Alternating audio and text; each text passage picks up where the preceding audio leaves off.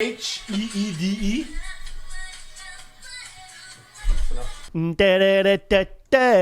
It's shout out time. A lot of compliments on my singing. You did? Yep, someone even complimented me in the gym singing. Seriously? In the gym? I sing when I train. Oh, yeah. In the pit, blood Okay, on Chris. the bricks. Don't look back, cause I got your six. EG, are you listening? Need somebody, Okay, no problem. Let's go. I was like, and I went, okay. Let's go. AJ, focus. Oh, it's so annoying. AJ.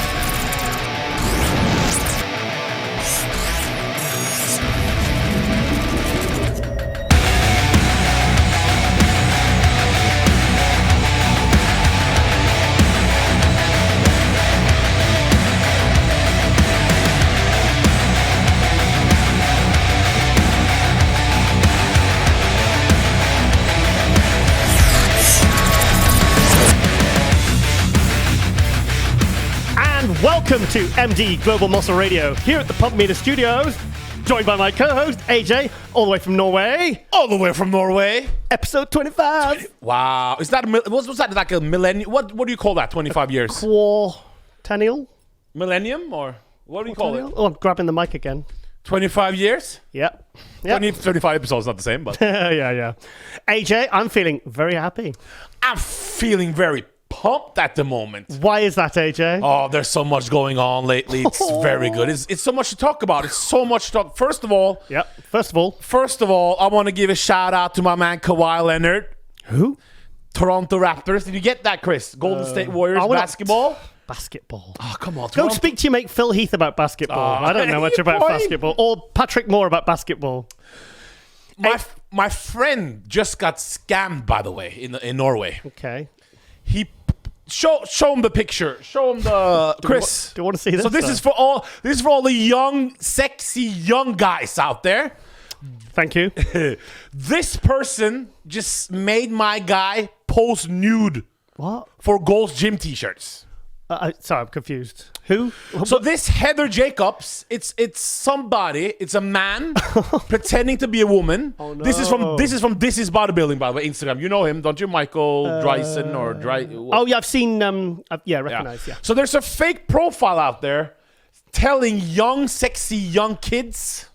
Why haven't they contacted me then? To pose for them for Gold's Gym clothes and sponsorship. So you've been catfished. So he told me, AJ, in January, he said, AJ, I got somebody contacting me, wanted to sponsor me with free money and Gold's Gym t-shirts. Okay. I said, okay, how much money? Mm-hmm. He said, $1,000 a month to represent their brand. I said, that's very good. You haven't competed yet. He hasn't competed yet. Oh, not at all. That was that blonde Brad Pitt. You know Brad Pitt? Yeah. The one you on Insta stories. Yeah, and Brad Pitt got a big gay following. Took him to the ghetto. He's got tons of gay following. I had a big gay following once. But what happened? I managed to lose him in the car park. So he told me, AJ. That was a very fake laugh. I actually felt really good about myself then because actually somebody genuinely laughed at one of my jokes.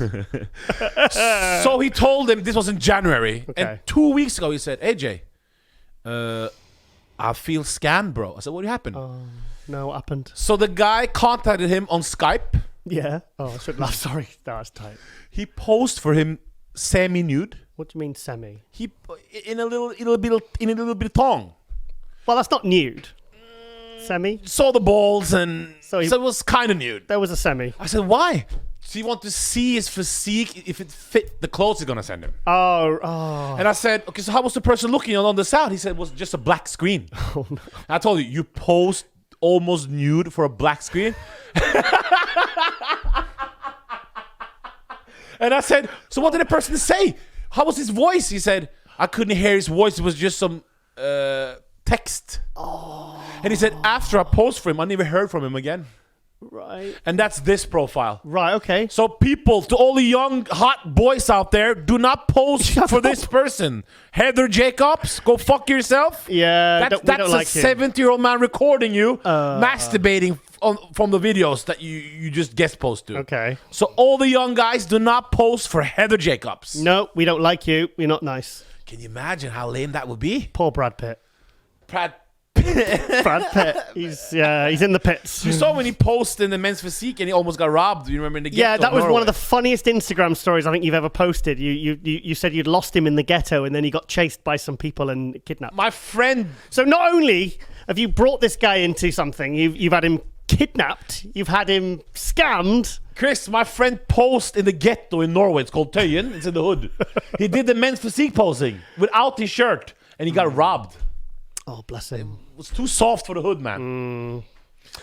AJ, I've had many compliments on my singing this week. Feeling 10 feet tall. Was it Luther Vandross one or was it Michael I'm Bolton feeling one, 3 or? times as tall as Chris. I'm feeling 10 feet tall.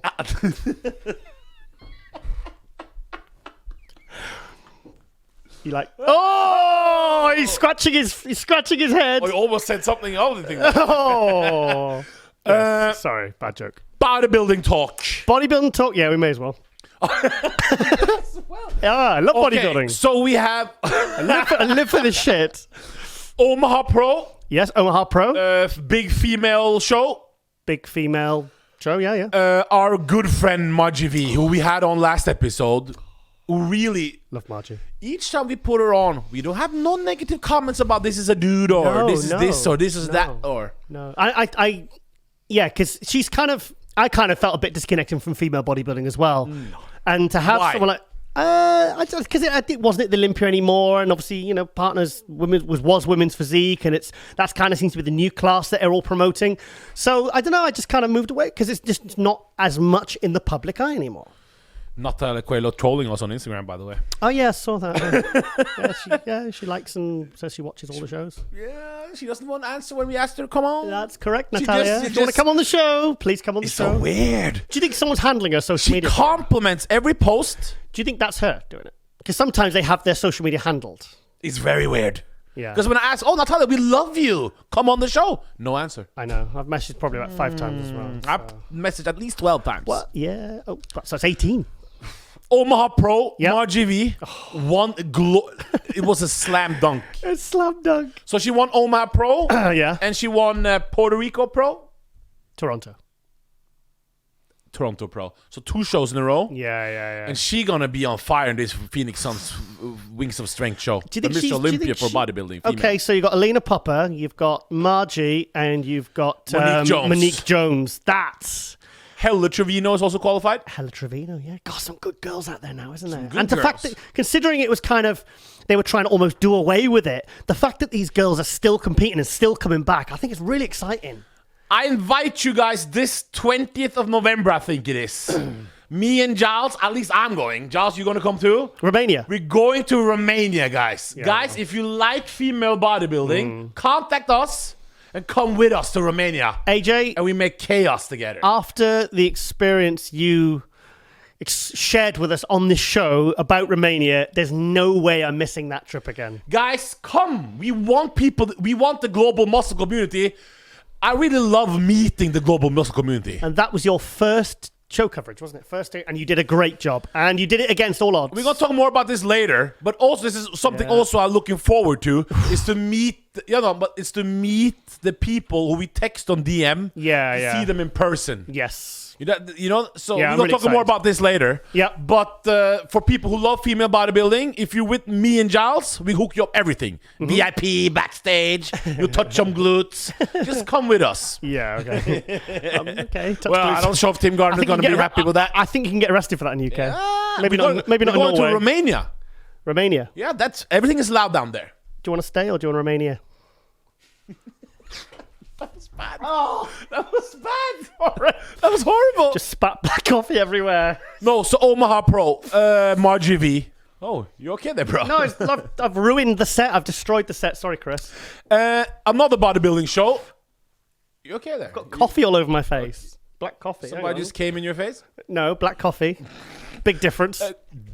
Dallas Pro. Dallas Pro, yeah. The figure class first. Finally, she won. Somebody you saw live. Sandra Grajales. Sandra Gradales. Yeah, she's very good. I think she was she 4th at the Olympia last year? Yeah, Sandra Yeah, Grajales. We can press play. Yeah, That she's was her. gonna This win. was her Dallas Pro package. Yeah. What do you think, Giles? What do you think of the package? I love her quarter turn. I love her quarter turn. She's very, very good. She's just knocking on that next, the top 3. She's knocking on the top 3 now. She competes a lot. She does do a lot of shows. So she's got a lot of. She's competed a lot this year. So this is finally her. She needed this win to come to the Olympia. Yeah. She's very popular, So it's very good. She won. Yeah. Great package. Very good. Very good. Nice V-taper. Good glutes. Tiny waist. Good shoulders. You saw her live in Arnold Classic. I saw her live. What do you think then? Because these weren't the top of the top. She was good. Athletes there. She was good. How was she at Arnold Classic? Well, Jessica was third. Jessica Reyes-Padilla was third in that one. Nadia Watts was second, and first was Sydney Gillen. So it was a very, very tough contest. But she still placed very well at that contest. But I tell you, a girl got second place. Really impressed me. Show this girl in figure. Wow. All the guys at MD Forums are talking about this one. Tiffany, look at this one. Oh, you commented on her before, didn't you? Look at this. Oh, no. No? No, I'm not feeling that. Look at the quads. Yeah, too much. That's not figure. This is what... What is it then? AJ. Female physique? No. Do you remember what I said about Natalia Coelho? Look at this. Look at the quads. Yes, I'm looking at the quads, and that's all I can see. Yeah, but you should see in her comparison. She's huge. Yeah, but that's not... Figure's not supposed to be huge. We don't even know what... That's not women's... That's not figure. Quads are too big for figure. That's physique.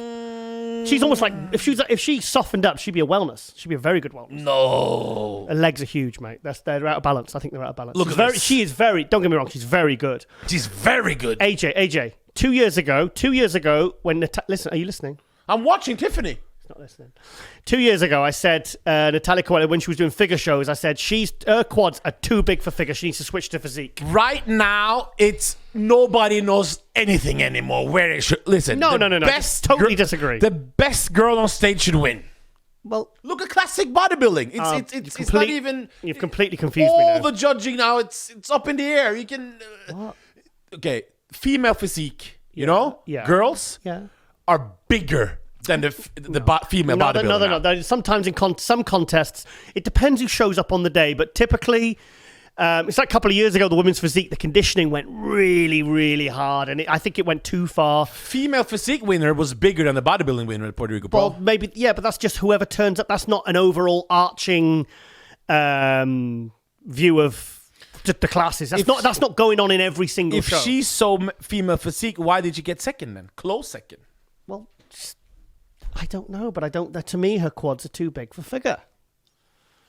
They are. Look at Sydney Gillen. I mean, I don't pull Sydney Gillen up, but Sydney Gillen, her quads aren't as big. It's just no.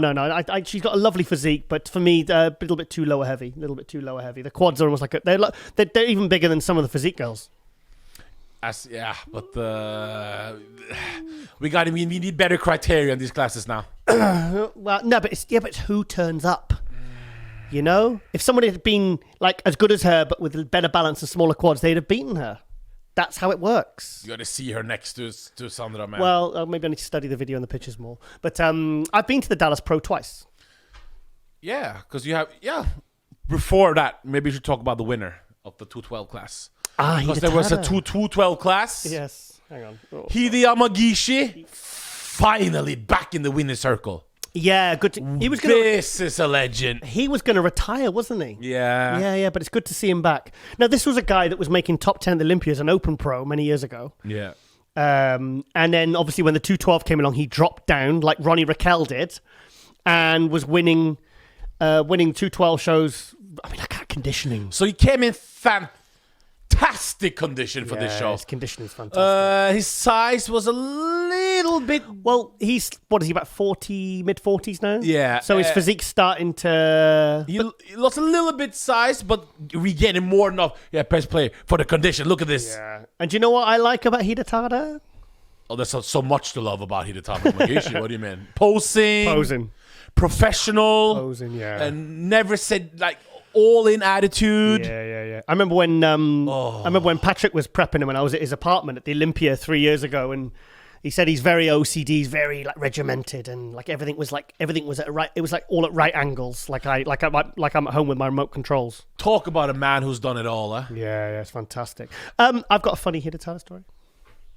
Okay, tell it to me. Do you want to hear? It was 2011 Arnold Classic. And I was when the Arnold Classic used to be at the Veterans Theatre. It was across town. It was across from the Expo. And Stan Efferding. Remember Stan Efferding? The powerlifter? World's strongest Olympian. World super millionaire. Yeah. Inventor of meat diets. I interviewed him at the Olympia. Strongman, bodybuilder, freak. Motivational speaker. Very nice guy. I've interviewed him twice. Fantastic guy. I've interviewed him at the 2011 Arnold Classic, and I've interviewed him at the 2017 Olympia. And the theme of the one when I interviewed him at the 2017 Olympia was about Flex Wheeler's comeback that year. Oh yeah. And he was talking about how it's a really for the classic. If you can find that interview, it's really good. 2017 Olympia Expo. I interviewed him. It was a fantastic. It was like 10-11 minute interview. It's a little bit important that when you say Flex Wheeler comeback, educate people a bit, because we got a lot of people who don't know this. Yeah, Flex Wheeler, obviously one of the 90s legends, came second in the Olympia 3 times, 93, 98, 99. And Most aesthetic bodybuilder of all time, some people say. Some people say. Yeah. He's known for that back in the day. Yeah, I mean, 93. Before things. What's your favourite Flex Wheeler showing? You like them. I'm torn. 93. Are you talking about 93? Yeah, but 208. Still a little bit. I like a little bit bigger size. 200. Do you know at 218 pounds, would he have made the classic limit in that show? How much did he weigh? 218. How tall is he? He was a 93. I don't know, but I would hazard a guess that would beat Brian. Would that? Oh, of course it would. The way you said it. Well, it would. Of course, yeah, of course. I mean, I don't think anyone. Of course. Hello. I mean, at that, if he made the classic weight, the 1993. How quick you said it, though. Listen, AJ. The 1993 version of Arnold of Flex Wheel at the Arnold Classic, 218 pounds. That is the ultimate classic Mr. Olympia. No disrespect to Brian or the other guy that won it. Danny Hester. Danny Hester, of course, yeah. The other guy. Sorry, I just brain fart. Yes, that was sorry, but my favourite Arnold Class, Flex Wheeler was 1998 Arnold Classic. Oh. So you interviewed Stan for Flex comeback? Yes. Yeah, going back. Interviewed him. No, funny Hidetada story. Yes, Yeah. Anyway, so I was at the hotel. I think we were going to go to the Veterans to watch the finals for the Arnold Classic. So I was outside. I was with Hidetada and Stan. And Stan, they were getting in the car. And I said, Stan, he says, Giles, do you need a lift? And I says, yeah, sure. So we got a lift. We're in this little smallish car, the 4 of us. And as we drove over to the Veterans Theatre, someone cut us up and smashed the front of the car. Oh, right. No. And we pulled over, right? Now, bearing in mind, Stan Efferding's about 300 pounds. He's a tall guy. He's taller than me. I'm 6'1". And he pulls over, and the guy gets out, and he's like puffing his chest out. And he's like, "Hey, man!" Stan just kind of opens the door, puts one foot out, stands out, and goes, "Yeah." And he goes, "Oh, it's okay. It's my fault. It's my fault. My fault." Yeah. And so I was in a terrible car crash. So it's funny because like Hidetada, me and Hidetada were just like sliding in the back seat because we felt so sorry for the poor guy. Whoa. But in all fairness, he was a bit aggressive. He was a bit like it was his fault. And as soon as Stan stepped out in his shorts and his vest and if you cold is it in Columbus? So you weren't afraid he wasn't afraid of you and Hide? Well, he didn't see us in fairness. He didn't see us. Okay. So and I was yeah. So Hide Yamagishi, he's dating. I'm not sure if they're married or not, but he's with Iris Kyle, the legend, 10-time Olympia champion. Yeah, they got the Body Cafe. Body Cafe. It was a huge success right now. Body Cafe it's a series of cafes they keep on doing. The Body Cafe. I don't know. No. So they're doing really well. So Hide Yamagishi has a great interview with Ron Harris on Ronline. On Ronline, yeah, Ronline Report. If you want to know more about the latest stuff from Hide Yamagishi, check that out on muscledevelopment.com. Yep. And Hide and Ron go way back. Yeah. So Hide actually is sponsored by Rich Gaspari. 10 years straight. 10 years, yeah.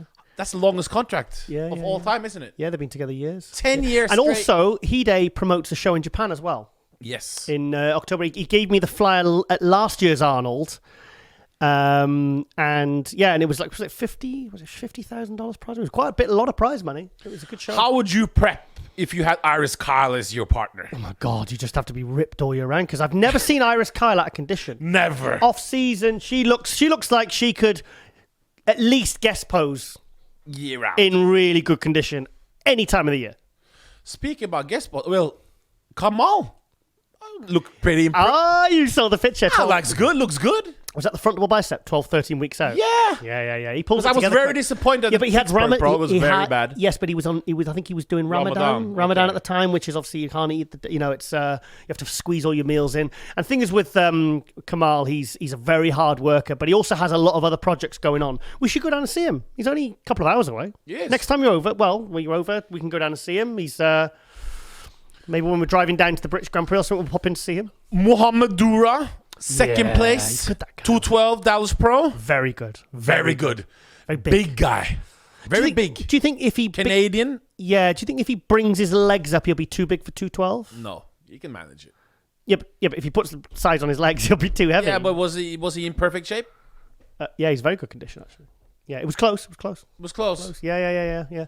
So Hide, I'm glad to see Hide still going because I remember I was at the 2016 Olympia when he missed out on the top 5, and to see a great like that. To see someone that good placing out the top 5 because they only really announced the top 5 in the 212 Olympia. Oh, I'm so happy about him winning a show, going back to this Olympia. Yeah. He said he thinks he can win this Olympia 212. Win the Olympia? Yep. He says without Jose and Flex and he's rejuvenated and Don't know about that. etc. He's very detailed. He's got muscle maturity. He's very good condition. Yeah, but Derek Lunsford, Sean Clarida, Kamal. Derek. No Dwayne Quamina now. He's... Charles, I'm really... You're feeling Derek, aren't you? Before we talk about Derek, just third place. So we finish with Dallas Pro. Dallas Pro, third place. A guy really impressed me. Santiago. Oh, I like this guy. I love his raidable bicep. Oh, I love his physique. Yeah, to the right. Look at the post. Look at the artistic shots. The one to the right there. Yeah. Yeah. Huh? Look at the hair, by the way. Yeah. that makes him 3 inches taller. He's very short, yeah, but he looks fantastic. Yeah. He moved from classic to 212. And 212, he jumps. Where do you like him the most? Derek, keep the picture there. Do you know what, Where do you though? like him the most? What do you mean, where do I like it? Classic or 212? I don't remember seeing him in the classic. He competes in classic. Right, well, I'm more aware of him as a 212 because I like how he looks as a 212. I look at that conditioning in the leg. That's the kind of conditioning I respect. I think, how old is he? How old is this guy? Late 20s? Liked by Brandon Currie. Oh. Yeah, Brandon's feeling it. He's got lovely teeth. You like the hair? Oh, it's just perfect. No, I saw a couple of pictures and he's on my Instagram now and I saw a readable bicep and it's like a perfect X frame. And he's a good talker. Oh, is he? We got to get him on Global Muscle. Yeah, I'd definitely get him on. Yeah, definitely. Because he caught my eye. Because I like his physique. He's got nice symmetry. Look at the calves. Great condition, quality separation. Very, very, very good physique. And he seems to have a good look, good poser. I was a little bit with Distinct look. Derek Lunsford last year, as most of us were. Yeah. We saw it as a tiny gift, didn't we? For the second place? Yeah. We did. Yeah, I had him 3rd or 4th. Jose had him 5th. I had Jose ahead of him. Jose had him 5th. Remember when he talked about... so he had Ahmed Ashkanani ahead of him as well. I think he did, yeah. Well, Ahmed was off. Derek, I had... Well, I said it... The thing is, I can't deny it because I said it in the wrap-up. I had him 4th. You had him 4th. But I was writing about this in my MD column, actually, on Saturday morning. I'd got up at 6 a.m. to get it done, get it submitted. So I met the deadline. And yeah, because he said when Derek came on Global Muscle, he said when he went to the weigh-in, he was like under a couple of pounds under, and then his weight started dropping. Now, someone like him, his weight needs to be going up after he's weighed in. So there was obviously something he did with his last-minute prep and his water manipulation that didn't work because his upper body completely flattened out. His back shots were very good, but for me, there wasn't... Ben Pakulski, wasn't it? He was working with? Yeah, but there wasn't the pop that I expected from him. It wasn't there. Now, with that back around the chest, the shoulders, and see what we're seeing now, because he's already got rib glutes now. What is he, 12? What are we, 12 weeks out now from the Olympia?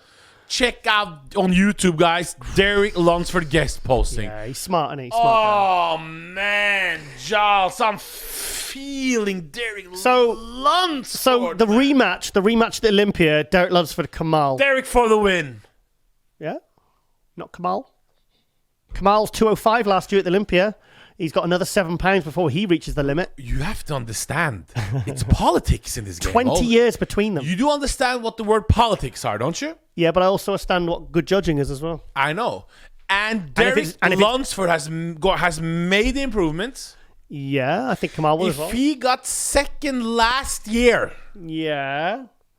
And on the show, on the podcast, you had a much better Olympia experience than me, of course. Yes. But at home, all I can hear was Don Solomon and Sean Ray talking about how epic Derek Lunsford was. I'm just saying, that's for people at home, they will remember. Well, when Derek was on, I was like, why are they talking about Derek all the time? This sounds like a Kamal is beating him. This sounds like a contradiction, but I was disappointed with Derek last year because I knew that's not as good as he could look. So, got second. That being said, if he comes back at 100% this year, and I know Kamal will be bringing his A game. You have to understand, this is a business, bro. No. You gotta have people willing to talk and walk the walk. He's in America, he's talking, he's promoting. Well, that counts. Do you think so? Of course. Okay. I love Derek Lunsford. I think he's fantastic. I think he is going to win the 212 Olympia. You have the people you book for this show. People we book for this show. Yeah. That are easy to work with. Yeah. Aren't those the guys we're going to promote? Yeah, but it still doesn't mean I can't see that someone like Kamal could win. No, of course Kamal could win. I do see the top two being Kamal and Derek Lunsford this year. I do. I see the Derek top two. Lunsford is improving. Yeah. And obviously we've got no Jose this year. We've got no Flex Lewis this year. Sorry, Jose Raymond. No Flex Lewis. No Dwayne Quamina. He's out now. Oh, Giles. I've been talking to Dwayne. What was your advice to him? I just said, just take a step back for a bit. Take a break. In a nutshell, it was take one step back to go 2 steps forward. And you know what? I think he said to me, so I really appreciate the fact you've reached out to me to give me that advice. He took it well because I think he's just, see, in this sport. For people, Dwayne Comida. King Q. He said what? Look, he was on Instagram and he was being a bit negative about, why should I spend all this money to compete, blah, blah, blah. And he was just a little bit like, because he was wanting and expecting to win the New York Pro. He said on here that he was going to win the Olympia and then he got 8th at the New York Pro. Oh, horrible. We know how good. He's only like 200 pounds on stage. He wasn't in perfect shape though. No, but he's someone I would have seen in my top 5 Olympia this year.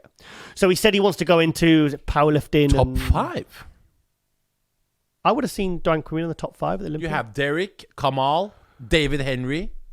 I would have seen Dwayne Quamina in the top 5. I think he's that good.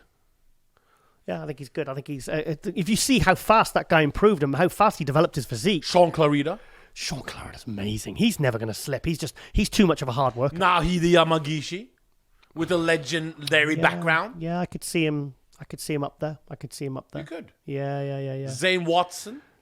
I don't really see him as a 212. I think he should move up to the Open.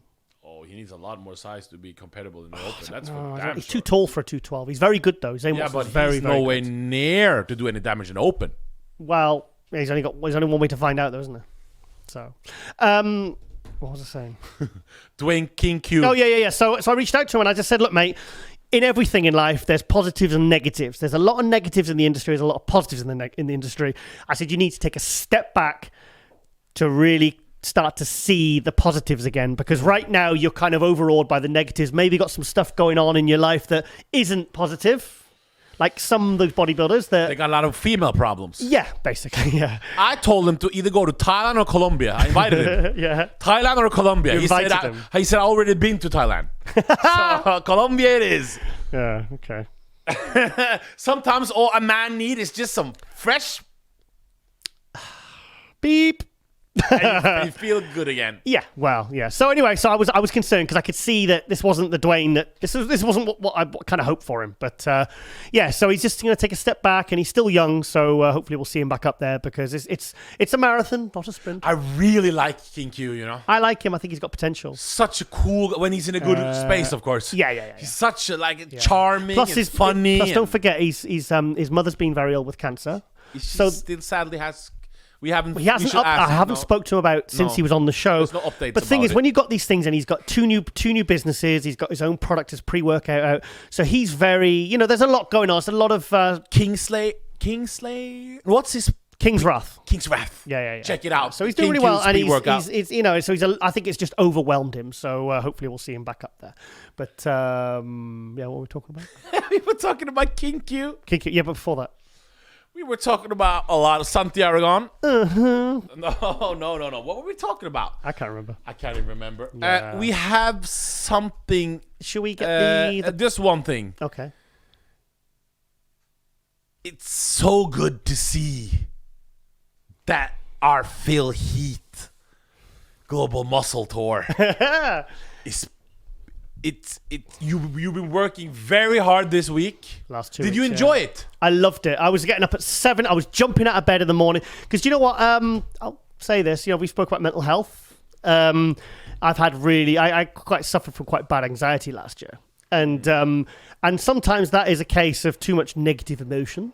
Yeah. So doing something like organizing this tour has replaced the negative emotion with what I would term as positive emotion. Positive emotion takes away the negative feelings and takes away things like anxiety. So I've been absolutely buzzing the last week and a half. I've been working 12, 14-hour days on this tour, and I've actually been turning places down because it took a few days to get the word out. But you know what? I'm so grateful to all the people that have helped share it, like Luke Sando helped us get one of the dates, a really good date with Strength Asylum in Stoke-on-Trent. In fact, shall I read out the... Chris, can you bring up the post-it? It's literally coming up on the... This just came in minutes before we started filming. This is the new tour poster. So all the dates, and also we've extended it from a 7-day to an 8-day tour. Because he's the 8th. No. Sworn to secrecy. Okay, now we're kicking it. We're gonna go. Can you imagine if the other clickbait guys knew what we knew? What videos would they make? Let them carry on doing their gay for pay. Let them. You know that. Yeah, Tuesday. Hey, Mr. Better than gay for no pay. Right. Hey, are you Hey, I got a gay friend now, by the way. You got a gay friend? My first ever gay friend. Yeah. So don't be homophobic on the show. I'm not being homophobic. Okay, let's go. Let's go. Yeah, sorry, Tuesday the 9th of July. The promoter is in this room. Hello. Hey, Chris, do you want to tell us about that quickly?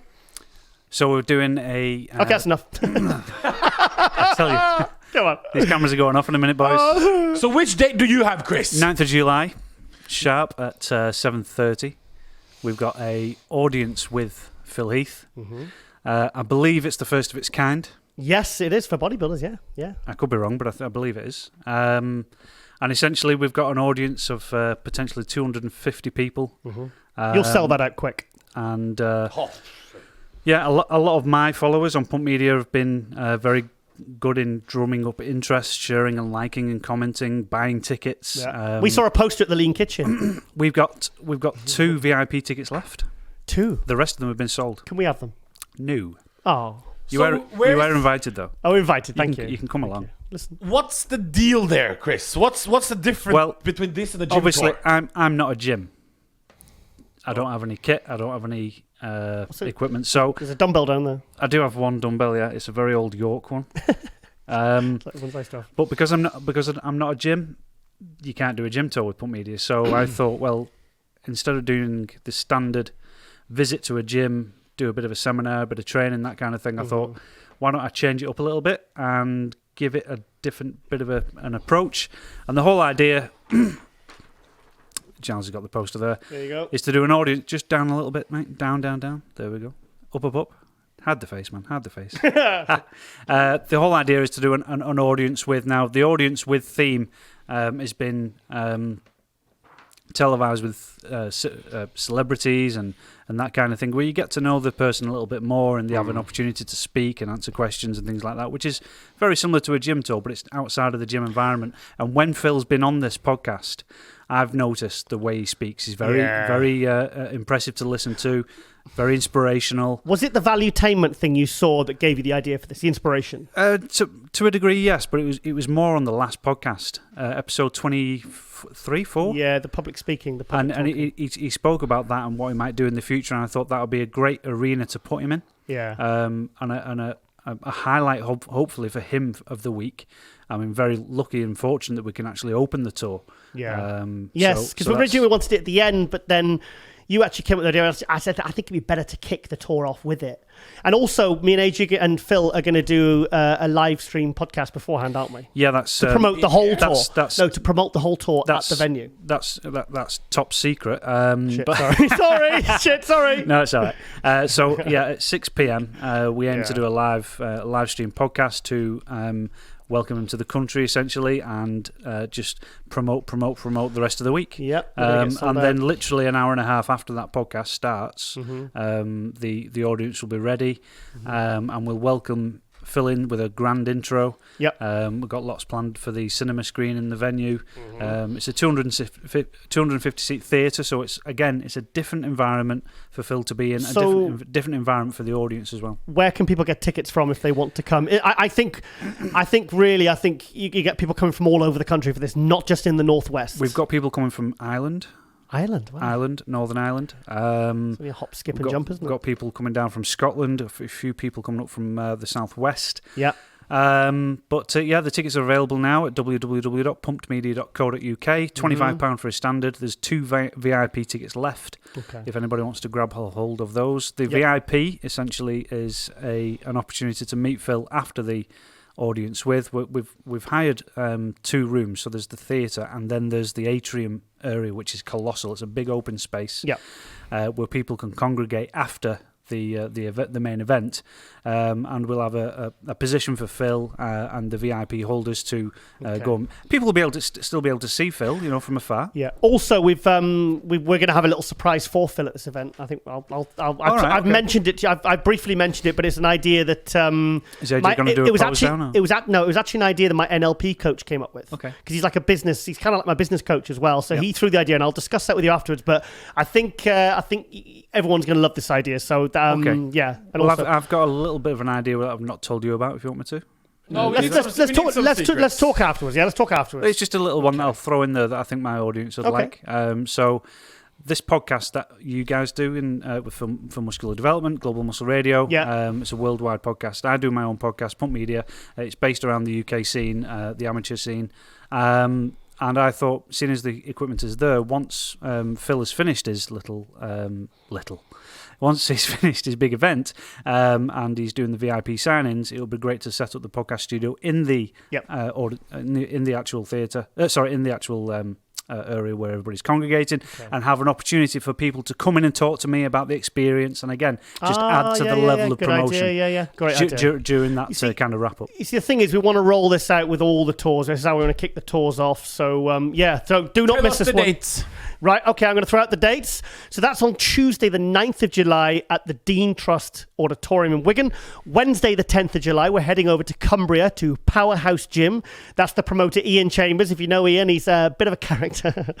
Then Thursday, we're going on a bit of a road trip down to South Wales, down to Pacific Fitness, with a very, very good friend of mine for the last 25 years, because I'm from Wales, in Pontypridd. That's run by Ali Un, a very well-known person in the bodybuilding circuit, and very, very smart guy. So that's going to be a good one. We're having a barbecue outside as well to make sure if you're in Wales, come to that one. Friday, the 12th of July, we're going to cut across to Kent, and we're going to John Thurston's Muscleworks Gym in Orpington. So that's going to be another great one.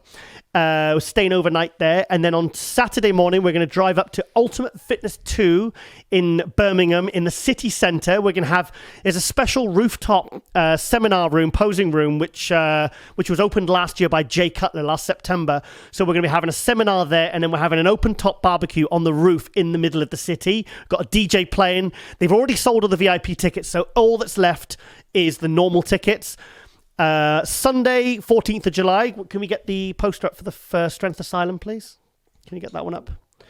Oh, it doesn't matter. It's fine. It'll be all on the Insta. If you check on all our Instagrams, on Pump Media's, MD's also are putting it on the MD Instagram, AJ's, myself.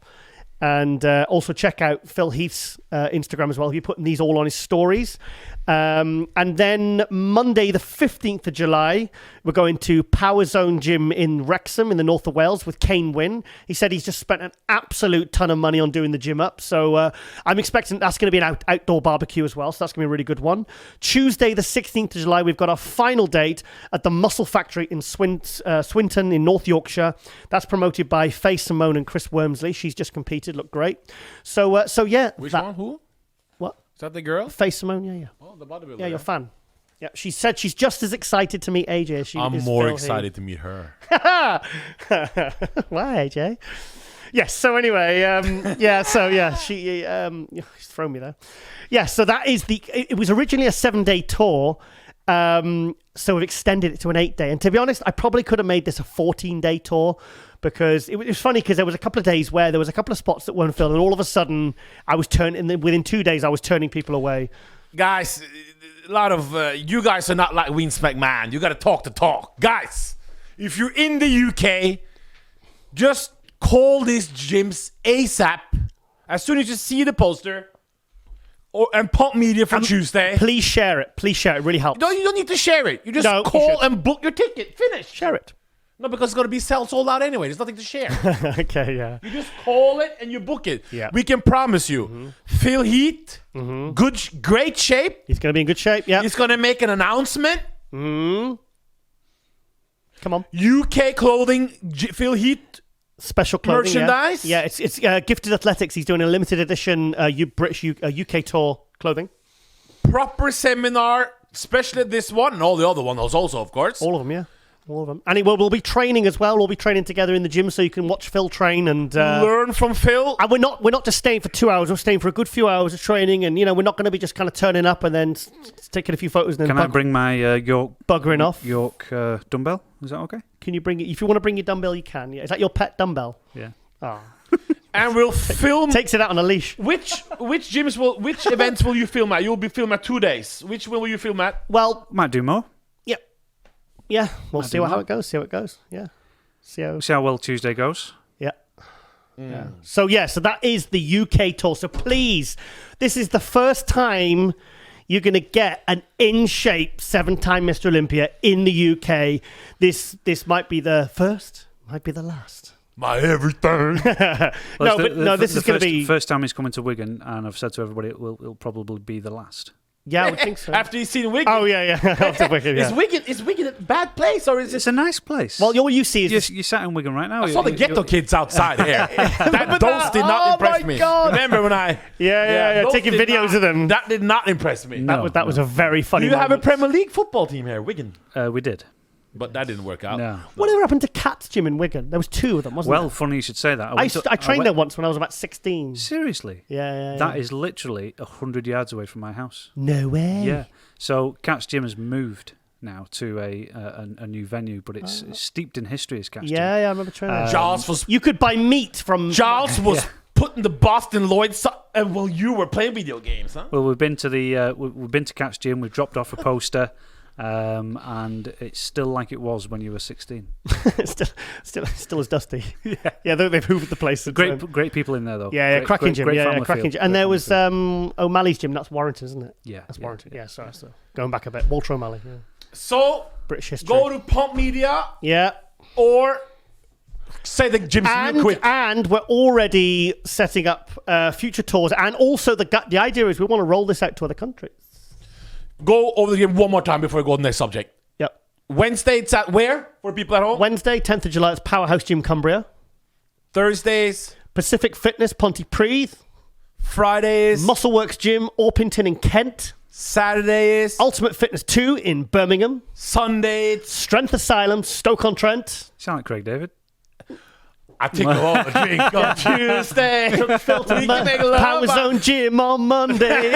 and start off the tour on Muscle Factory on Tuesday. Yeah. Looks like Craig Davis over there. Yeah. I love your hair, AJ. Wait, tell us about it. It's a celebration for our guest tonight.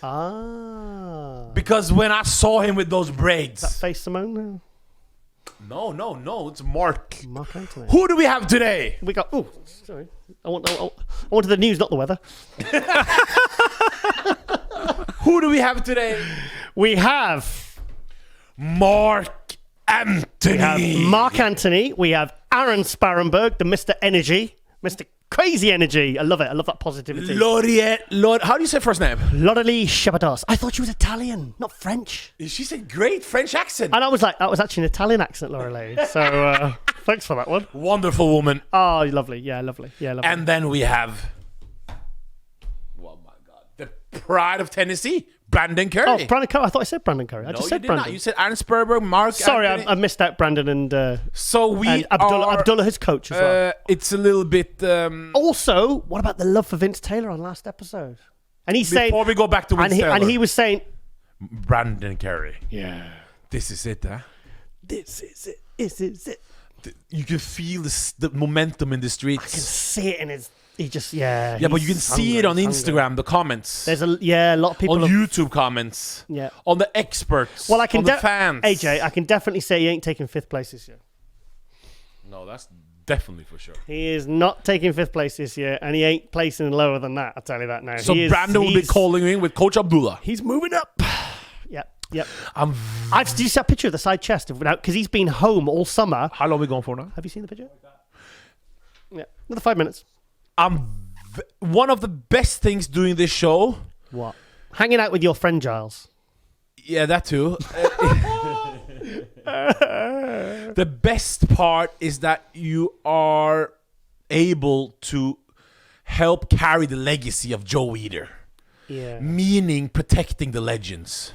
Yeah. And Vince Taylor. Leela Brada, Vince Taylor. Yeah, but Vince Taylor in our last episode. Wow.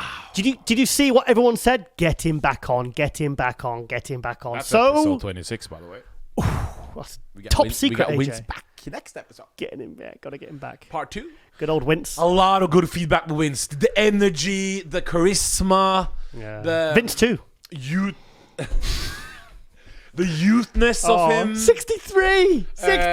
When you broke down how happy in Harald's gym, in my gym in Norway, we have the poster he signed for us. Oh, really? So I shared it on the Instagram. He was really happy. And when you showed him the detail, that you remember him, you told him what you remember. Said, yeah. And he said, "Kid," he says, "We've got that memory. You and me have got that bond forever, kiddo." Kid. Oh, honestly, man, I got emotional at me. I was because I was doing the short clips for on our Instagram page, and when he said that, I was just like, it hit me, AJ, it got me right in the feels. I just hope there's a way for us to help showcase these legends so they can get a job with the IPB NPC. Yeah.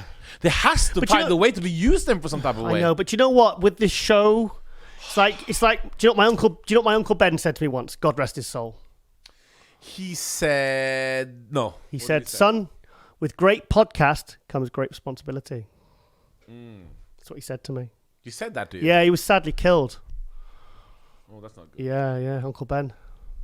Is this a joke? I don't understand, or what are we talking about now? I don't understand this. It's nerd shit. Is it what? It's a nerd shit. Nerd shit. Yeah, it's a Spider-Man reference. Come on, I watched the soft ass nerd Batman super. Hey, mate, I'll tell you the story about my butler. All Alfred. the Real Housewives of New Jersey. Do you want to hear the story about my butler Alfred? What he said to me once. Butler what? My butler Alfred. You had a butler. That was impressive. What did he say? Just reeling you in there. Wow. Oh, Vince Taylor, huh? What a Yeah, charismatic. What a dude. I really enjoyed the Leela Brada one as well. Oh, that was good. And you know what? I really hope that people are going to go back to that 1991 Olympia because Leela Brada, Vince Taylor, that was when bodybuilding posing was at its most creative and most entertaining. And that's what we need back in the Pro League. Also, soon, in but peanut. Yeah, 2 days we start filming. Ain't nothing but a podcast. Yeah. Peanut. What is ain't nothing but a podcast? Yeah. King Ronnie was in it. King Ronnie, can't wait for that. With not all his kids, 2 of his kids. Oh, yeah. Oh, you mean the last episode? Yeah. Right, Sorry. Yeah, of course, yeah. Big, massive privilege. Really looking forward to starting out with Ronnie. Ronnie, Margie, and Vince. I think we outdid ourselves. That was a good one. It was a good one. Really, really good. Really good. A lot of, we don't even mention the names. There's a lot of clickbait videos recently. Oh, no, it's getting worse. What's happening with bodybuilding? AJ, it's getting worse. Let me ask you, what's going on? They are chasing the views because I think they feel like. Do you know what? I think there's not enough people in the industry genuinely following what's going on in the industry enough. I think they're just more concerned about what happened 20 years ago, and that is the issue. Oh, they're giving up. They're giving up. The sport is changing. It's changing rapidly, and you've got to move with the times. You gotta move with the times. You got. It's like you've got me bloody following bikini now. You've got me following. You know, I mean, there's a few classes I was following, but there was many I wasn't, and it's like now because we haven't like girls like Lauralie and Mariella Pellegrino. Bikini and men's physique. Heir to the Pellegrino fortune. It doesn't matter if you like it or hate it. They're here to stay. Exactly. So we have to include them. And it takes 30% of your 40% of your Olympia time. Yeah. Don't you want to at least know what's going on? Yeah. No. Plus, they would deserve that respect because there's not enough outlets giving proper, respectful media. It's like there was that when Phil came on, he said he was on somewhere, and then he was on their show, and then 2 weeks later they're kind of like dissing him, and it's like, it's not. That's the 7-time Mr. Olympia. And they're just doing it to get views. And some of the guests that come on, they act in a way that is maybe not themselves because they think, oh, that's what the outlet wants from me because that's what they're going to get. That's how they're going to get views. And so you're not getting to know the real them. So they're like bloody acting and like performing. Seals. It's really sad. It's really sad. It is. So it's killing the sport. I know. It is. Well, we're doing what we're doing, AJ, and I will not. Don't they have any self-pride? I was watching when I came to pick you up at the airport today. I was watching Jordan Peterson interviewing Joe Rogan. It was the other way around, and Joe Rogan was talking about how when he started. You're looking bored. He loves Joe Rogan. Rogan's awesome. Joe Rogan's like the king of podcasts, you know? And he was saying about how when just as I was pulling into to pick you up, Joe Rogan was saying about how when he started doing podcasts, he started it as a hobby, and he just said, and people were saying, why are you doing podcasts for? Who cares about those? And now he's getting some like 250 million downloads and views and all that. And he's like, you know, he's king of the world. And Jordan Peterson was saying, so why, you know, do you think about how many views he gets? No, he says, I just concentrate on my content of my show.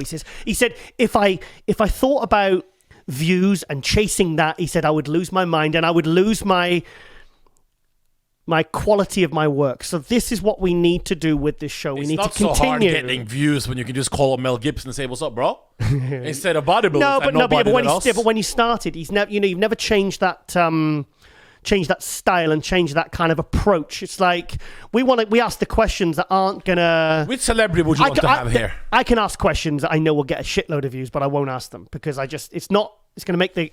What are you talking about? I'm just saying next episode we won't say the name. We have a celebrity. Oh yeah, of course we do. Yeah. Yes, you don't remember the celebrity? No. Well, I've got a lot going on at the moment. I've got this bloody tour to sort it out. Do you know what though? It's all sorted. And I've really enjoyed putting that together. Okay, we got a lot of guests in this episode. We got to make room for them. A lot of guests. We're going to do the shout-outs later. Yep. And then, we're going to call Ian. Yes. We're going to call Ian. He's the promoter of the Bros to Pros British Grand Prix. Yep, June 30th of June. Watford, London. Global Muscle is a little bit of we're not, even though we're based in the UK, we feel very connected to the UK bodybuilding scene, don't we? Yeah, I'm slightly connected to it. I've been for like 25 years, you know? Yeah, but like I know more everyone. than... so we really want to help with bodybuilding in the UK. So we contacted the promoter himself. Yep, and he's going to give us the lowdown and just a quick 10 minutes to tell us a little bit about the details. And he says he has a surprise guest. Ooh. Announcement. Okay. So that's going to be interesting. Who do you think it is? Who do you think it is? Elvis? He says Elvis? I would like to see Alvin Smalls come back. Is that what his name is? Alvin Small, yeah. I don't know. Well, I think he would have let me know. He would say G-Man. That's what he calls me, G-Man. Is it because I'm such a G? That's probably it. Just figured it out. Finally. Alvin's into his nerd shit. We went to see Avengers Age of Ultron together. And can you imagine sitting in the cinema next to him? And you don't watch wrestling, but you watch this. What? Avengers? I can't understand. How can you not watch Avengers? It's just, I don't understand why you would watch it. You don't even watch. You didn't even watch it for the Hulk or nothing. He's just a guy. Why? You have wrestling on YouTube. Why would you need all this? Captain America. I don't even know Super what it Serum. is. I think that's trend. The only nerd things I've watched is Revenge of the Nerds. What, from like 1982? I think it was in 85 or 80. Something this century, And please. Porky, you know that little bit, Porky? little bit tits and ass. AJ, Was have it you- Porky Kid? AJ, or- do you even have a TV at home? I have YouTube on my Mac. Hey, Chris, I'm going to be a bit of I'm going to be a bit silly here, but have you noticed when people share when they're watching when our show goes out and within a day of it going out, people post stuff of them watching our show and they always put it on their TV. Of course. How do they do that? Yeah, how do they do that? Because I don't know how to do that. Because I would love to watch myself on TV all day long. Well, I've seen your TV. It's quite a large one. It's a big one. It's a big one. It's a big one. My TV too. And there should be a facility on there to just switch on YouTube and off you go. I don't think it's connected. We tried. Do you have? No, because I've got Sky I've or got Virgin? Vodafone. I got a Vodafone router so I don't think it's Probably a discussion that we can have off camera, but we'll sort probably it out for you. probably be a bit more interesting for the viewers. We'll sort it out for you, guys.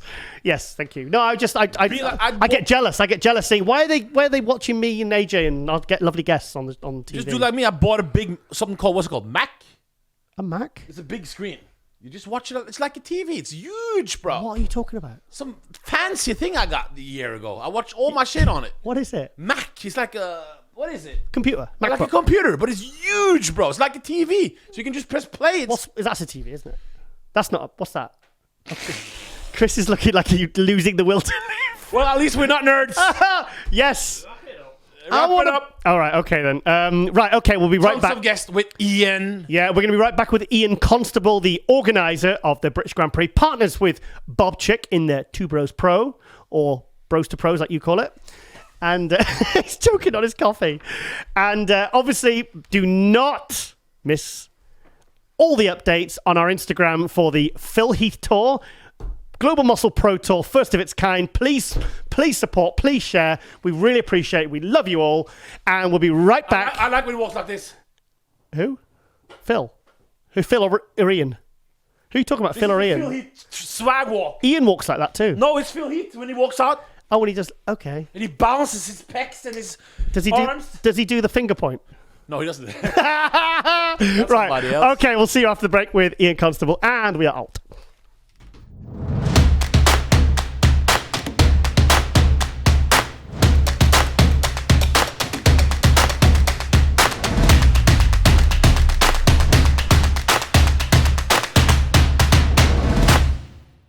Rolling. And welcome back to our intro on Global Muscle Radio here at the Pompeo Studios. And we're joined by... Oh, we've got a blurry background. That's clever. Wow. He's got a pretty filter on. I can see that. Ian Making himself pretty. Ian is... we have Ian Constable in 3D. That was cool. Not that. There's all naked women walking past in the background and that, and I don't really want everybody to see it. It's a family show. Yeah, you same know. here. So we have Ian Constable, the founder of Bros. Two Bros Pro. Ian, he calls it Bros to Pro, and then I said it's Two Bros Pro, and he goes Two Pro. Oh. Say it one more time for us. Say it for us. Two Bro Pro Events Limited. Bros to Pros. Great having you on. Great having you on. Yep. We'll skip that, yeah? Yeah, so we want to get you on, talk about obviously the upcoming event, June 30th in Watford, London, the Coliseum. How's it going? Tell us about the show, and give us the lowdown on this exciting new event coming to the UK in just 2 weeks. Okay, so as you are bodybuilding experts, Nerds. you know the last time that there was a men's pro bodybuilding show was 4 years ago? 2016 Body Power. Yep. 2016. And if I'm not mistaken, I don't think that was even a pro qualifier. That wasn't a Olympia qualifier as well. I think it was. It would have been. Was it? It would have to. Yeah, because Roly Winkler won it. Because and then before that it was 2012 in the one in Manchester. Yeah. So, but that was yeah, it definitely wasn't. It was. Yeah, they both were Olympia qualifiers. Yeah, they were. In fairness. Really? Yeah, they would have to have been. They have to have been. Some other thing. I listen to too much gossip. Okay. Yeah. Okay, so as you know, that it was like 4 years ago, or 3.5, and literally there hasn't been one. And since 3.5 years ago, we've had an absolute avalanche of talent come through. That's true. As that's you know. true. Yeah, that's true. So before, I think maybe tell me if I'm wrong, you know better than me. 3.5 years ago, who did we have that was English that was in that show? Well, Nathan D'Asher was the only one really in that show that was. Well, we had Cecil Crowsdale, who was 10th place, but apart from that, it was pretty much Nathan D'Asher at that time flying the flag really by himself in the open class for UK. But obviously now, since things have developed and progressed. So literally at the start of this year, we had Nathan D'Asher, we had James Hollingshead, we had Samson Dauda, Jamie the Giant became a pro as well. Yeah. Mark Hector from October Amateur Olympia. There was Kuba Celine, if I'm saying that right. Kuba Keelan. That was Celine Clean. And it's just like all of a sudden there's been an explosion of British heavyweight bodybuilders. So with last year being our first year, we wanted to take it nice and easy. We started off with Men's Classic, which was a little bit of a mistake, I should say, on our behalf, because we were so excited about Men's Classic physique. We put on a pro show, and then suddenly we realised there wasn't any pros. So we were like... Yeah. Well, because it was a new class that had just been brought in. So as much as we were excited about it, we suddenly realised that we hadn't spent long enough making Classic Physique pros to actually host the event. So we literally had to pull it off the calendar because we had no one enter. So we decided to go with the bikini, the men's physique, and obviously, as you know, the women's physique as well. So then when we thought about it at the end of last year, we said, right, we've done those classes. Let's give Classic another, year to try and load up the deck. Yeah. What can we do? Get up the big guns to get the open class. It was obvious with the amount of talent that was coming through, with the way that we knew that we'd be able to fill a show just with British people alone. We thought it's obvious. We've got to do a men's pro bodybuilding because of obviously it's not been around for 4 years and we've got so much British talent. We thought we could do a show just alone with British talent. And then 2 entered. Okay. Continue. So, obviously, as you know, again, a slight oversight, I'd say, because as you know, people become pros in the bodybuilding pro league, and then they want to build. They want another year to try and put some extra muscle on, to add 10, 15 pounds. So that sort of nucleus of 11, 12 people that we thought, they'll just all come in, started getting smaller and smaller when people start saying, well, I haven't had enough off-season yet and I want to put some more muscle on. And then what's happened is in the meantime, we've started to see an explosion of European bodybuilders coming. So we've got Czech Republic, we've got Germany, we've got Italy, we've got Spain. So basically what we've done is we've managed to put on a show which has now become, as much as it was going to be the Battle of Britain, it's now become the Battle of Europe. Did you not expect that to happen, though? Because the thing is with pro league shows, they're not very... I mean, a lot of these national shows, international shows, I've covered a lot of these pro shows in the last 20 years, and it's never... You might just get... You literally only get 2 from that country. I don't think I've ever seen more than... Obviously, in America, it's different, but all the European shows, like, they say the Prague Pro, I think there was 2 Czech guys in it, and the rest are all American, Canadian. You'll get last-minute entrants from America and everything, it's in it because it's a qualifier. Well, again, that Prague's been going for a number of years now. So people from the US and adding new shows to this. So it's sort of fitting in with the people that are just starting to get ready to be stage ready. Yeah. So, no, we didn't expect it. 2 weeks out, we still haven't got any Americans yet. So we're expecting maybe a couple will sign up this week, maybe not. But again, as you know, bodybuilding world, people like to really leave it to the last minute to actually manage to get to that perfect point where they say, I'm ready. So for British bodybuilding fans, the 30th of June, correct? Indeed. Correct. Where's the place? What's the arena? Where is it? And who's in it? And what's the special announcement you have? You won't tell me on DM. He kept it a secret. Let's get to the point. I think it's Elvis. So when is the show? So where is the first British show since 2016 gonna be? It's the Watford Coliseum. Okay. So it's where we held the Benwida. So it's we know the venue, we know the layout, we know it's got a capacity of 1,300. That's good. Okay, because we're expecting a huge crowd because of, like I said, hasn't been on for 4 years. Every bodybuilder wants to see some real muscle in the flesh, and it's probably sold at this point half the tickets. That's good. That's good. And to be honest, the amateur show brings so many people with and people with them. You know, that alone will pretty much fill the place. Yeah, I mean, like I said, we've also got a regional attached to that, which carries the men's bodybuilding. It's a great time for like the men's classic and also bodybuilders to be able to be backstage, warming up with the pros, you know, seeing what their physiques are like. And you know what the pros are like. You've been around them, Giles. They're not these people that are unapproachable or you can't talk to. They will give you advice. They will come and help you and give you as much tips as they can. Zach Khan doesn't. He's horrible. Love you, Zach. Love you, Zach. So this was a family show. Why are we mentioning Zach? So who's in your show? Nathan Diasha, the pride of the UK that I usually call him. Yeah. He's gonna do it in Jamaica. So confirmed, we've got the 2 English guys that we think that are going to have a outside and inside ring fight, which will be Samson and Nathan. Watch out for Samson. Samson Dowder for people.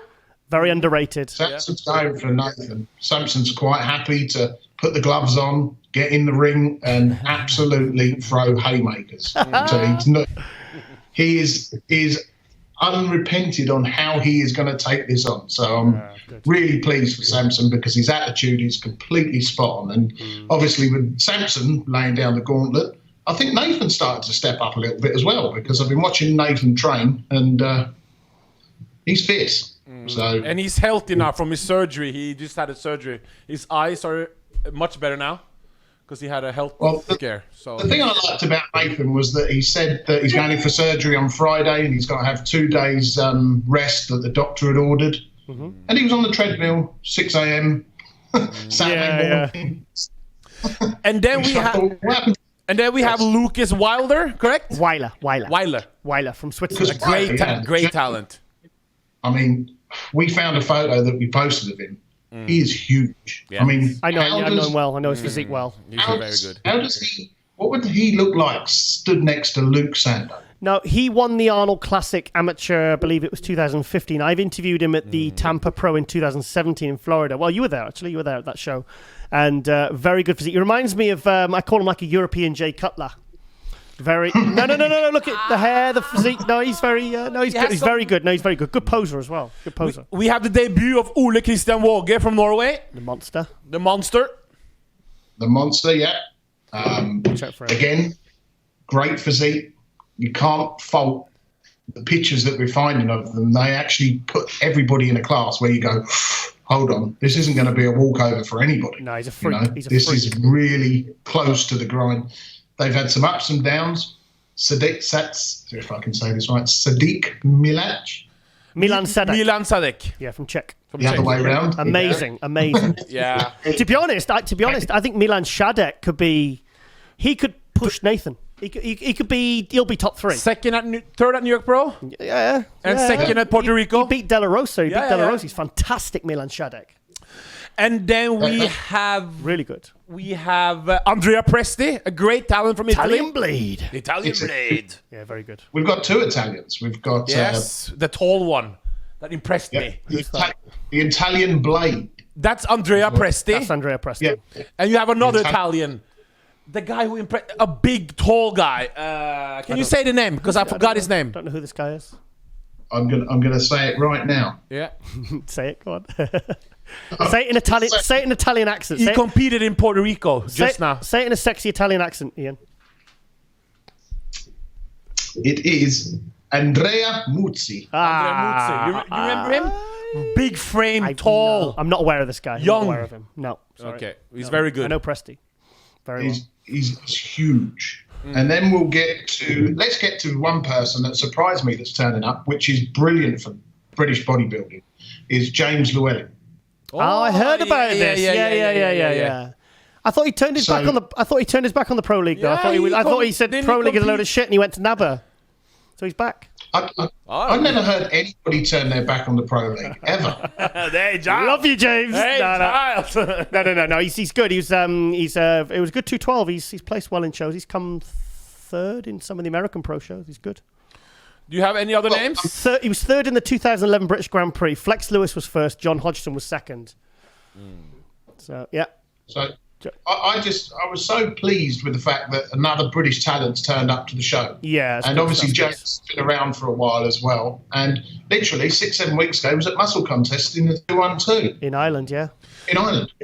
And also, there's a lot of British talent who will be in the arena. I just talked to Luke Sandow. He will be there in attendance, of course. Well, with tons of other British talent. I don't think there's going to be one piece of British talent that's not going to be at the show. And not because they just love bodybuilding, it's because they know they need to check out what's on stage to see where they need to be able to step on that stage next year. I can't sleep well at night, Giles. Why, AJ? Because Ian has a secret that he's hiding from me. Yeah. What is? Are you privy to this secret, AJ? Or are you just, and I tried to play on his good heart. I said, "Come on, Ian. We're promoting you. We're helping you. We're talking about." Why is Ian withholding this information? So what? Is it the women's clothes thing? No, we already know about that. Ian. We've seen the pictures on your Instagram. I thought that was a secret, but no, you have a surprise competitor, or is it a surprise guest? It's a little bit unclear. Do you mean this one? Oh, come on! That one, yeah. He's trolling us. So, like Michael Jackson, who is it? Right. So this is it. Prior to the show, I was a little bit late signing on because I had to speak to Bob. We had to check the Geneva Convention, what we signed, and unfortunately, due to the NDA that we signed, we're unable to disclose the secret athlete. Delete. No. Come on, where's the red button? Click. Ian, you can't tell us the secret athlete. We won't tell anyone, we promise. Ian, this show will be out tomorrow. Pinky swear. 13 days before your show. If you tell us who it is. You've got 2 million viewers. How can it be a secret if I tell you? Is it Hadi Chupan? I'd like Look at his eyes. Hadi should do Is it Hadi Chupan? No. Oh, imagine if it was. That would be cool. You need to, yeah. Ooh, I think it's Hadi. So, I think it's Hadi Shupan. I think it's Hadi Chupan. I think it's Hadi Shupan. Could it be Steve Kunklo? No. Might be Steve. Ole Christian Varga as well.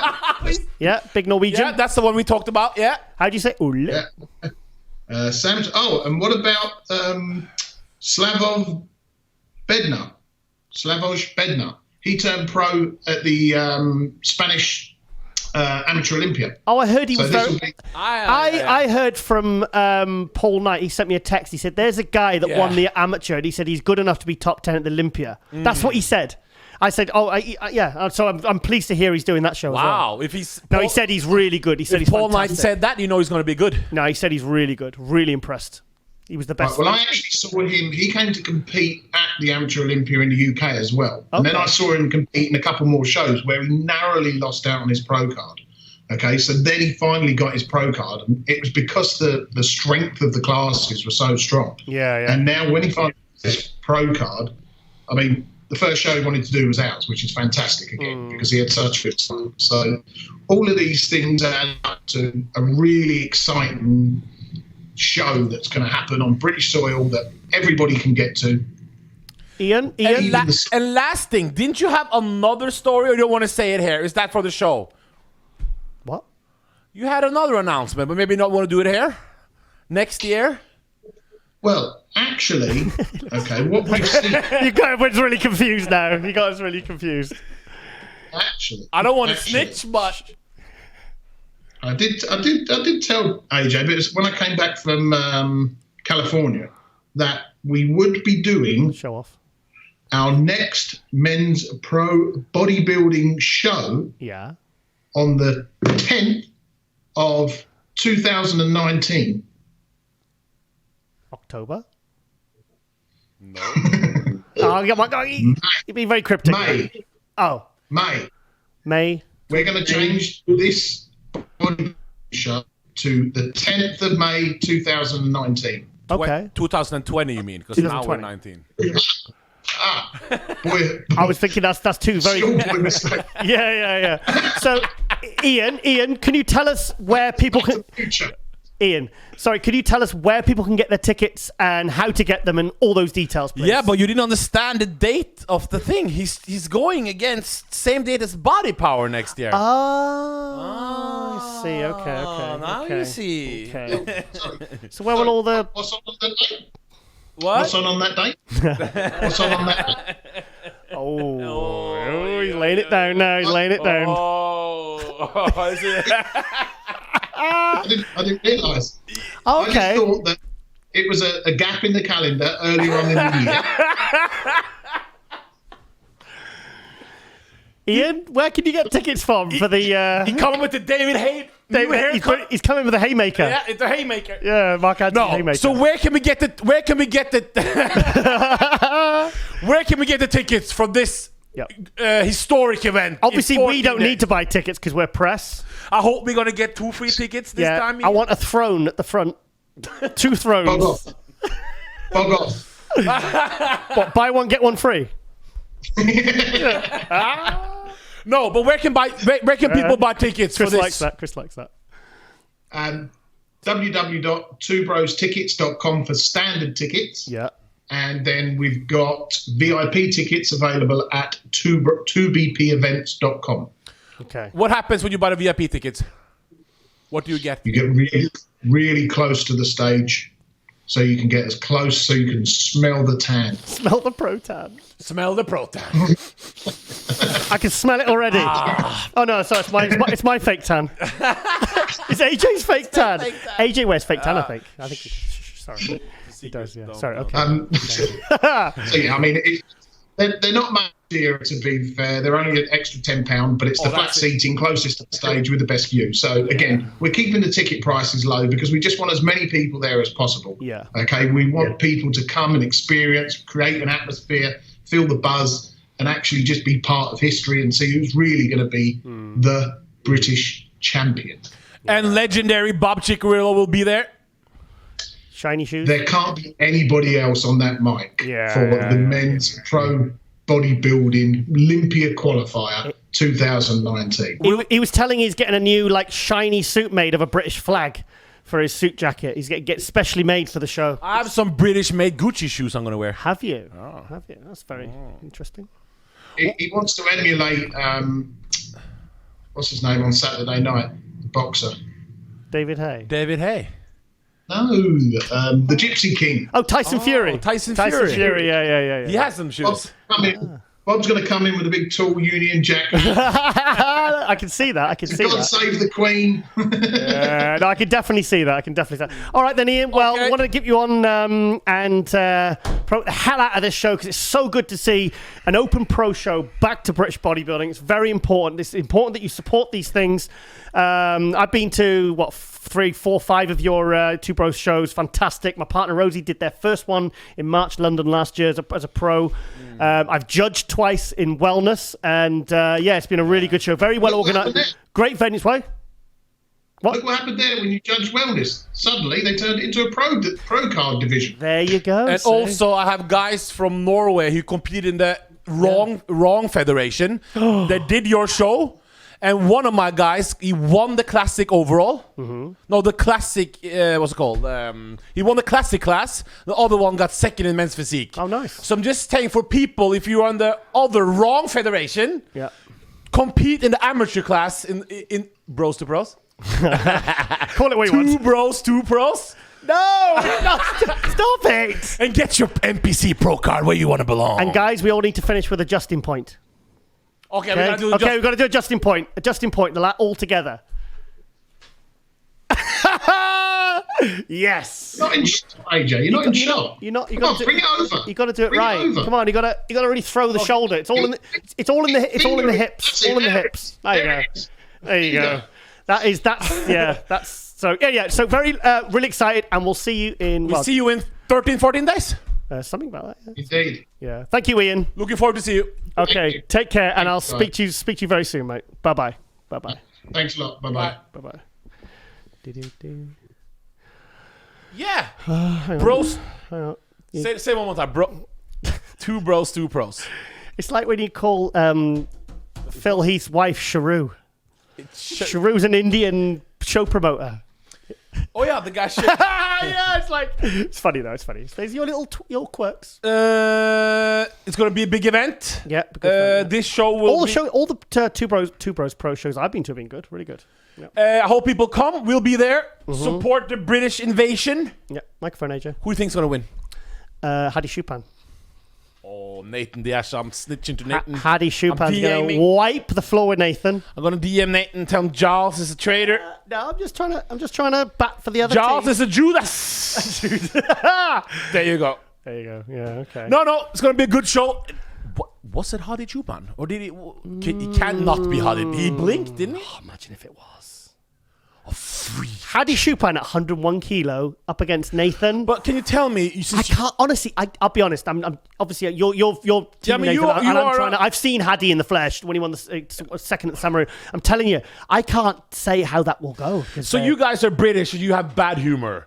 Why did like this British convey? It has to be Hadi. He has a twitch. So it's Hadi then. It's a nervous tick. I've got one. So it's Hadi Shupan doing the UK. I'm saying nothing. Maybe he's getting Phil Heath to do it.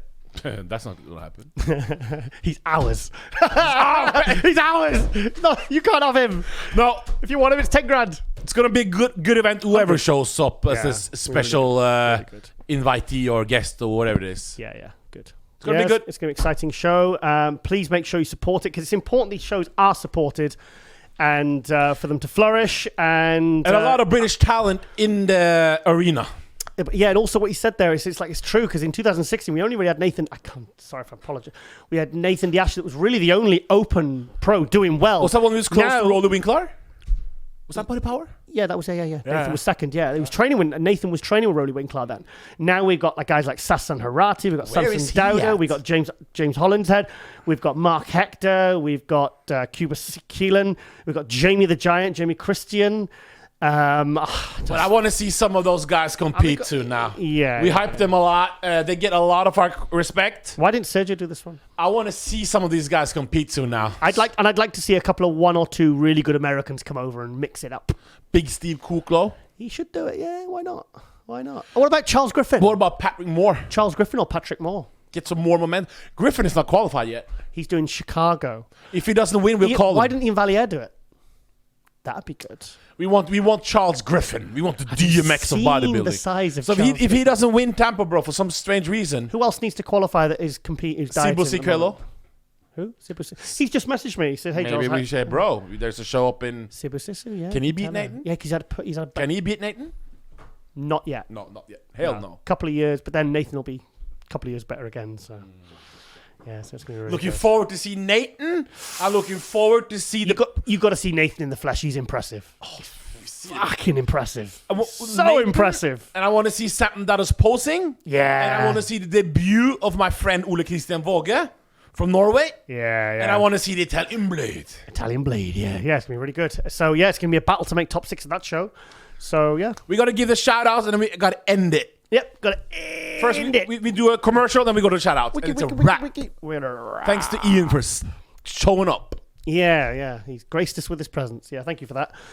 Okay, we'll be right back after the break with our shout-outs, and then we will wrap up episode 25 of Global Muscle Radio, and we're out.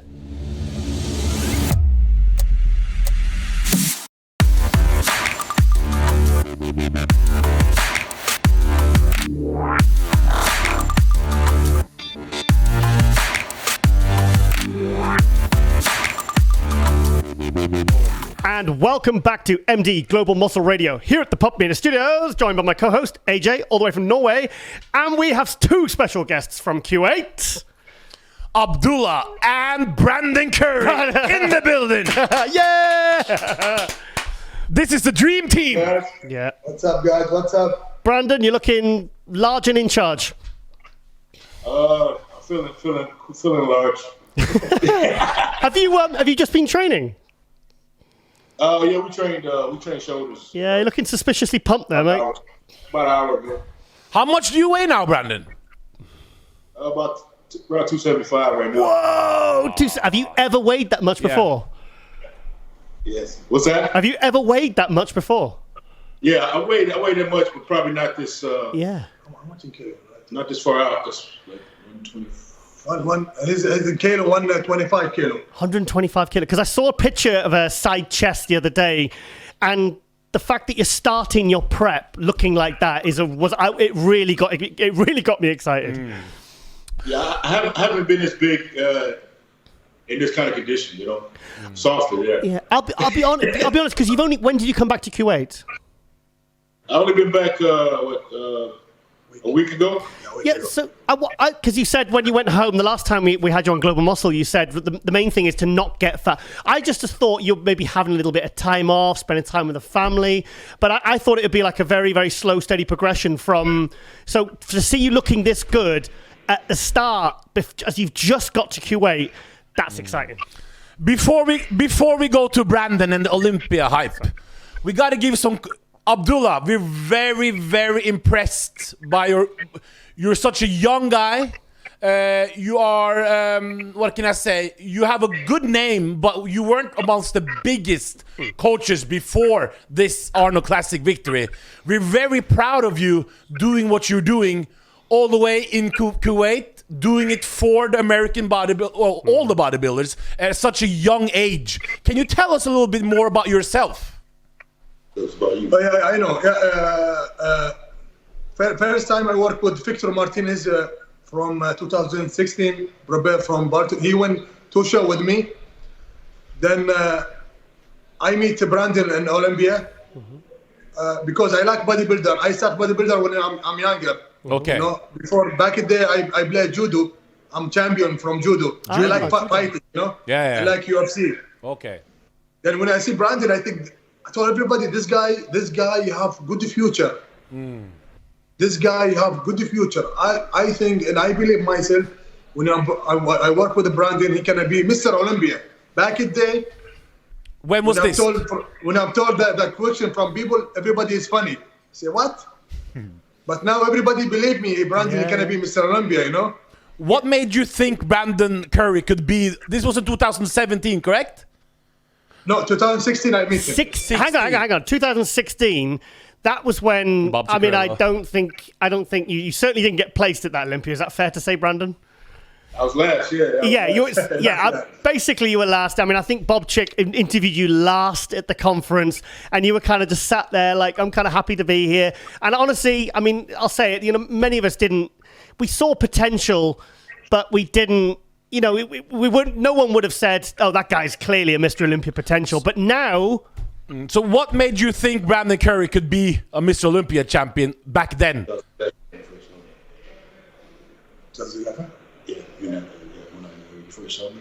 Yeah. No. I see Brandon 2010. I see Brandon 2010 when you Brandon with the BSN. Yeah. BSN. Oh, yeah. I go Vivo. And I see Brandon without social media, no social media, only Facebook. Then I tell this guy, he have good genetic. He have gifted also, you know. And I think Brandon have gifted, but Brandon, you work with too much guru, but no focus with the Brandon 100 bears. You know. When I work with Brandon, he's fast. He have good genetic. I think, in my opinion, this guy first, best genetic in the world. This time, Brandon, nobody same Brandon proof. Nobody same Brandon grow. Nobody have same Brandon. He bigger and West same thing, small. And see last show, Brandon is. Everybody say Brandon is crazy condition. And some people is jealous say his good condition. It's not good. His crazy condition. Where did you learn your coaching skills from? Where did this come from? You. From where? Where did you learn your coaching? Like, what is your background in coaching? How did you learn how to coach? I told you my situation. When I'm small, I use too much stuff for my body. I have hard metabolism, you know. Yeah. And I try with the athlete, small athlete, his friend. I'm not coach. Okay. When I'm start first prepare, I go his biggest for me. Yeah. World championship. And I have one guy, he prepare with me before he's nothing. Prepare with me 3 months, he gets first, world championship and overall. Wow. In 3 months. And 1 week, 2 weeks, he get 2 pro cards. Wow. Oh, This wow. is first. Okay. This is first in my life, you know. Yeah, I yeah, like bodybuilder. My bigger brother, his champ bodybuilder. Okay. You know, and you know, I like bodybuilder. I try too much stuff, and I have too much athlete. I have more than 100 athletes. You have 100 I know- athletes. More than 100. Patrick has that many. Okay. Yeah. Yeah. More than 100. This year I have 4 guys qualified from Olympia. How many of them are in Oxygen? Are they obviously all around the world? You just do it by Skype and photos and. No, yeah, I do. I have Skype. I have online trainer. I have too much in the international trainer. You know. Yeah, yeah. Too much player. But back in the day when I'm coming to the gym, better you have too much athlete. Yeah. Better prepare people. I stay with better from every single people. Then bodybuilding same like me, same like something bigger, you know. Every single year I have something new. And me when I'm start bodybuilder, I don't have coach. I do everything in myself. Self-made. He's one of the first guys around here to compete. Okay. His current circle. Oh, okay. Like even before Ashkenani competed, he was training partners with Oscar. Okay. He actually competed before those guys. Oh, wow. So you're a young pioneer then. Yes. So Brandon. He's young, and he's young though. You know, he was just into it when nobody else was into it. Yeah. So Brandon Currie. Wait, I think your headphones just turned up a little bit Are they louder. too so- loud? No, you're not too loud, but I think your headphones are. Brandon Currie. This is it, isn't it? Yeah. This is what? This, like Michael Jackson said, this is it. This This is is it. Yeah. You know, he feels it. Yeah, this is definitely it. This is definitely it. So, No doubt. What's your mindset now? My mindset is improve. No questions. No questions. That's my mindset. He wants me to come on stage. What he say? Like what year? You want to come in like? What you say? 1998. Yeah. I told you, bro. 1998, Ronnie. Wow. I'm to be honest. I like every athlete. I like Shaw Roden. I like William. I like Rolly. I like Phil. Everybody is a friend for me. But this time, he can be Brandon coming same like Ronnie Coleman, 98. When everybody say the door open, when Ronnie Coleman coming, everybody silent. This is what I'm talking about. Well, that was the year that Ronnie from the year before came 9th, and then he stepped up to first from 97 to 98. Now, Right. 5th last year for you. You were 8th the year before. You were then 5th. 5th to 1st. Is that realistic? Hell yeah. I'm trolling. Ashtar Road. Yes.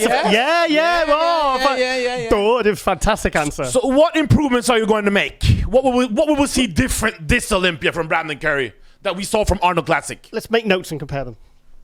What improvements? What improvements? Yeah. Yeah, bro, his for me from Arnold from Olympia same like 3 years, bro. What? Same as? Same like 3 years. So what from Arnold to now to Olympia? He's a bro. He's same a lot, bro, a lot. What we gonna improve? Or what we trying to improve? What's the goal? What's the goal for? I'm coming, bro. Between Arnold and Olympia. Yes. This time he coming bigger and better. See, We're gonna be a little bit bigger, fuller, just as sharp as the Arnold conditioning. That's what we talked about. You know, just more overall mass, more leg mass, more hamstring development. Yeah. More glutes development. The quads, I'm trying to make sure they're nice and full around. Man, we're just trying to smash this. This is the opportunity of a lifetime. Yeah. This is it. And you know, the pedal's all the way down right now. Yeah. all the way down. Brandon, do you think you need to be bigger though? Yes. This is me. Hey, you know what? It's bodybuilding, you know. Yeah. And there's no way right now I could be training this hard and in my prime right now and not get bigger. There's Correct. no way.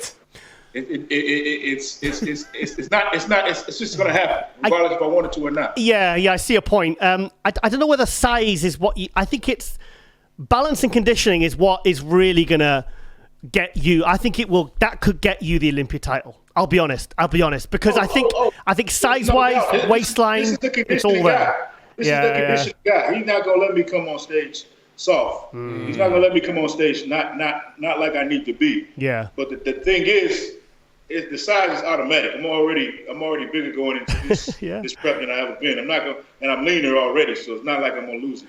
So we're not gonna shed the muscle off. We're just trying to get rid of the fat. Yeah. Do you feel refreshed from your time back home? Oh yeah, time back home was great. You know, I trained. I just focused on getting stronger, but I had my leisure, my recovery.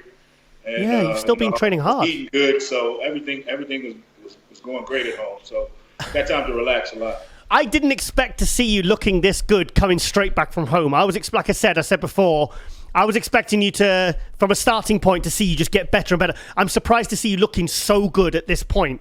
So obviously, you've obviously been pretty hungry and focused even when you were back home. So it's a really good sign because we know when you're out in Kuwait, it's literally eat, sleep, train, recover. You've got everything you need. So to see you looking this good at this far out, it's got me excited. But I love that we discussed this before, you know, and I said, I think Brandon just needs a little bit more size and a little bit more from the hams, glutes, and it's a wrap.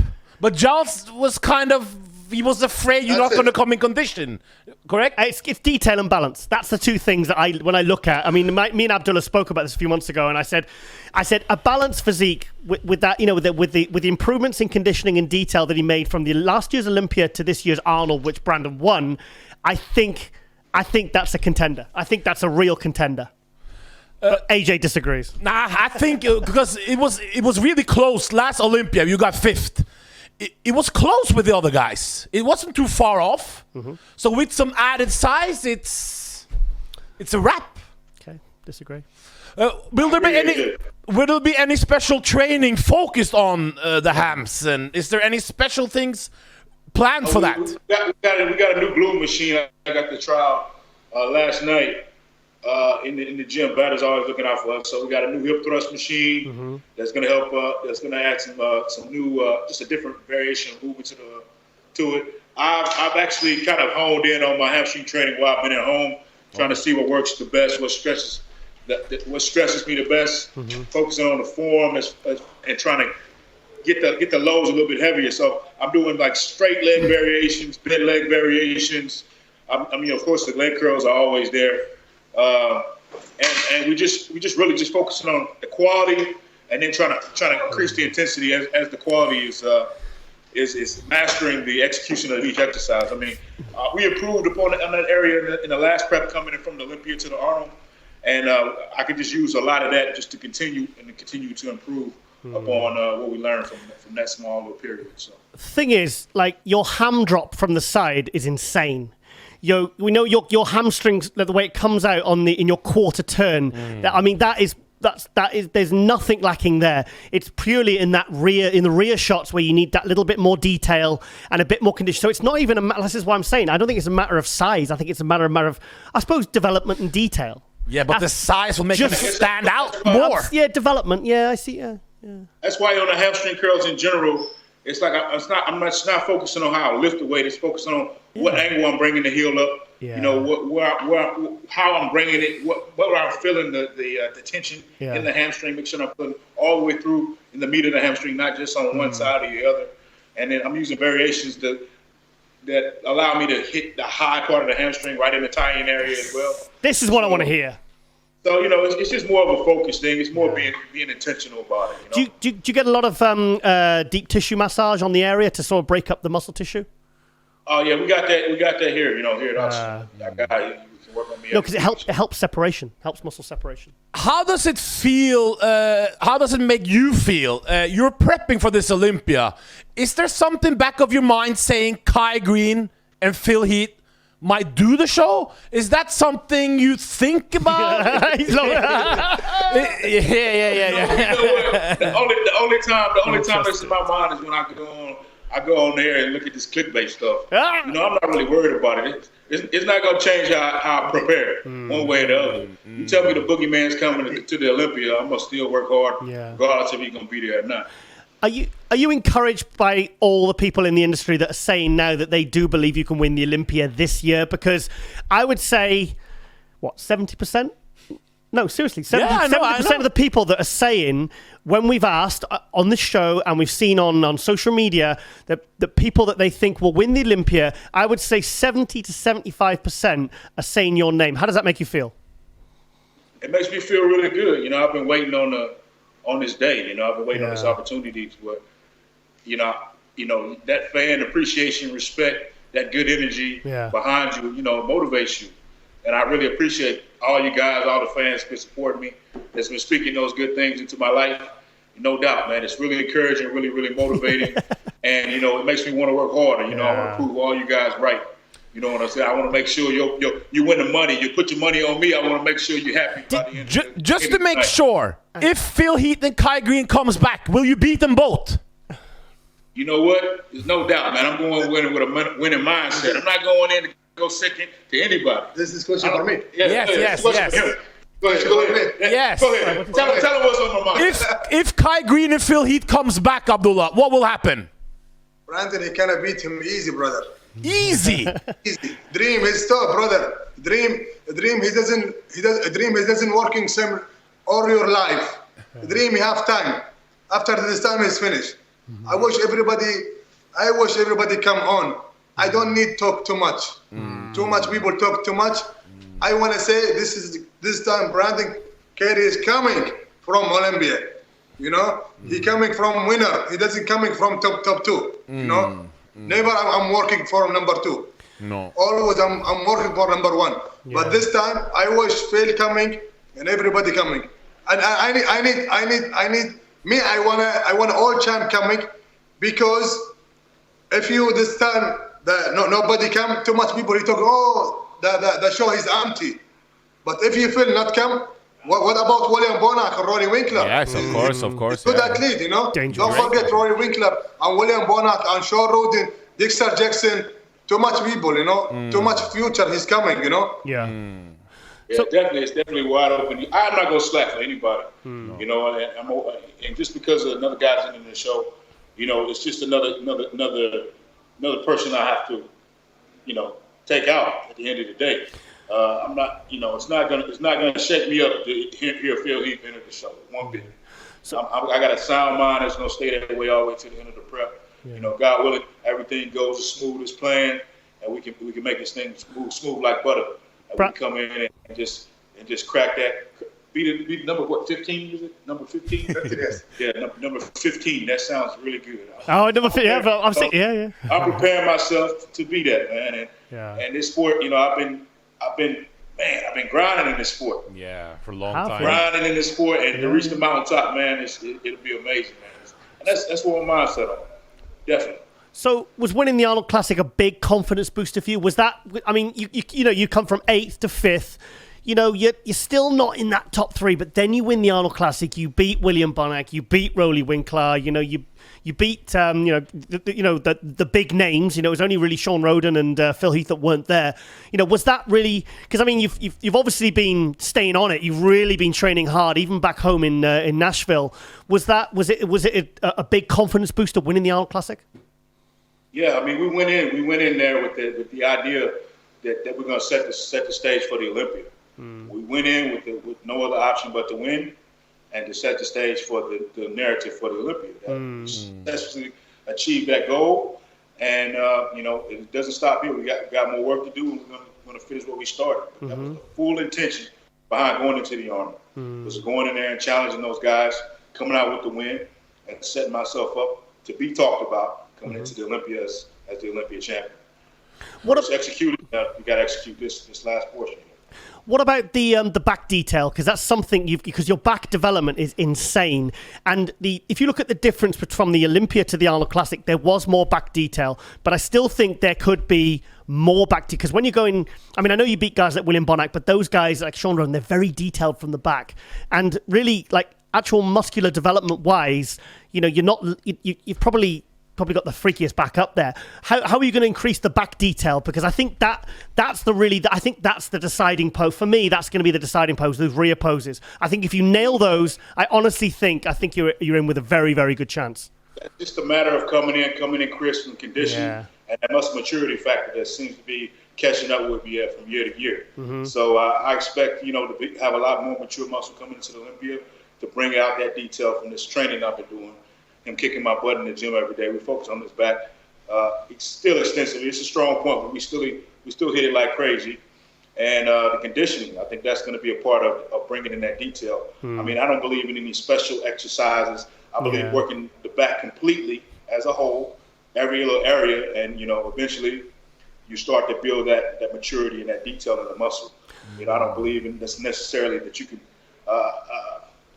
magically perform a rep a certain type of way to get the detail. I believe keeping the tension on the muscle, getting the reps fatigued and going to failure in those certain areas is what's going to bring the development, what's going to bring the change in the muscle. But have you tweaked? I don't believe in any special rain dance or anything to bring out detail. Yeah, but have you tweaked the style of training now you've come back? Have you got like a new plan of training, or is it kind of more of the same? Man, everything we've been doing is working. Yeah. And I just think it's more intent with each movement that you're doing in the gym. I mean, he's gonna push me. He's gonna make sure I'm targeting the right areas that I need to target. So it's just the intention of going in. No matter what movement you're doing, you can do it just to move the weight, or you can do it with some kind of intention. So the intention is there every time I'm in the gym. I'm not there just to impress anybody. We're there to improve. Do you hold reps in like the contracted position? Because I remember Dorian Yates, he put Branch Warren through a back workout once, and he was getting frustrated with Branch because he was saying to Branch, look, you need to hold the reps, you need to, you know, arch the back and really squeeze the muscle. That's how you bring out the real development. Do you do that any style of training, or is it more of like a constant style? Depending on the exercise and depending on where we're in the workout, we use different techniques and different variations. So depending on the exercise, different exercises require you to be able to isolate more, and you can squeeze and concentrate. Yeah. When you're fresh, of course, that works a whole lot better than when you're highly fatigued in the workout, because then the intensity will get too low to really cause the stimulation that you need. But when you're fresh and you're focused, especially those sets leading up to your prime work set, that's when I'm trying to get the connection. That's when I'm trying to feel the muscle. That's when I'm squeezing as much as possible. And I'm trying to carry that over as my intensity increases. And of course, when you're going out for that all-out work set, and it's just a battle just to get that all-out work set stimulate as much muscle as possible. So, yeah, we use those techniques in training. A lot of times, you just see the max set in videos because that's the most impressive. That's what the fans want to see. They don't see the details. So how many movements would you do for back training? What's that? How many movements would you typically do for back training? We'll do like 7. Oh wow, 7. For how many sets? How many sets each? How many working sets? Like 4 sets each. 4 sets each, pretty much. What full out working sets, not including warm ups? Yeah, 7, 8 exercises. Yeah. Oh wow, okay, that's like 30 sets. Yeah, we do a lot of back work, man. A lot of back bar. He loves training back, man. So we definitely beat it up. Yeah. So plenty of equipment there as well. Have you started your prep yet? I saw you going back to the States for guest posting the 29th, Tanji Johnson Classic or something. Yeah, it says Seattle. So have you started your prep now officially, or are you just in? Well, we started some cardio. So we just bumped it up to 2 sessions a day or 2 ago. So I'm doing like 40 minutes in the morning and probably adding an hour throughout the day. So we started the cardio here. This week we bumped it up. So I started with 1 session, and now we're doing 2. So we're bumping up a little bit. The food is still good. I'm still eating pretty good. So, but my body's just tightening up anyway since I've been here. Yeah. So we're just working with it right now. No rush. Everything's coming in good. He does want me to look good for the guest appearance. So we are focusing on trying to come in good for that appearance. Okay. So you'll be there for just a couple of days and come back, or you staying in America for a little bit, or? I'll be in America. I'll be in America probably till after the 4th. and 4 I'll head right back. Are you taking steps to keep the midsection nice and tight? Because that's one of your calling cards. It was at the Arnold. It was the one thing I think you definitely had over Bonac, especially at the judging. I was sat at an angle, and your stomach was so flat and tight. And if you know, there was a tiny little bit of distension in William, and I was like, yeah, Brandon's got this. He's absolutely got this. Do you take steps to keep it tight? Because you're 275 now, and you want to come in bigger for the Olympia. You know, I mean, the one thing that could spoil that is if you let the midsection go, which we've seen happen a few times with the pros. How do you keep it? How do you keep it tight? I've thought this through. And I'm doing some things this year that I've never done. I've contacted some people on some waist training. Yeah. So I'll be wearing some of the waist training devices and stuff. Yeah. Coming into the dieting phases to make sure my midsection is tight. Yeah. Make sure everything's controlled. So I've seen that work. You know, with Antoine and stuff. I hit him up on it. He offers me some links. Oh, nice. On different people that could help me out, and I hit them up, and I've got some equipment that I'll be using throughout my preps. So that's the only thing that, when you were saying you wanted to come in bigger for the Olympia, that's the only thing in the back of my mind that could ruin it. Brandon's never going to have a big waist. Well, I want to make sure he keeps it tight, that's all. And so does Abdullah. Abdullah. I'm on it, man. He's on the case, good. So if my waist is real small, you'll know why. Yeah. I'm only saying because I care, Brandon. Oh man, I'm excited. You're excited for the Olympia, aren't you? Yeah, aren't you excited, Brandon? This is it. Like, yes, this is, yeah. I don't get excited. I don't really get excited. I just kind of do the work. Yeah. When it's time, it's game time. That's when I come alive. You know what I mean? So I'm doing the work right now. I'm focused right now. I'm keeping my emotions in check. Yeah. Right now it's work time right now. Do you ever, when you're on the treadmill, do you start, close your eyes and start drifting and thinking about that first call out, the last call out at the Olympia, and thinking, do you ever visualize that kind of thing, or do you just literally just put it out of your mind until it happens? No. You visualize. Visualization comes in phases. Like you unintentionally maybe be in the shower or something, and I start thinking about things. Yeah. And it starts coming to my mind. I start focusing on maybe what I'm gonna do on stage.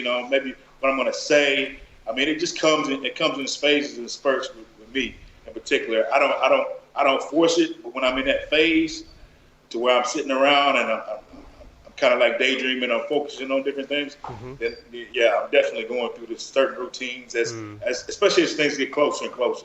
When it's almost in reach, Yeah. I can almost hear certain things happen in my head. Yeah. Yeah, we have for you. So, honestly now, what's going to be the top 3 at the Olympia this year with your initial instinctive response, both of you? Who's the top 3 at the Olympia this year? Well, excluding me, I think William. No, including you. Excluding me. Unless you're putting yourself fourth. Including you. We're just gonna put me get me out the way. Yes. So I'm out the way. But I think William's gonna come in real strong. Ooh.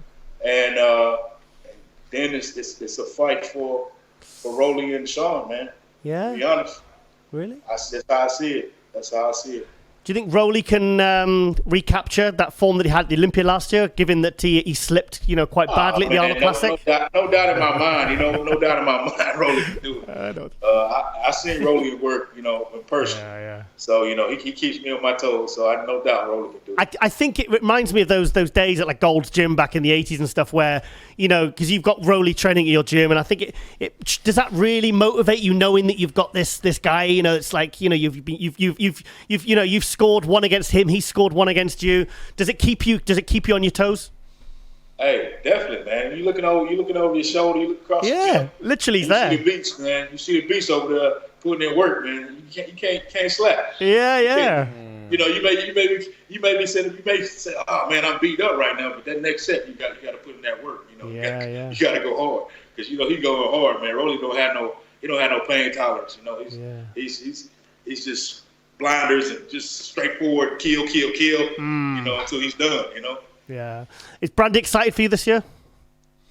Is who? Is Brandy excited for you this year for the Olympia? Oh yeah, of course. What if he said no? She's not excited. No, she's not. Okay. I have a question for you. Come on, then. Give me the top 6 this year. Top 6. AJ? You can go first. I know what mine is. Okay. Top 6. Right. I think Rolly will get it back. I think he'll move. I think that was a one-off. I think that sort of bad showing at the Arnold. I think we know why. Not enough time to prepare. William, I don't see William cracking top 3. I think the top 3. Give me your top 6, he asked. Oh, hang on. Top 3, Brandon. I don't know if I'm glitching or you glitching. Brandon, Sean, Rolly, top 3. I think that's the top 3. I think 4th will be Bonac. 5th, I think we're going to see someone. Who else is there? Brandon Currie. Yeah. Sean Roldan as number 2. I think Sean's going to get 3rd. Bonac, Rolly 3. Your earrings just fell out. Bonac 4. Yeah. Dexter 5. Yeah, I think Dexter's going to move back up. And Nathan Diasha at 6th place. I think Kuklo in 6th. There you go. Can you hear us? Can you hear us? Oh, we lost them. We're frozen. Oh, you can hear us. Can you hear us, Can you guys? hear us? Oh. Say again. Okay, say yours first. Say it one minute. You can say yours, I'll say mine. Okay, top 3 is gonna be Brandon. I can see Rolly in 2nd. What? You're not saying it. Just say your top okay. 6. Yeah. Okay. Shit. He doesn't know how. I know he doesn't want to talk about it. 3rd, William Bonac. I think Dexter's going to move back up into the top 5. Dexter could possibly even be 3rd or 4th. I think he's going to move back up. And I think ones you got to watch out for are, I think Josh Lenartowicz is going to look very good. And Nathan Diasha. Come on, you do yours. Awful, bro. You got I think Juan Diesel he can do well. Diesel? Not top 6. Yeah, Juan Diesel. I think he can go maybe 6 and 7. No. 8th to 10th. He told me yesterday. I made a post on Instagram, said it will be Brandon Currie, Sean Roldan, Bonac, Rolly, Dexter Jackson in your top 5, and Nathan Diasha at 6th. And Juan Morel said he agreed with it. So he's not putting himself in the top 5. So I don't know. Yeah. It's going to be... I think, in my opinion, Juan Diesel is going to be best new athlete from top 7 or top 6. Do you think so? No. Good condition. Yes, good condition. Opinion. What about Josh Lenartowicz working with Patrick Tor and all this? 6th to 8th. I'm conditioned man, you know. I like condition, you know. Condition. I love Josh, but he's never coming to that condition. In Olympia is different. What about De La Rosa? Do you think he can move back up to 6th to 8th? De La Rosa is like. He's improving. He's like 9 to 8. Yeah, 6 to 8. I think he could slot in 6 to 8. And also the Patrick, new guy, Patrick. Oh yeah. Oh, Patrick Moore. Yeah. He'll be top 10. Patrick, He'll be top 10. Don't forget this guy. This guy he coming strong, you know. Who would you like to work with other than Brandon, of course? Who would you like to invite to Kuwait and work your magic with? Who would you like to work with? AJ, Yes. What about you? For me, Yes. Patrick. Patrick Oh Moore. wow, that'd be cool. That would be good. Yeah, he's definitely rising. He's up and comer. Definitely up and comer. He surprised us, didn't he, when we had him on the show? Yeah, it's very good. Very guy. impressed with his mindset and everything. So what is Badr Budai telling you guys this year? Yeah. What is he expecting? yeah. But What is Badr expecting this year from you? it depends, bro. You know, if you Patrick with me, this. Better. Yeah, Badr, he think about Rolly and Brandon. He can be top 2. You can be top 2. And also me. Rolly and Brandon he can be top 2. I think Rolly's gonna. Yeah, I don't see Rolly. I could see him being. No, definitely and also Rolly and Arnold have problem. You know, he do surgery knees. Maybe nobody you know. He do surgery for knees, and he prepare a little bit. He's like 4 weeks, maybe 5 weeks. Who did surgery? No, he did Rolly. before the Arnold. Okay, Rolly. He had 8 weeks to prepare because I heard Badr didn't want him to do He it. doesn't prepare good, but now he prepared very good. You know. Yeah, and he's going to be pissed off from what happened as well, isn't he? I put that in my column actually. Is there any news about Big Ramy with you guys, or is that how's that?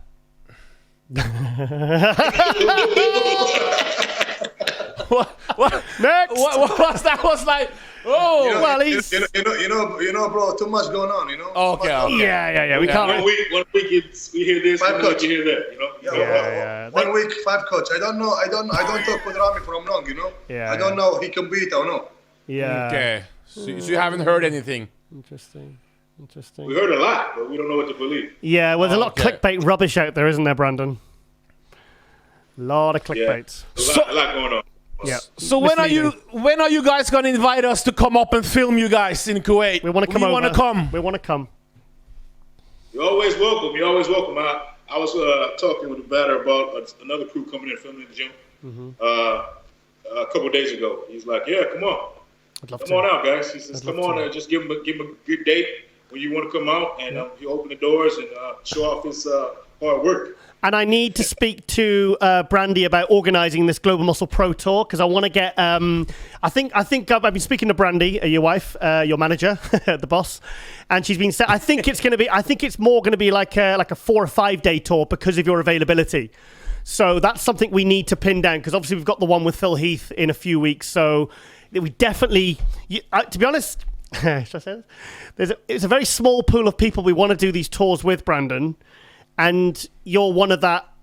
Probably count on one hand the names we want to do them with. So yes, we've definitely got to do. Find that right window. You just got to find the right window in time. I know. And when you see the way we're doing these tours, I think then everyone will start to see how we're doing it and how you'll be treated and everything. Because I think we'll get this first one out the way with Phil, and I think we'll get this one organised with you straight away. But first, we want to go to Kuwait, man. AJ really wants to go. To Kuwait. How's the temperature out there in late August?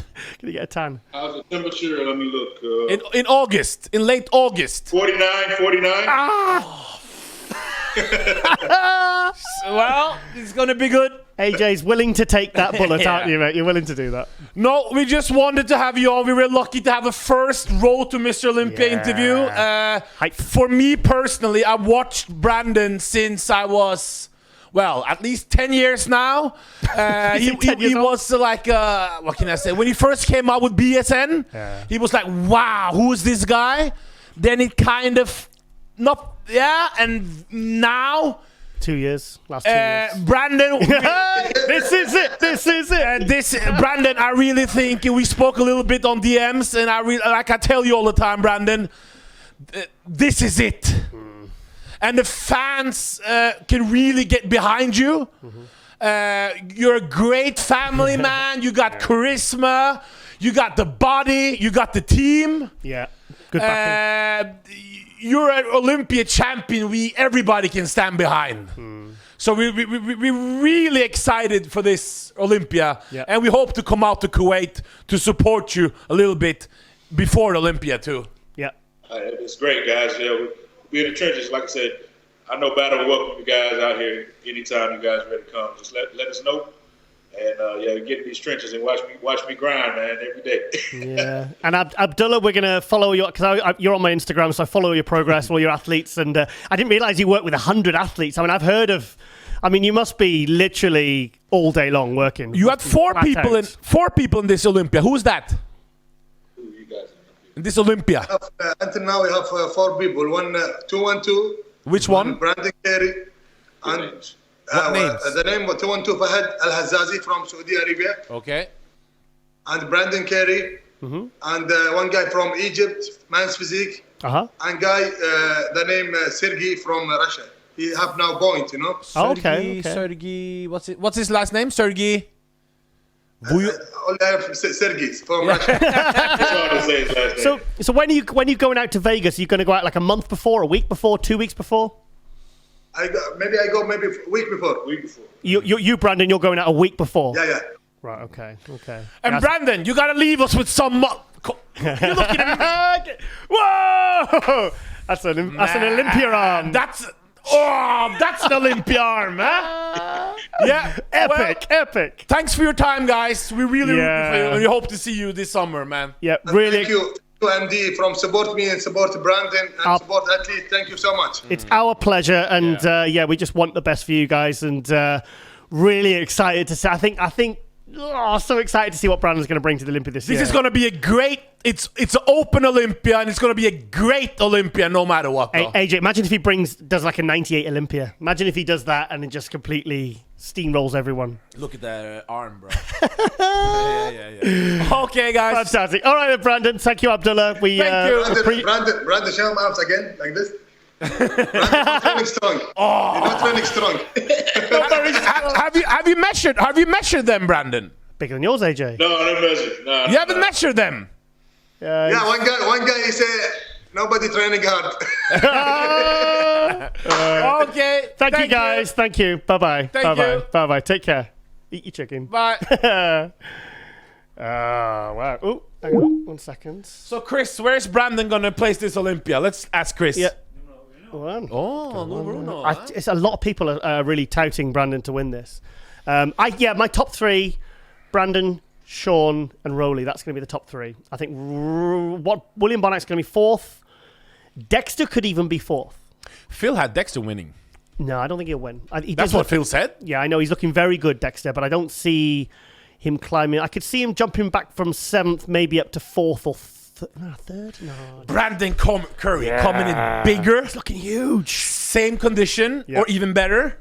And slightly improving back detail, as you said, in the hams. Yeah, I know I said there at the start of the interview, I said that, when I thought we went home, I thought he's going to be taking some time, spend some time. And obviously, because I've seen on his Instagram, he's posting about his kids and he's spending time with his but he was still working hard. Honestly, that photo I saw, that's what I expected to see him maybe 3-4 weeks of being out in Q8. Is he looking really huge, Charles? He's looking really Or is huge. it just this? And honestly, and the photo I saw, the side chest, his legs, I've never seen his legs looking that big. And that is the area that's the area that everyone's looking on. And if he's got that deep, because like I said, he's got the thickness, but he needs a little bit more development in the separation in the hams, the glutes, the calves, and that back. If that back comes in chiseled like Ronnie 1998, it's honestly, mate, it's game over. And if he keeps that, AJ, he's got to keep that waist tight. And that's what. No. He will. Look at Rowley. Yeah, but they got the same. Yeah, but.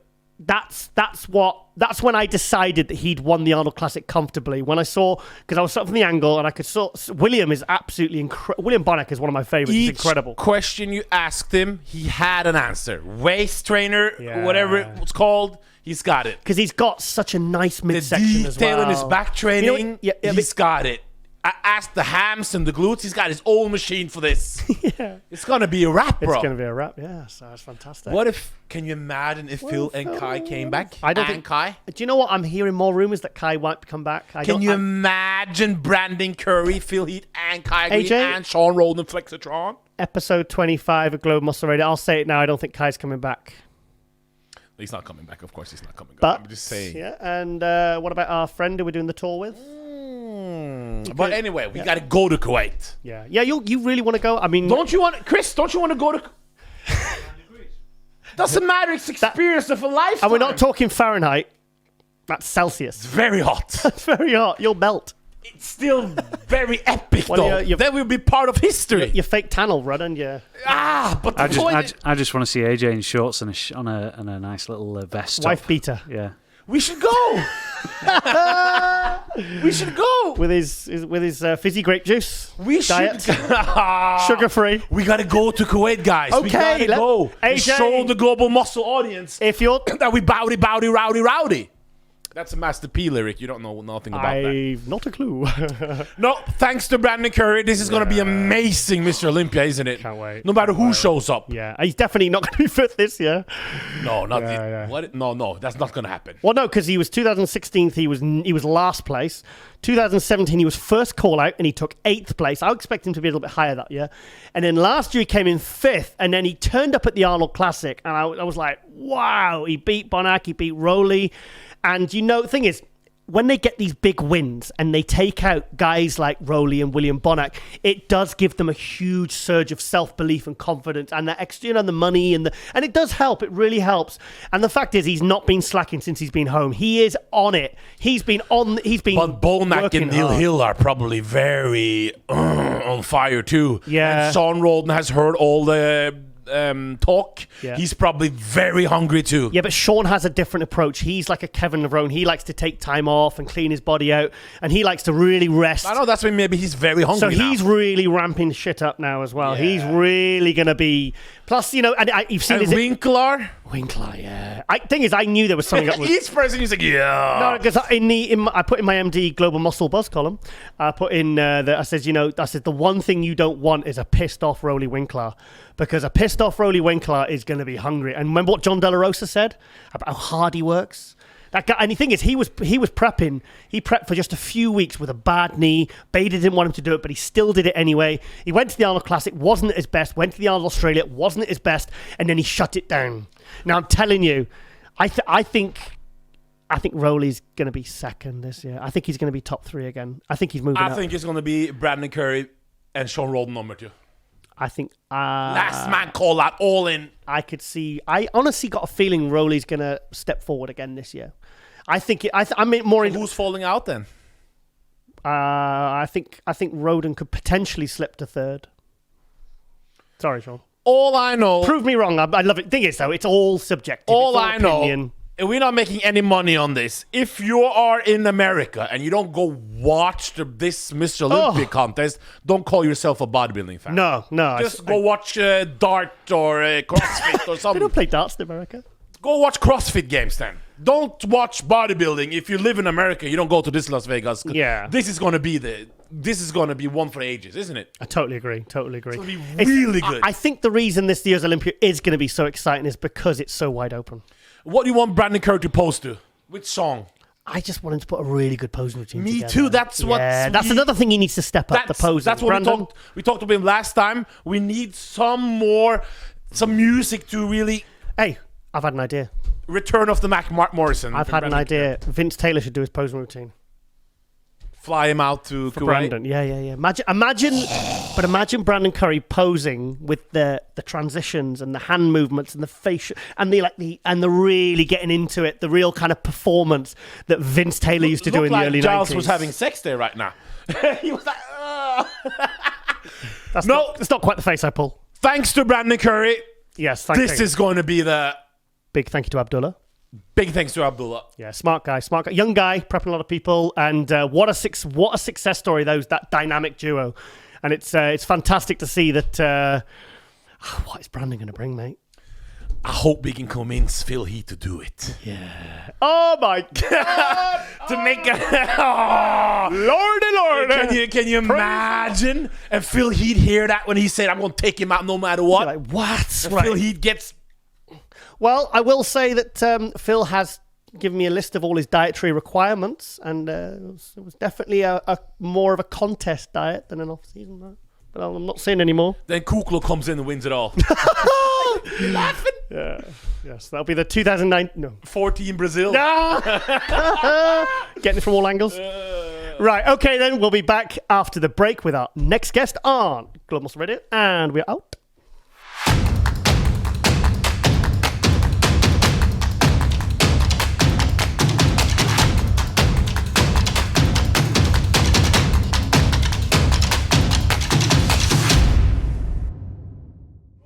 And welcome back to MD Global Muscle Radio here at the Pump Meter Studios, joined by my co-host AJ, all the way from Norway, and we're joined by Aaron Spartanburg, the classic pro. Great having you on. Good to see you today. Aaron, have you been pumping up, mate? Hey, I've been trying. Do you know what? We never have to ask normally. He's hitting the pose already. That's fantastic. So I met Aaron in Romania last year. Okay. I was really impressed, not only with his physique, but with his aura, charisma, this presence when he walked into the room. Very good vibe, very positive, very, very motivational. Great teeth. Great teeth. A tall guy, great energy. So I wanted him on our show because I want people to see you, to get to know you. So tell us more about yourself, Aaron. All right, man, thank you, AJ. I had a great time meeting you in Romania last year, by the way, to compliment you back. you have that winning charisma. You can feel your presence in the room too, brother. As soon as I walked in, I saw another alpha. Yeah. So, Another line in the pack. Yes. you already know. I'm from Ontario, Canada. I came to the States when I was a young man, about 12 years old. My father's a retired minister from Belgium. And I've always loved sports. My cousins played pro football. I've been in sports my whole life. And, you watch Ronnie and the boys, everybody getting down forever. You're like, hey, I got to take a shot at this myself. So, yes. I moved here from Texas, from Florida, about 7-8 years ago. And Florida, I was a businessman. Okay. Had a lot of fun, enjoyed the island. I lived in Key West, so it was an interesting life for a long time. But coming to Texas, I noticed everybody was big into health and fitness, and this was an opportunity for me to take my dream later in life of health and fitness and put it to work. So I just started grinding and enjoying myself, and before you know it, God creates opportunities, and opportunities become things, and then you link up with the best in the world, Ronnie Coleman, and now I'm training with Branch too, and just pushing it to that next level. So it's awesome. It's a blessing every day, gentlemen. I got the support of Gorilla Wear. We're getting ready to do a big deal with them at the Europa. They're supporting us this year. So really good things. So super blessed. So you guys train at the Metroflex in Arlington? Oh, yeah. Right now, I just got done smashing legs at the Metroflex. Brian Dobson was just in my ear yelling at me, come on, let's go. Oh, wow. Bro. I trained at Metroflex in summer 2012. It was hot, huh? It was very, and I was training in my jacket, and Branch Warren was a bit. Branch Warren and Johnny Jackson were training together. Per Bernal was filming them, and it was like, you look around and you think, Branch Warren's training right next to me, throwing. I think they were doing shoulder. I was doing shoulders as well. They were doing shoulders. It was amazing. Such an amazing atmosphere in that gym. So where did you? It's an electricity when you walk in there. Like, I've been all around, thanks to Ronnie, Dubai, Colombia, Kuwait. There is no intensity level quite like the Metroflex. When you walk in there, it's blood, sweat, and tears. Yeah. You know you're going to get into a dogfight, and before you leave, you're going to feel like you just did 10 rounds. Your central nervous system is shot, and you can't ask for more than that. So it's pretty awesome. It was a very, very. I felt like it was a very competitive atmosphere because it's all in one room. Yeah. So everyone can see what you're doing. Everybody else who's training at any point in the gym. So it's not like there's lots of rooms. If someone's doing legs in one corner and someone's doing shoulders at the other far corner, you can see it. So everyone's kind of checking each other out in between sets and thinking, is he training heavier than me, or is he training? Hey, bro, is that guy training harder than me? So what? You got a lot of guys there wanting to be world champions and all trying to become pros. So it's the breeding ground for success for sure. Yeah. Where did you turn pro? What class? Things like this. Okay, so I started off this sport later in life. I actually started competing at about 36 years old. 33 right now. So I started off as a bodybuilder, and then classic physique came around, and it just works perfect for me and my height and my dimension. So, Brian says I look like Arnold, so I love you, Brian. Thank you, Brian Dobson. And cool. Go ahead. Your arms are so big, you've torn your sleeves off. Oh, yeah, I'm working on it. If you're tall, boy, boom. You can't have the little ones, eh? You know what I'm saying? So when did you switch to classic? I switched to classic as soon as that division came out. I really got blessed. I want to tell you the story. My blessing of bodybuilding has all come through the Metroflex gym. Okay. I started there. I knew nothing. Brian took me under his wing. He taught me how to pose. He had prayer with me before my very first show that I would come home with the trophy. And hold on, I'm holding this up with my very first trophy. And this is right after Brian prayed with me, taught me how to pose. Yeah. After a little 6-week prep, I came home in 3rd place. Wow. So ever since there, the magic has started. And then they kept creating more opportunities. He invited me down 2 years ago to go to the Branch Warren down in Houston. Yeah. And I set up my business. I have a store here and things. And he said, come on down, you might as well compete. And I said, shoot, I might as well. I wasn't planning on it. Well, I went down there, I won the thing, and then the next weekend, was Pittsburgh Nationals. And I was like, man, well, shoot, I'll go up there. Why the heck not? And I went up there under 35, 45 plus, and took the overall right away. I'm 35. And I was like, all right, I guess I'm pro. Here we go. Wow. Yeah. The thing is I didn't even realize what shape I'd been in for years, but it was Metroflex saying, hey, come on down, do this. You gotta make this happen. And I did. Now these guys are pushing me, driving me. I mean, I've never trained this hard in my life ever before. And it's just thanks to those guys. So, hey, I'm coming this year. I'm going to bring it and swing it as hard as possible. I'm going to crank it over the fence for you guys. Look for me in Vancouver, 5.5 weeks. I'm going to come as big as I can, as tight as I can. I'm going to bring something special. I'm bringing it back to my home country, Canada, where I was born. Yeah. Vive la Canada. Even though I'm an American now, I have dual citizenship. I love both these countries. Yeah. Love everyone, all my fans from both of them. And I'm so excited to come up there and show you boys what I'm bringing. AJ, put your hand over his face, right? Now, tell me the shoulders and arms aren't like Branch Warren's. It's the same quality of muscle, isn't it? It's the same look. It's the same look of muscle. It's hard training, huh? Yeah. Brother, guys, I gotta be honest with you. You weren't using bands. Yeah, using weight bands and pig dumbbells. No pig dumbbells. He's merciless. Like Muscle and Strength was filming us last week. We were doing dumbbell rows with 225. What? 225 on the dumbbells for 15 each side. You ain't stopping, baby, when the magazine's filming. I can tell you that. Yeah. And then also too, there's a lot of pride in that gym. Yeah. Down there. History. And we're all trying to represent for Texas and Brian and Ronnie and Branch. So we're all trying to bring home those W's. So there's a lot of heart, a lot of pride. Yep. And also there's a very, very good history at Metroflex that is kind of it's immersed into the fabric of that gym, isn't it?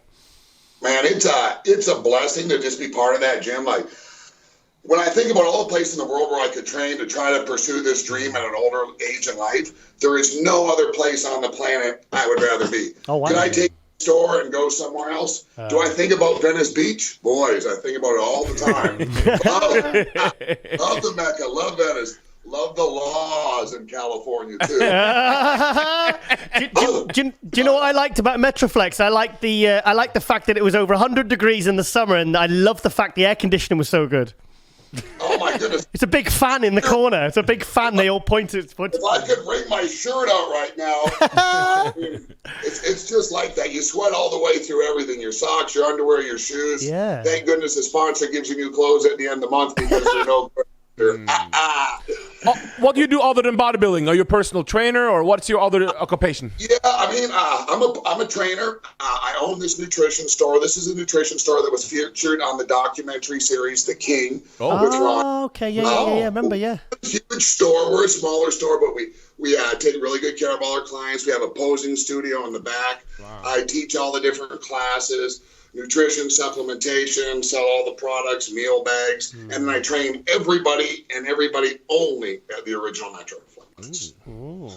So it's nice. I'll tell you what, we're not making $1 million, but I'll tell you what, we're living $1 million life. I like it. I love it. That's a good attitude. I love it. So when can we see you on stage? Vancouver, 5.5 weeks, gentlemen. I'm going to bring it and swing it for both you guys. I'm going to crank over the fence for Metroflex, and we're going to have a good time, baby. I've got a feeling we're going to know when he's in the room. And when he's on stage, I've got a funny feeling you're going to shut your eyes and you're going to know he's there. You're just going to know that he's there, that energy. Where can the fans reach you? Where can the fans reach you if they want to get to know you better? Aaron's Better Body at Instagram or Aaron Spartanburg at Facebook. Feel free to hit me up anytime, guys. I'll always take time to return the DMs. I appreciate the love and support. I didn't start this sport looking like this. I started this sport looking different. I did this sport for self-confidence reasons, for myself. Yeah. A lot of other people want to change their lives for the better.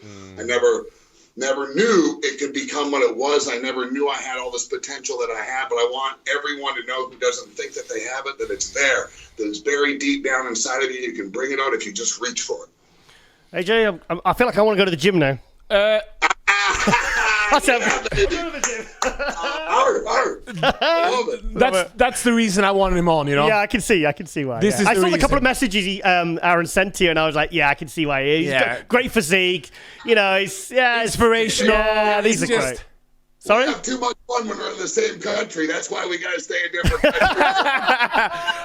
Are We'll you be seeing you in Romania, though. are you doing this in Romania? Because me and Joss is going down. Oh, yeah. Hey, if you guys are going to be there, I'm going to be there too. Why not, baby? Let's do it. Good. Well, good luck in Vancouver. We will catch you up then, and we will really looking to see you for your progress. We you want know? updates. We want updates. Yep. I will send you guys and check my gram. I promise you guys you'll have something to look forward to. Thank you so much, gentlemen. I really appreciate your time, everything. Aaron, You got to end it with a most muscular or double by or something. Aaron, keep that energy high, mate. You know, for. Always will, boys. That's what I got. Thank you. Love you, boys. Thank you so much. Thank you. Thank you. Bye. Bye. Bye. Oh, wow. Great energy. What a character. Great energy. What a character. Love him. God, I feel exhausted. Motivational. No, I feel exhausted, but I feel pumped. Pumped. Yeah. Oh, yeah. So this is a guy to watch out for. Just inspirational, motivational, you know? Yeah, he should be in the WWE, that guy. He can. But he likes where he's at right now. Yeah, he seems like, I like that what he said. I may not make $1 million, but I live $1 million life. I like it. That's the way you got to think. Yeah, no, that's good. That's the sort of people you want. Thing is, that's the kind of people you want around you. That's the kind of people you want in your life. Those, you know, it's. We want Aaron in our crew. That's for sure. I think he's, you know, me in our crew, me, Chris, AJ, and Aaron. That would be good. I think, maybe we'll let Phil Heath hang out with us every now and again. You know, if he's good, he's good. You know, we'll let him hang out. Okay, we'll be right back after the break with our next guest of On Global Muscle Radio. And we are out.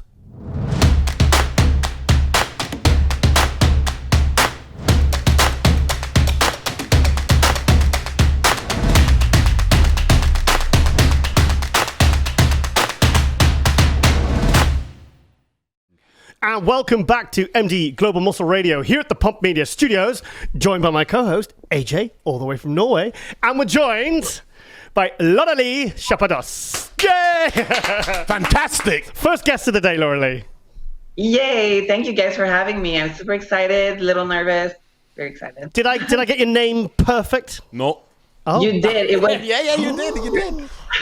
He was calling you L'Oreal before, and I was like, no, because it's the translation. It's the translation. So Me, I don't get it like as well as you did. You did it like very French. did I do it French? Oh. Did I was trying to do Italian. I'm very excited for this interview, Giles, because as bodybuilding journalists, we've started to follow bikini a little bit more because it's a big division right now. We haven't always done that, have we? No. But the reason why I started watching bikini more was because of you. Last year at the Olympia, fantastic look. Yeah, I was there. Thank you. Yeah. That's exactly what I'm looking to bring back actually to this year Olympia. So I'm glad that you like it because the judges like it too. I tried something different at the Arnold, probably talk about it later, but yeah, looking forward to this Olympia, bringing this back in. So tell us about yourself, Lauralie, because I mean, the first time I'd really seen you was because I was at the Olympia last year in Las Vegas. But just tell us a little bit of history about yourself for the sake of all our bodybuilding fan viewers. So I'm 23. I'm from Canada, Quebec, which is French Canadian. So my first language is French. So sometimes my English is a little tired or not that fluent. I started competing back in 2015. And I would say that competing for me was just like, I just jumped in, like eyes closed. And I was like, okay, let me just start doing this thing. And I kind of liked it. I finished first, my first year of competing, I placed first place to my show, like each of my show. But in Canada, what you have to do is win the overall at nationals, and we only have 2 nationals per year. So I did national the first year. I finished first, but didn't won the overall.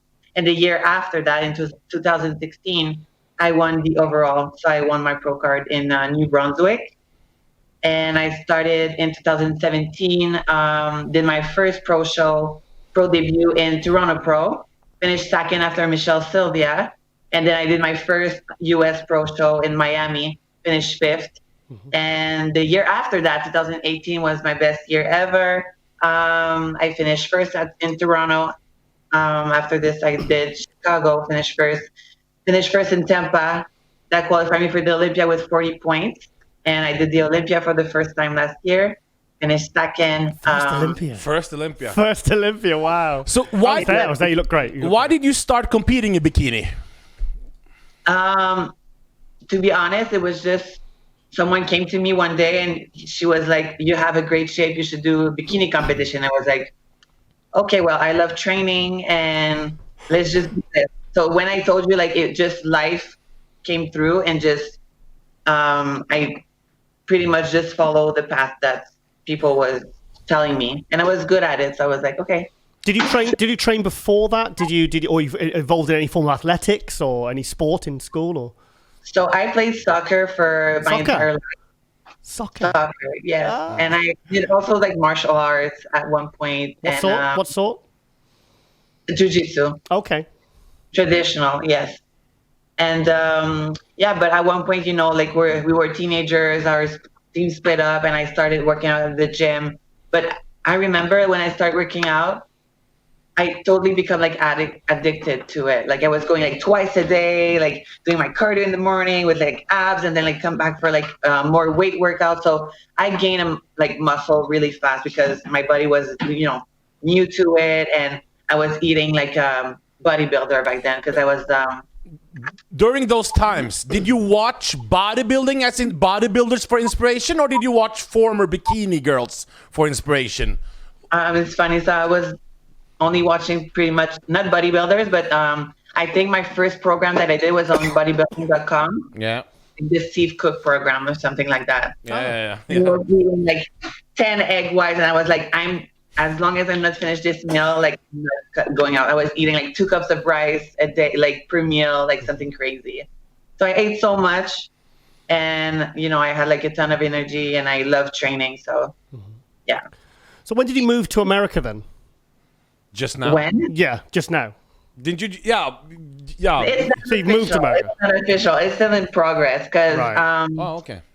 I've been traveling a lot the last year, and I've been in LA for a few times also, and I love the fitness industry over there. Like opportunities is great. It's so much better than here. To be honest, like here. Where are you now? I'm in Montreal, like in my home. Okay. We thought but I'm leaving this Friday for Mexico and going to prep at the Gold's Mecca for most of my prep. So this is what we were talking about before, about where prepping in LA and everything. Yeah. So you started watching, so did you watch? Do you ever wanna? What can I say? When you started doing bikini, how did you? What can I say? Who motivated you the most? To keep. Did you watch the older bikini girls? Did you watch the sport for a long time? Did you see the beginning of the sport, or you just fell in love as it went on?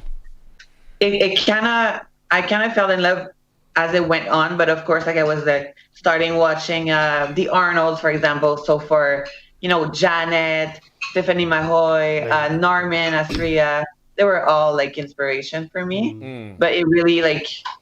It went as it goes, and it went like so fast. And like 3 years, I was backstage with them. Who's your all-time favorite bikini pro? My all-time favorite bikini pro as an overall? Yeah. Right from the start of it. Angelica. Oh, Angelica, really? You know why? It's just simply because she's such a great champion.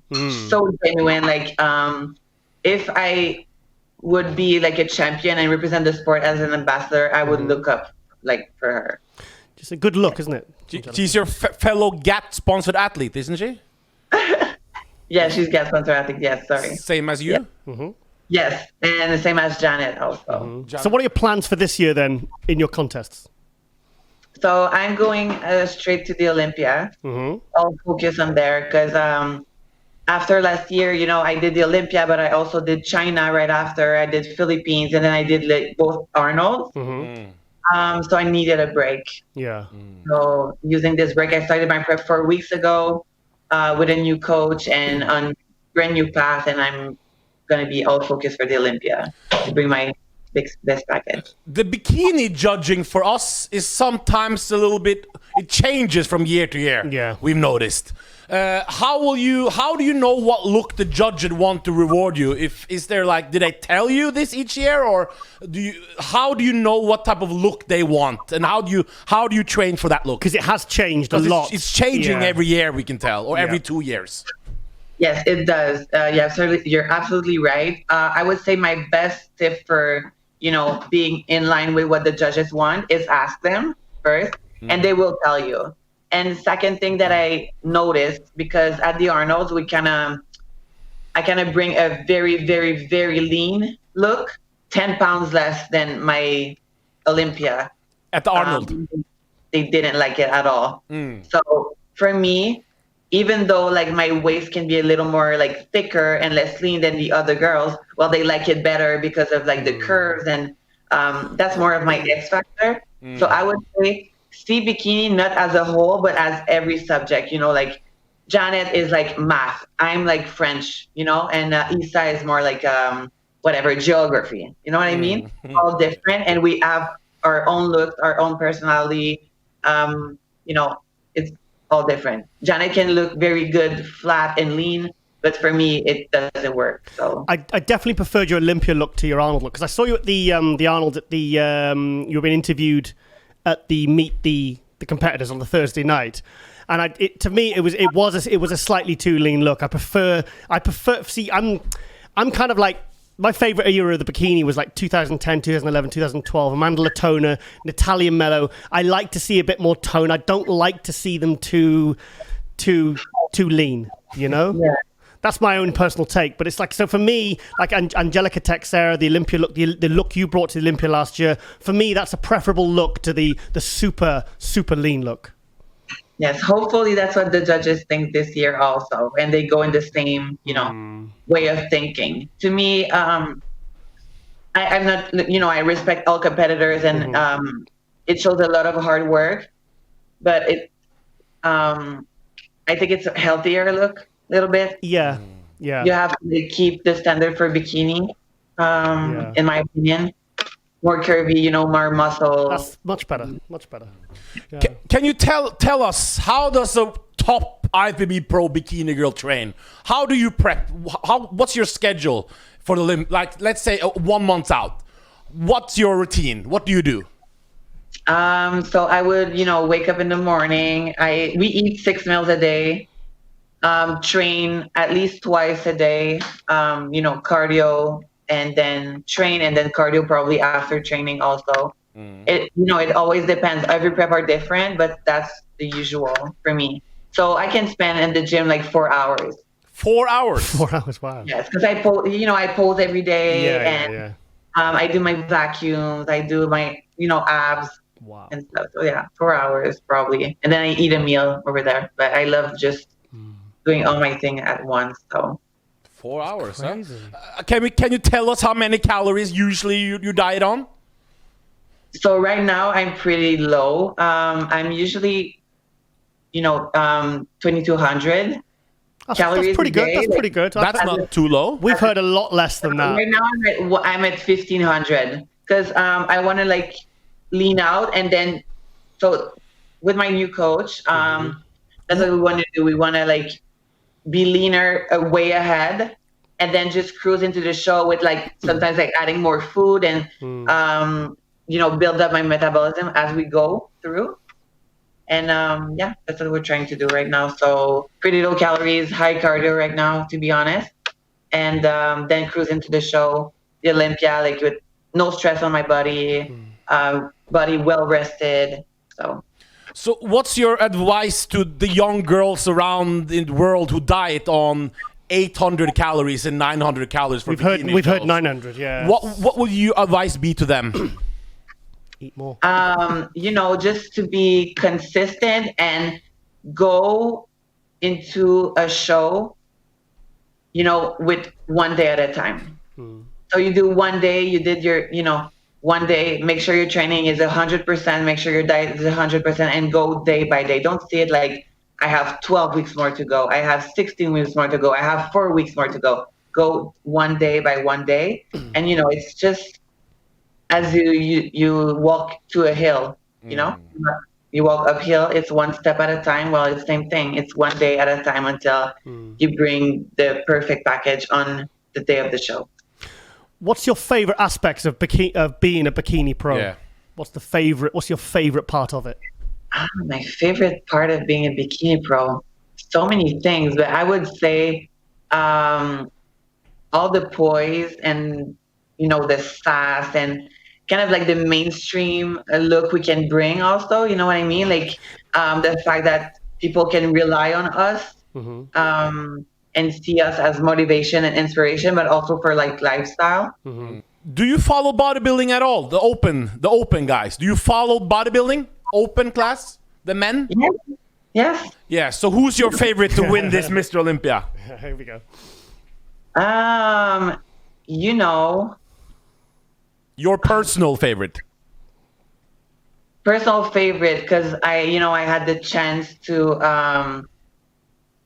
learn about him and know more about him. I would say Sean Roden. Oh, okay. As an overall champion. You know what I mean? Like, to me, when you're an ambassador for the sport, I don't know. I've seen him like in action with fans, and same as Flex Lewis. Very humble, great champion at heart for me. And there's also Roly Winkler, who's also I like Roly. Cool. a friend of mine. Roly's cool, isn't he? But of course, I'm biased because like when you learn to know a little bit more about, you don't see only the physique. Yeah. It go past that for me. Because you trained with did you train with Roden and Brad Rowe and them? And I saw you did some exercises with Brad Rowe because you were training in Gold's Gym, weren't you? Yes. Yeah. Yes. Did you learn any tricks from Brad Rowe? Brad Rowe.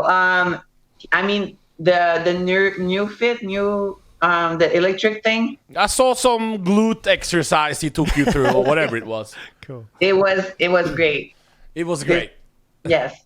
So hopefully I can, train a little bit, not all the time, but, adding like some new stuff sometimes just to keeping my body guessing a little bit. Yeah. Okay.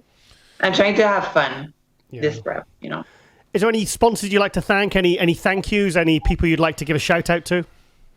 Oh my gosh. All my sponsors that I'm very thankful for. GAT Sports for sure. Pro-Tan, they're awesome. Vanquish, my new sponsor, clothing line. I'm very happy about this new team up. Glam Competition Jewelry, my little suit lady that's from here, Bella Bikini. Will thank again, IFBB for letting me live my dreams every single day. Very grateful for what they do for me and the platform that they give to every athlete to realize their dream. So, yeah, shout out to you guys. A lot of sponsors. That's good to hear. That's great. A lot of good to hear. It's great. Sponsors. It's just I'm just very thankful, Yeah. So how many more years do you think you'll be competing for then? You just started. I know. I want to know. Why would you? No, because there's a reason. There's a reason I'm asking. Okay. I want to do 7 years. You want to do 7 years? Why Yeah, 7? so Why 7 By years? 30, I'm like, let me do something else. Yeah. But 7 years. I think it's 7 years. I think it's fair, Yeah. That's pretty. 5 to 7 years is about the average for a good Yeah. pro. Yeah. Okay. Any final questions? No final questions. We're happy to have you on. We can tell you're very in when I told people you're gonna be on, because I live in Norway and you're very popular amongst the girls there. That's for sure. Get yourself to Norway. So you're. it's like, I'm coming, guys. So you're very popular. You got great personality, good charisma, and we will be rooting for you this Olympia. Yep. And we hope to speak to you again before the Olympia, maybe. Yeah, let's get you to on. do some hyping. Yep. Yes, that would be cool. Thank you, guys, and also thank you to all the fans and all the people that supports me, that text me every day, some awesome words. All the love that I'm receiving right now. I went to the Olympia being absolutely unknown. That's why the dark horse thing. That's where it's from. I was like the underdog, and it's so different right now because every day I receive warm messages and yeah, very thankful, very grateful. What's So your thank What's your Instagram handle? So it's my name, Lauralie, CHAP_IFBB Pro. Any YouTube channels or something like that? You got anything? Channel is on my bio on my Instagram, Okay. so go from there. But it's my full name, Lauralie Chapados. Well, and are you going to beat Angelica at the Olympia? Oh, yeah, are you going to beat? Yeah. What are you going to do against Angelica Yeah, this Olympia? Will come there be an epic bikini battle there? Knock her off at perch. Yeah. You know, like hopefully we battling again this year, like last year. But this time, like, yeah, I'm gonna bring it for sure. Good. Great No, to I'm hear. going. All right, Lauralie. Well, we're rooting for you for the Thank you, Olympia, and Yes. thank you so much for coming on. And it's yeah, it's been fantastic. Really appreciate it. And yeah, all the very, very best for the Olympia. And we'll be there rooting. We'll be there in. We'll have to We'll grab be you for an rooting for you interview. there. We'll We'll see you. see you. We'll have to definitely see you at the Meet the Olympians. We'll grab you for a quick interview. Awesome, guys. Keep going. You're good job. Thank you. Thank you, Lauralie. We'll see you in Las Vegas. Okay. Bye. Take care. Bye Bye. bye. Bye bye. Bye bye. There we go. Ah, there we go. Yeah. Second bikini girl. Closest to the close battle with her and Angelica Teixeira. Yeah. She was. I saw it at the Olympia last year. She was very, very good. But I did prefer Olympia look to her. Oh, thank you guys. Sent us a little. Oh, thank you, Lauralie.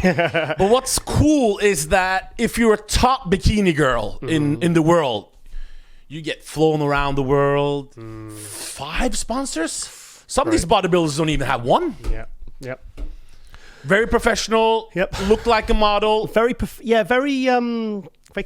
Very classy. Yeah, that's what we like. That's what we like. Yeah, we like that. No, because I remember seeing it at the Olympia last year, and yeah, she was one of the clear front runners, you know. She was. She stood out even from the audience for you who doesn't follow bikini that much. Yeah. She was very good, very good. And like I said, I preferred her Olympia look to her Arnold look. Her Arnold look was a little bit skinny for me, but the Olympia look, if she can bring that back, yeah, I could see her being a contender for the title there. So fantastic. Fantastic bikini Yep. star. Okay, then we'll be right back after the break with our next guest on Global Muscle Radio, and we are out.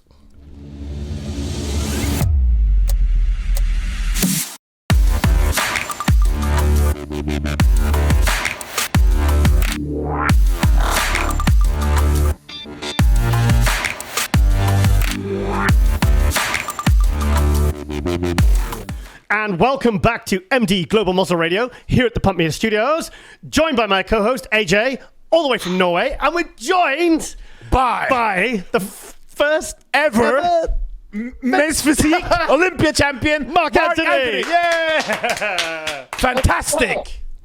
Marc, long time no speak, mate. Thanks for having me on, man. Oh, Hey, I love the top, mate. Love the top. Got to represent for my people. Yes. My good friends at High Tech Pharma. Yep. Love you all. High Tech Farm, also the sponsors yeah. of the show, Marc. So I think it works really nicely to have you on as a high tech athlete. But yeah, really pleased to have you on. Over to you, AJ.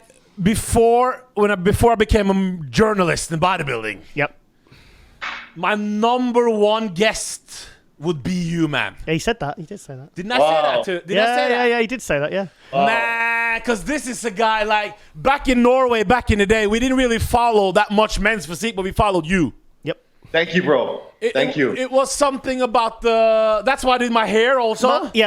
I You know, like the hair. You see the hair? It's because of you and Kawhi Leonard, by the way. Marc, seriously, I- Marc, he's had his hair done especially because you've come on the I show. know. Especially, I mean, it looks great. It took me 6 hours. Wow. Listen, the guy that he pulls it off better than I do. You know, look at this guy. No. No, but Marc Anthony, first ever physique Mr. Olympia. How was men's physique Olympia? How was that experience? Before we go, what's happening now? How was that being the first Let me ever? tell you guys, that was probably the most gratifying experience of my life. You know, it started. This bodybuilding adventure started off as just a passion and a love for me. You know, a young boy admires his father, who was an athlete. My dad was a cyclist, and he was always training. Had my brother and I always involved in the gym. So the gym was introduced to us very early in my life. You know, I was born in the Caribbean, the beautiful islands of Trinidad and Tobago. This is why. Oh, nice. Darren Charles is from there. Yeah, I grew up in Canada. You know, go Raptors, go! Yeah, fantastic with Kawhi Leonard, isn't it? You see? Oh, That's what I talked about. Yeah, I just was a bodybuilding fanatic. My dad had the magazines around, and of course, everyone knows my relationship with Jay Cutler. I turned the page, and there he was. You know what I mean? Jay Cutler, Dorian Yates, Flex Wheeler, Dexter Jackson, all the legends, Milo Sarchev. So I just wanted to look like these incredible characters, and warrioristic figures. So I just started working out with my father and my brother, and this is something that was a feeling for me. It wasn't about aesthetics, because I was not really sure if that could ever happen for real. And I loved the way training made me feel. Started pursuing bodybuilding in Canada, where it was very small at the time. Now it's much larger with the influence of social media. You see all these amazing Canadian stars arising. But the Olympia is something that was, very far-fetched. Like I just did this because I love it, I still do it today because I love it. But the Olympia, I'm a poor guy, immigrant parents, with having a little was a lot to me, and being in the gym was amazing time spent. So, it's I can't explain. When they called my name that day, I was just like, had to thank God and my family and all the people that backed me up. So. But how did you get into men's physique? Because this was a brand new class at the time, wasn't it? What class were you doing before? How did you? Was that your first? Did you go in bodybuilding to men's physique? What happened? Yeah. Tell us more. Yeah. I started competing in bodybuilding in Canada, and I was a middleweight, and I said to myself, I had a sponsor at the time called Ripped Freak, okay? And they were based out of Canada, but they were like really promoting in the U.S., so they had me traveling to different national shows in the U.S., and I was like, wow, this is where bodybuilding really is. This is where I need to be, And at the time, I was rocking the braids. I was a light-skinned guy, different look. So people, they loved the product, and they would, see me, and they were like, okay, well, this guy's different, and he's actually nice. Us Canadian people are nice people. So I said, you know what? I need to make the move to the U.S. I went to see my friend Steve Kuklo compete at the USA's in 2010, and in July in Vegas. And I said, I had traveled to Vegas a lot because I was there. I was in the hospitality business in Canada, nightclub promotions and stuff like that. So I was always traveling to Vegas for different events like that. So I was very familiar with Vegas and had built some great friend relations here. So I said, this is where I'm going. At the time, Ben Pekulski and I were, we hung out a lot. We lived downtown Toronto in the city together. And he went to LA and I came to Vegas, LA was a little bit, I didn't know much people there, and the cost of living was too expensive. So I was competing in bodybuilding. I came here. I was working with George Farah at the time, and he was preparing me for a classic bodybuilding show at the Arnold. Classic bodybuilding, yeah, 2010. Classic was an amateur show back to 2011, was it 2012? Yes, so that was early on. That was in 2011. Yeah, I remember. March 2011. I believe it was the first weekend in March. George prepped me. I said, all I want is a medal or a trophy out of this, because iGenetics is not going to take me to become a bodybuilder or a good bodybuilder or a great bodybuilder. How old were you then? Excuse me? How old were you then? I was 31. Okay. Mm-hmm. Yeah, I don't really want to give away my age, but you know what? Okay. We'll talk about it. We'll put it all on the table. I was 31 at the time. It's 2011. Anyways, I did the classic bodybuilding, but you still wear posing trunks. But it's still height and weight criteria. I placed 5th. I got a medal. I got a trophy. I was very happy, and I was going to go into modeling. Right. Just bodybuilding modeling. Sorry, was that the one that you beat the Italian with the really shredded glutes, Alessandro one? Was that the year? 2011. Classic at the Arnold. I covered it for bodybuilding.com. I don't remember. Alessandro Gassi, the Gaffi or something like that. He was the one with the ridiculously shredded glutes. Because I probably would have photos of you from that event. Yeah, you know what? All I remember is a lot of guys that were from Europe or South America in my class. I was the only guy from North America. Oh, wow. Okay.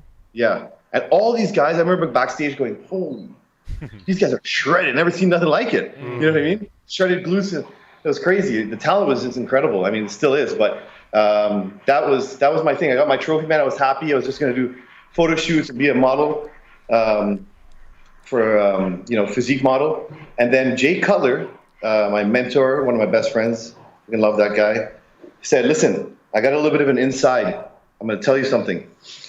There's a category coming out, and it's like a male model thing. You know, you're going to wear board shorts, no posing, just got to have ripped abs, and you're right there. You know, because I think my weight at the time was, this is right after the Arnold. So the first ever men's physique NPC show was in Culver City. It was a muscle contest show hosted by John Lindsay, who now Tamer has taken over for muscle contest. Yeah. It's the first one, and there was a ton of guys, man. Off the rip, it was a ton of guys because this was more appealing to guys who always loved bodybuilding but knew they were never going to be big enough. Mm-hmm. You know, so when Jay told me about this, I'm like, what? I can't pose? What? This is weird, man. But whatever. If Jay Cutler tells me to eat dog shit, I'll ask him how much. You know what I mean? Yeah. So I did it, and I placed 5th, and they told me I was too big. What?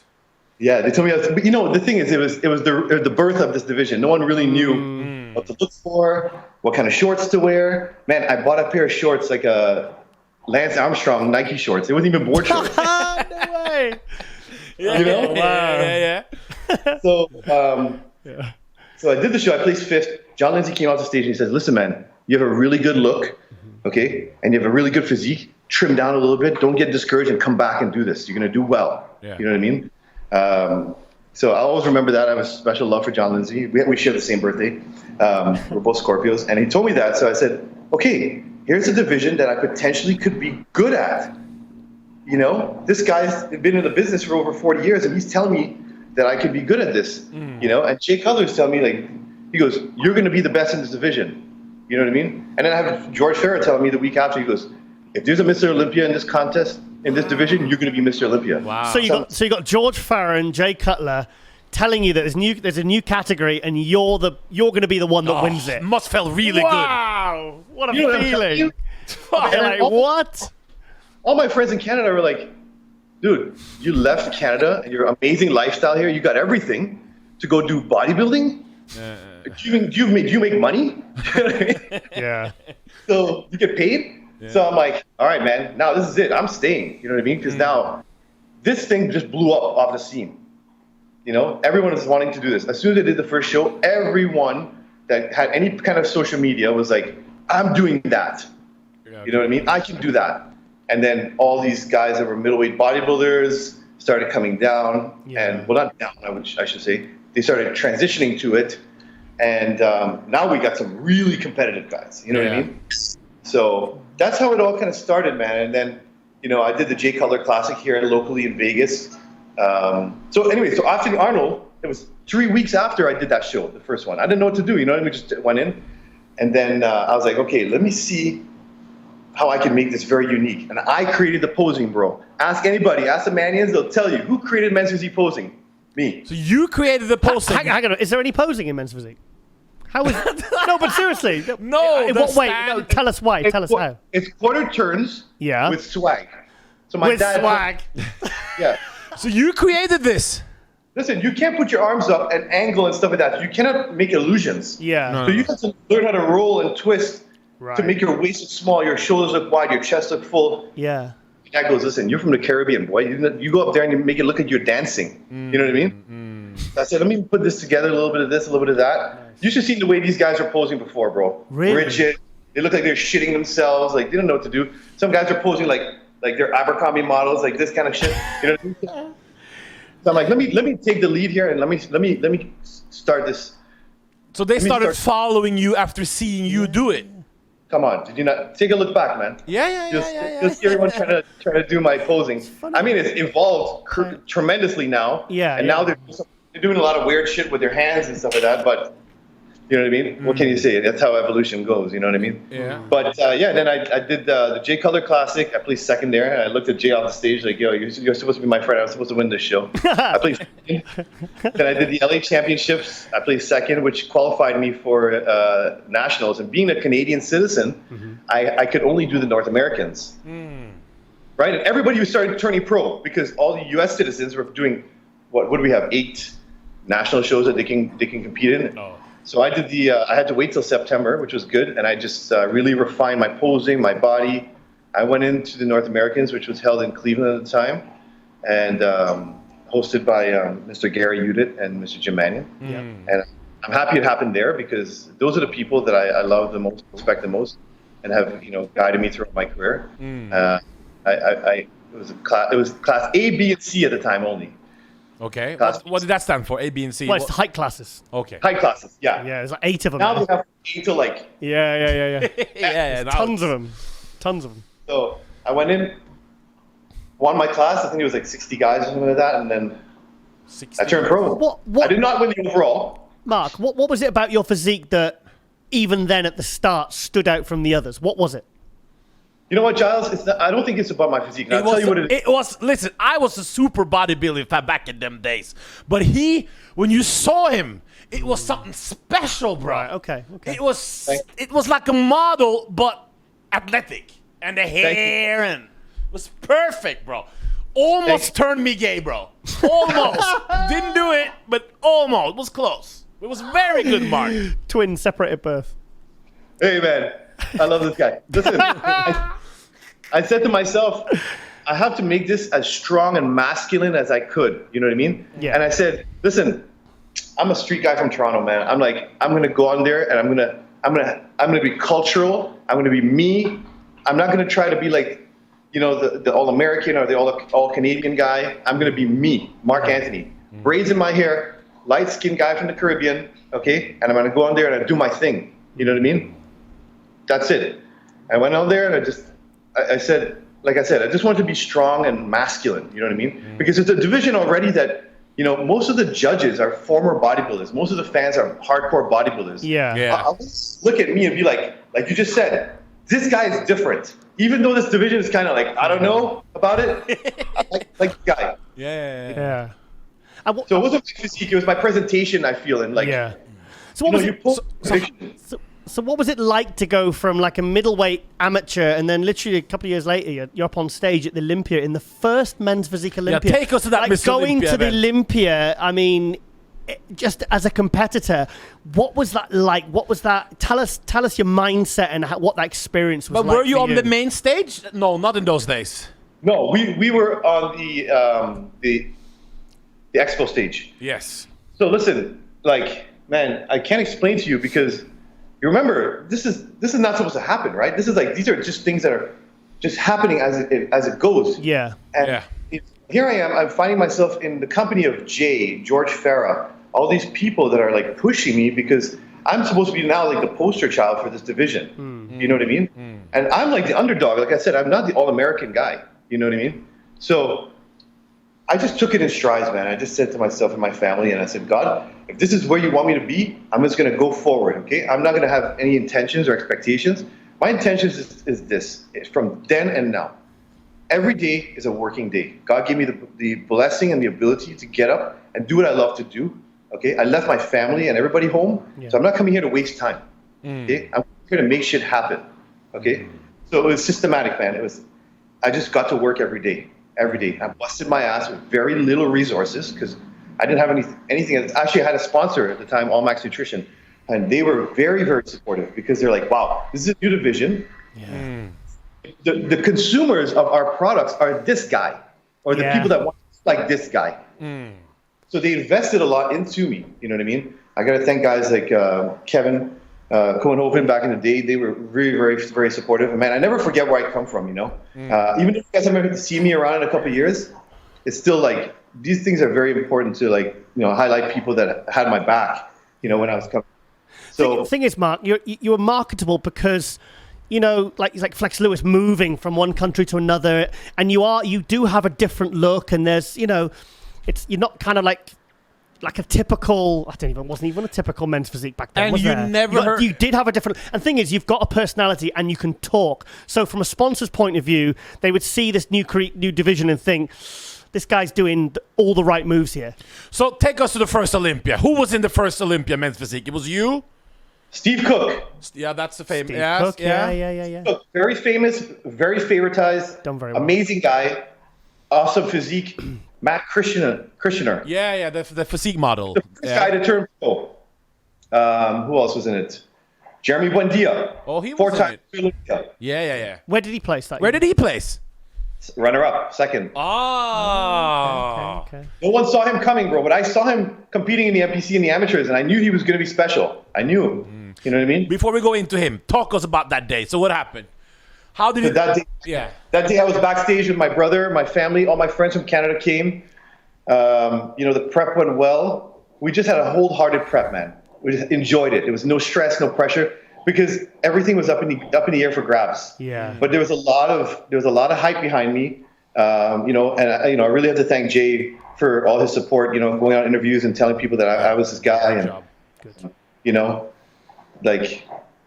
the guy believed in me, and that's the thing. I just needed to feel like someone believed in me, and I had something to work towards for not only for myself but for the people that have my back. So I'm backstage with my brother. We said a prayer. We just said, who would have thought, two island boys from this, just here, like doing this, you know what I mean? The Olympia, man. Yeah. It's crazy. So I went on stage, I did my thing, I had fun, the call-outs went well, and, I rerun that reel all the time, and when they call my name, and I was just like, I can't explain, man, I can't explain. What was the prize money back in those days for winning? It was $10K. Okay. And did your life change when you won that title? Did something change? My life definitely changed. It gave me a new platform, a lot of recognition within the fitness industry, and it gave me a responsibility that I really enjoyed. I really enjoyed the responsibility of encouraging young guys or people that were having issues believing in themselves and thinking that bodybuilding is not a sport for them because they were not going to be big enough, or just people that wanted to take a bad route in life. Like, hey man, I could have gone left or right, and I chose to go right, and here's where it took me. It's perseverance, self-belief, and God. You can do anything you want. Just work hard and believe in yourself. It's easy. It's very cliche when people say that, and it's easy to lose that sometimes. That's kind of we'll get into that, where I found myself at one point. But it's just, man. So after that year, what happened the next year? Next year, see, the thing is this. I wish I would have been more active with social media and YouTube and all these kind of things back then. But you have to understand, back then it wasn't as big as it is now. No, it wasn't. Right? No, it wasn't as important. So, yeah. Was Instagram even around then? Or? No, 2012, 2000, wasn't it? Yeah. Instagram was around, but it was just a digital portfolio. We got ours in January, didn't we? Oral. Yeah, pretty much. 2014, I got mine. 15. Yeah, you weren't really the sponsors weren't really interested. I mean, they wanted you to post, but it wasn't like a big deal, you know what I mean?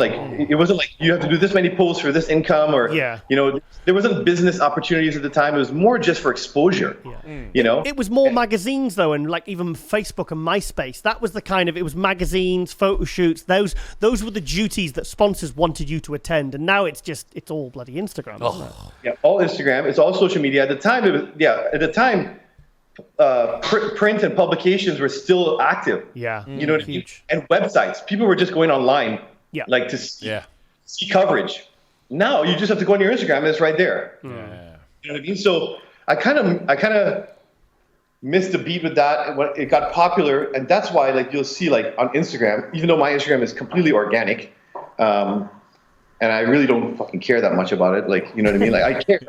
I care, but I'm not like these people that I see that have to stop your dinner to take a picture to look cool, because it's not real, man. Come on. You know what I mean? It's real all the time. You know what I mean?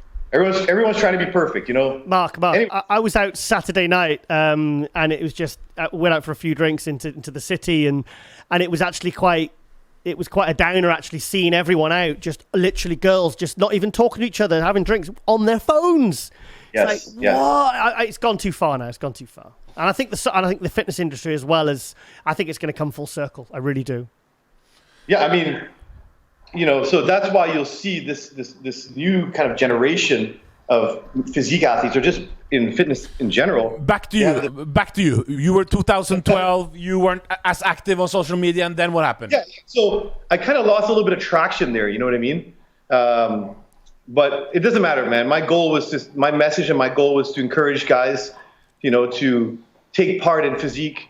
Don't be afraid, get on the NPC stage, compete. I feel like I did a very good job of leading the way into the next, set generation of men's physique athletes. But so now I have to defend my title. Yeah. Okay. 2013 I won. 2014 I'm coming full blast now. Okay, I'm better. I have a little bit of money in my pocket. I got world recognition. The people's champ. Everybody loves a nice guy. And I'm like, you know what? I'm not going to show too much of what I'm doing. Another mistake. Okay, I didn't show much. Of course, my fans and supporters are bodybuilding fans, physique fans. They want to see. Yeah. And I was hiding. Okay, because I wanted to show up like brand new. Boom. I was much more ripped, much better, but not good enough. So I placed sixth. Behind. Yeah, I went from first to sixth. And what happened that year? Were the guys so much improved, or were they so good at social media? I really can't tell you, man. Are you sure? I really can't tell you, because they told me, or not. I was under the impression that my physique and my look is what men's physique was. So all I could do is get better. I just got more ripped. Do you think your physique improved too much? Do you know what I mean? Because sometimes I've seen guys come back bigger and more muscular, and they do place lower. So technically their physique is better. This is why I'm not actually a massive fan of men's physique, because, like you said, you can come back better, place first, come back better the next year, and I've seen guys get fifth and sixth. I've seen it happen. Yeah.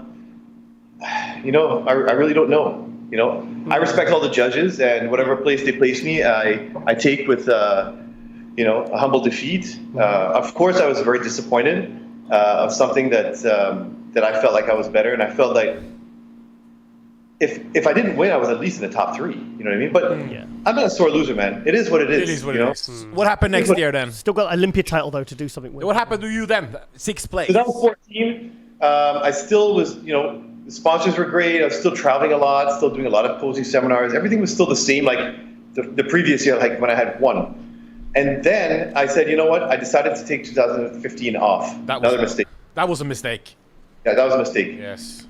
Because as the vision, now the guys are getting a little bit bigger, a little bit rounder, okay? And so was I.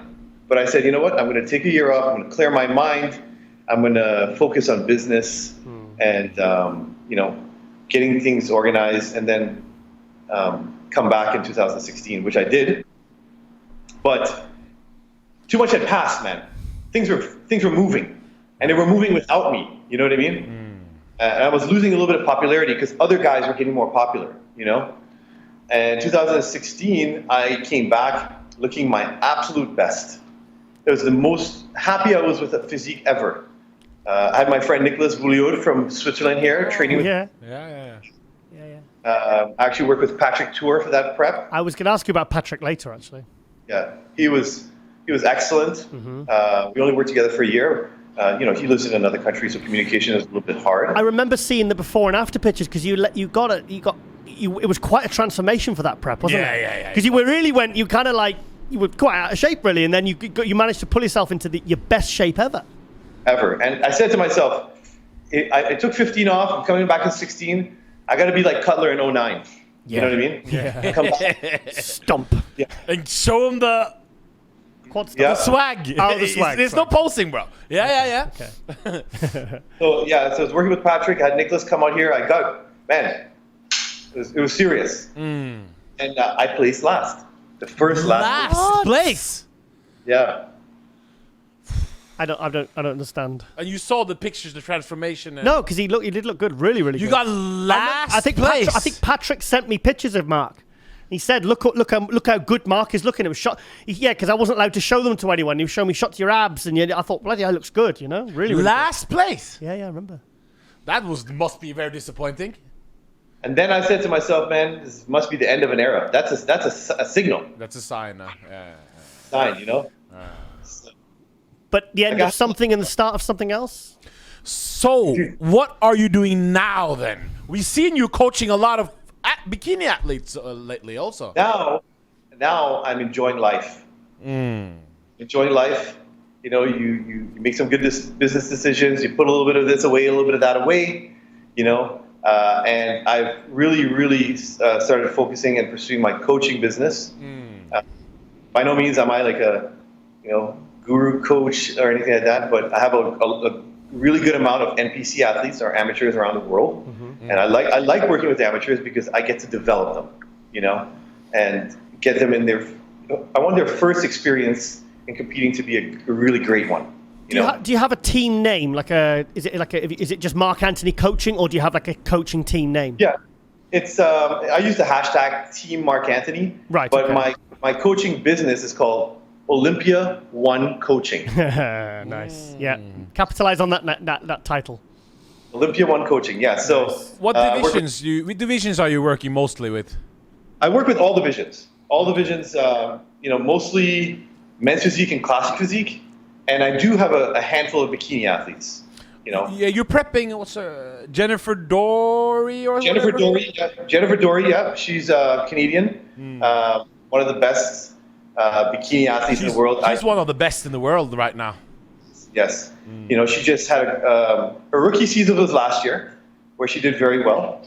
Qualified for the Olympia. She placed 10th in her first Olympia. And this year, we did Columbia. She came in 4th. She did Arnold. She came in 4th. We did New York. She came in 2nd. We did Pittsburgh. She came in 3rd. New York 2nd, and Toronto 2nd. So she has a consistent, you know, consistency in her placing. So we really excited into the Olympia. What would you say are your strengths as a coach? I feel like my strength as a coach is being attentive. Right. I don't take on a ton of people. I make people do an application, and I actually decline on a lot of athletes because I like to work with people who are interested in nutrition, science, training, that aspect. I'm not interested in people that are wanting to say to me, what do I need to do and what I need to take? Yeah. Oh, okay. You know, Yeah. I automatically... Plenty of them. Yeah, and listen, that's 80% of people now because of social media. It's a shame. It's a shame. So I'm attentive. I focus on nutrition. You know, my bikini athletes say, wow, this is a lot of food. And then 3 months down the road, they're like, I'm ripped. And I'm good. Like shit. I said, yeah, because it's all about nutrition. And yeah, just my extensive knowledge of nutrition and you know, timing of supplementation, training, a lot of training that I've learned along the years with my certifications or just from Milos and, you know, former coaches of mine, MI40 with Ben. These are the types of training I like to implement with my clients. Speaking about men's physique, when you started, it was a really small division. Now it's the biggest division in the world. Do you like the progress? Do you like the competitors? Do you like the physiques? Are you proud of it? What's your feelings? Because how do you like the current champion? What's your opinion on what's going on in men's physique today? See, I have to be careful with what I say because this might get controversial. Well, give us some controversial. Make us some. All right, yeah. I told my boy Sebastian Alvarez today. I said I might talk a little shit online. We'll see. If I've ever said anything and it has been controversial, you know, it's always guys crying on Instagram saying, "Oh, Marc Anthony said this, Marc Anthony said that." But when I see them at the show, they're smiling. They got nothing to say. You know what I mean? They probably saw some of my boxing clips on Instagram, and they might get sent for a nap. You know? Anyhow, men's physique, man. I really have to thank Mr. Jim Mannion for introducing this division because it's given me an incredible life, and I'm very proud of what the division has become when it comes to its popularity and the revenue that it's brought to the business. A lot of revenue. Right. And it's also given a lot of guys an opportunity to be competitive, to change their lives on their fitness journeys, and to even compete as a top professional in a world-class championship environment, with the Olympia or the Arnold. Now, men's physique guys act worse than women. That's what you've been saying a lot, but yeah. In what way? So Giles, and that is not a sexist comment by any means. When I say they're more dramatic. Yep. Okay, a lot of drama. lot of talk, shit talking, a lot of beef, a lot of this. We've all seen the press conference at the Olympia, mate. We've seen the drama. Yeah, listen. Oh, that was sad. Yeah, a lot of these guys just have hot mouths, but when it comes down to it, they're all like little pussy cats. Okay. So, and you know, I feel very free and open to say that because no one will ever say nothing to me in public. But I just wish that there was a little bit more professionalism amongst each other. Backstage, guys are like getting into arguments or trying to steal mirrors and stuff like that. Like, it's just petty juvenile behavior that needs to be cleaned up.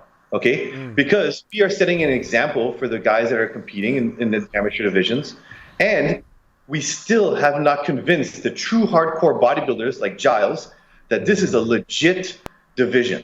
You know what I mean? Yeah. Sorry, go on.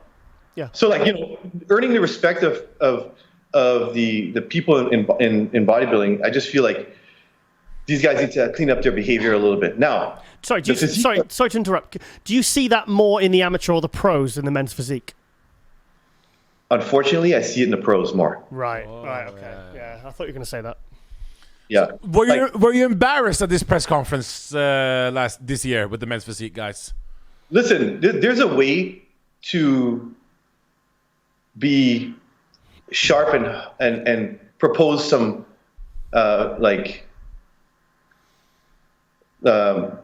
be sharp with your words when you're at a press conference without sounding like, we know what you're saying. Yeah, you know what I'm saying? Yeah. I don't really want to elaborate if you want. Elaborate too much. Because no, you can elaborate. You can elaborate. I mean, you don't have to mention names, but you can say you got your chance to listen. Instead of getting up there and crying, you know what I mean? Yeah. Just say what you need to say with conviction, and bring the noise on stage, man. Yeah. You know what I mean? So it's just a little bit. Sometimes I'm like, oh, did this guy just say that? Bro, you're only winning 20 G's. You know what I mean? Like, relax. It's not like you're winning 400 G's. You know what I mean? Like, you're not like a movie star or something like that. Some of these guys sometimes take it a little too much. They think that they're celebrities and stuff. Like, just be humble, man. Be a normal person. Yeah. If you're competitive, and you're feeling the heat, it's Olympia time. Say what you need to say. Don't take any personal attacks. You know what I mean? And just bring the heat. But the physiques today are phenomenal, man. These guys are like super small waist, wide, conditioned, sharp posing. I think they've kind of like fell off the overall look because I really don't see any handsome guys winning shows. You know what I mean? Like guys that I wouldn't put on a cover. You know what I mean? So right. I feel like the physiques are good, but they're missing a little bit of the allure of the GQ. You know what I mean? Yeah. And a lot of guys need to train their fucking calves, bro. Yeah, I've seen that. They don't judge them. Yeah, calves, I noticed at the Arnold Classic in one year, there was none of them trained their calves. I was one guy which you could see had long, genetically good calves, but none of them trained their calves. Who did you like the best, Jeremy Bondia or Sadiq, when they were battling? Sadiq, bro. Really? You liked him better? Really? Why? Well, listen, Jeremy was pretty dominant, man. He was awesome. He won everything, didn't he? He was awesome. Yeah. He was pretty dominant. Was I a fan of his behaviors and stuff like that? No, but listen, like I said, it's an overall thing, okay? It's an overall thing, okay? Sadiq, bro, is a very well-spoken, respectable New Yorker, hardworking, okay? And he always gets better. Right. Okay. He always gets better. Now, did Jeremy beat him? The year he came in runner-up to Jeremy, I had him winning. Okay. I had him winning, and unfortunately, I think Sadiq got fucked a couple times. You know what I mean? In his men's physique career, but that's the name of the game, and you got to hold your head high as a champion wherever you place. But Jeremy was pretty dominant. I had Sadiq beating him once. I had Ryan Terry beating him once. So who do you think is the best men's physique out there right now? Who do you think's the next guy in line to really? Yes, thank you. Finishing my sentences there. Yeah, who's the next guy? We like Kaiki. We had him. Do you know who Kaiki is? Yeah, he's awesome. We had him on our show. You know him, Oliveira? No. Kaiki's awesome, bro. Yeah. We had him on our show. Yeah. I picked him because he was a G. We're feeling That's why I taky. wanted him on. But anyway. he's good. Nice to Yeah, he's a G. Nice guy. I met his parents in New York, and his mom was very proud. She told me my son is Kaiki, so I was like, oh, I know him. He's a nice guy. And we communicate a little bit on Instagram. You know, these guys. I feel like the guys in South America, Brazil, and Europe, and even Asia and Japan and stuff, they still remember. You know, like I was the first guy. You know, and they still very, very respectful, man. Very respectful. So they should be as well because it's the first. So other than him, who do you like? Even amateurs. Well, I suppose pros. No, not Yeah, amateurs. pros. Yeah, but pros. Man, I really like Ryan Terry, man. Is he your friend, isn't it? Yeah, From Ryan England? Terry. Yeah. He says he's gonna come on the show. I really like. It's tough because there's a lot of guys I like, but I think that the right guy, the best guy to be the Olympia champion, who is he's a G. He speaks well. He's very professional. He's handsome. He puts out the right message on social media, and his physique is incredible. You know what I mean? And he's an international guy. You know what I mean? Like he's in the U.S. He's in UK. I also like another guy who's pretty sick. His name is Fernando Chala. No, I've not heard of this guy. Pull him up, bro. It's Colombia. Okay. Where did he compete last? What placings? Where? He did New York. I think he came in second. Okay. He did Pittsburgh. I think he came in third. Yeah, he came in. He did Colombia, and he came in second to Raymond. I thought he should have beat Raymond. It seems like they're pushing Raymond to win. The tall guy, Raymond Edmonds, isn't it? Tall guy. Yeah. Tall guy. Big back. He's very nice too. Very professional. Nice physique. Very unique. He's very long. You know what I mean? So listen, men's physique is apples and oranges, man. It depends on what the judges like that day. You know. And what is the name of that guy who's who do you like the best? Hicks, what's it? The winner? Hendrickson, and that what's the Jerome? Lucky Libre. Jerome. What's his name? Real name? Not Jerome. Andre Ferguson. Andre Ferguson and Hicks. Who do you like the? And Brandon Hendrickson. Yeah, and Ferguson. Who do you like best? How do I know the names and you don't? I only follow Marc Anthony, bro. I don't. I also like Jeremy Bondia though, because I like the aggression. Yeah. I like. I forgot to mention as well. Brandon Hendrickson. I love Brandon Hendrickson. I think he's awesome, man. Another guy who just got better every year and adapted to what was going to make him win. You know what I mean? He, I believe he was third in 2000 and he's big. In 2017, and then he won in 18. He's big. He changed his posing, made his waist look nice and small, started angling more. Yeah. You know what I mean? And he came on there with a little bit more welcoming presence. You know what I mean? It's still aggressive, but smooth. You know what I mean? He was smooth. Listen, women are looking at this too now. You got to be sexy, man. Okay? I know it sounds weird, but you got to be sexy. You can't come up there being all like, "Oh, I'm gonna kill everyone." You're wearing board shorts. You're not killing nobody. You know what I mean? So, do you worry about as a men's? Do you think a lot about your hair and your appearance? So, same with the training? Is that's something you guys think about, or is that comes naturally? I thought about it, but a lot of these guys don't. All these guys just shave their head. Oh, yeah. You know what I mean? I think about it. I think you gotta look handsome. You gotta look pretty. You know, and. So, before we wrap it up, how long have you been with High Tech Pharmaceuticals? Going on 2 years with High Tech Pharmaceuticals. 2 years. Almost 2 years, yeah. Okay. 2 years. The owner of this company is brilliant. You know, he has several brands. Jared. I represent all the brands. So I use, various different, like I'm drinking like Phytoform right now from Prime Nutrition. Nice. It's a greens and fruits drink. I use the Precision Whey hydrolyzed isolate, Mesomorph by APS. So all these different brands are an umbrella. Ultimate Orange? Ultimate Orange, I like Ultimate Orange. Oh, I got very happy memories of that stuff. Yes. Insane. That was the first pre, Oh. I remember the first time I had it, I was 19 years old. I remember taking it, and I asked for a carb drink. He goes, I've got none in the fridge. He said, just take this. And I took this. I went, what, for that? And then I went, and he says, no, good training. He said, go and sit down for 20 minutes and then go and train. Then do it, yeah. And I went, and do you know what? I can even remember the weights I lifted at 19 years old. I came out and I went, I've never experienced anything like that before. That was the craziest workout of my life. And I didn't sleep. Awesome. I didn't sleep for 2 days. Two last Great, things. it's great. Will you compete again? Because we remember you switched to classic and everything. Is there any chance to see you on stage again? So here's the thing. I said to myself, I want to do classic physique, man. Before I retire from the stage, Yeah. my dad always told me the same way in life, in relationships and whatever, the same way you enter is the same way you leave, you know?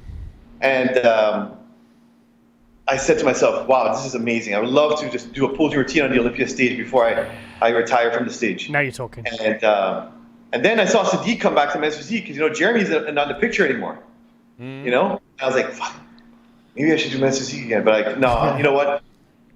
I'm entertaining the idea of making a comeback. Wow. Okay. In what class? Classic. If I do make a comeback, it will be classic physique. So the big question is, if you want to come back from a men's physique to classic, what are your legs like? That's the big question of whether you'll do any good. Come on. I don't want to say anything, but Come on. What are the legs like? If your legs are good, then by all means, do it. And I do post them sometimes. okay. I don't know if AJ's have seen any. Yes, I've seen it. What are these legs like, AJ? They can get better, but they're not bad. Okay. So Yeah, the hamstrings and the glutes definitely need to be more developed. Yeah. And that's why I've been taking this amount of time. The Yeah. quads are okay. Yeah, they are.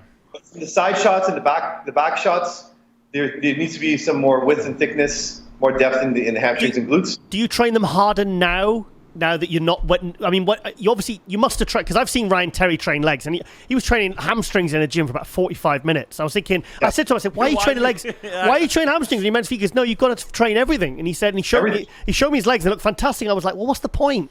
And he said, no, you've got to. And he said, but if I ever competed outside of men's physique, he said, obviously I would train them even harder.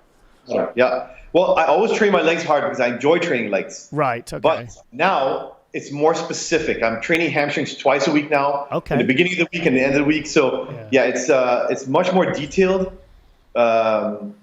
much more intense. But granted, you have to understand, now I'm eating more food. Yeah. I'm eating much more food now to drive and fuel a different look. Yeah. Right? So there's going to be a little bit more growth. And I'm not going to go on stage unless I know I'm ready. And whether I place first or last, it'll be a win for me. You know what I mean? There's a lot of people that are trying to discourage me from doing it because they're like, well, if you go on stage and you don't do well, it's going to, make you look bad. Do you know what? This is what we said to Phil Heath. It's like, even say if you never compete again, you'll always be an Olympia champion. That's the one thing that no one can ever take away. Whether you compete again or you don't, or you do well or you don't, it doesn't matter because you will always be an Olympia champion, and that separates you from all those other men's physique, all those other guys, all those other competitors, and also not only that, you were the first. And Thank you. also, I have an idea before you go. Since we're doing the Phil Heath Global Tours, can you imagine a Marc Anthony teaching the guys how to pose tour? That could be right. That could make some money, bro. Listen to me. AJ and I have talked. Sorry, go ahead, Chaz. No, carry on. Sorry. AJ and I have, kind of like talked about some things, and we just verbally discussed some things. But this is whatever you're part of, man. I want to be part of. Anything that you want me to do for you guys, I'm there. Okay. I really appreciate your support, and now I know more about how you feel about me. I'm very grateful. Thank you. These are things that are very important to me. So I would love to be part of something like that.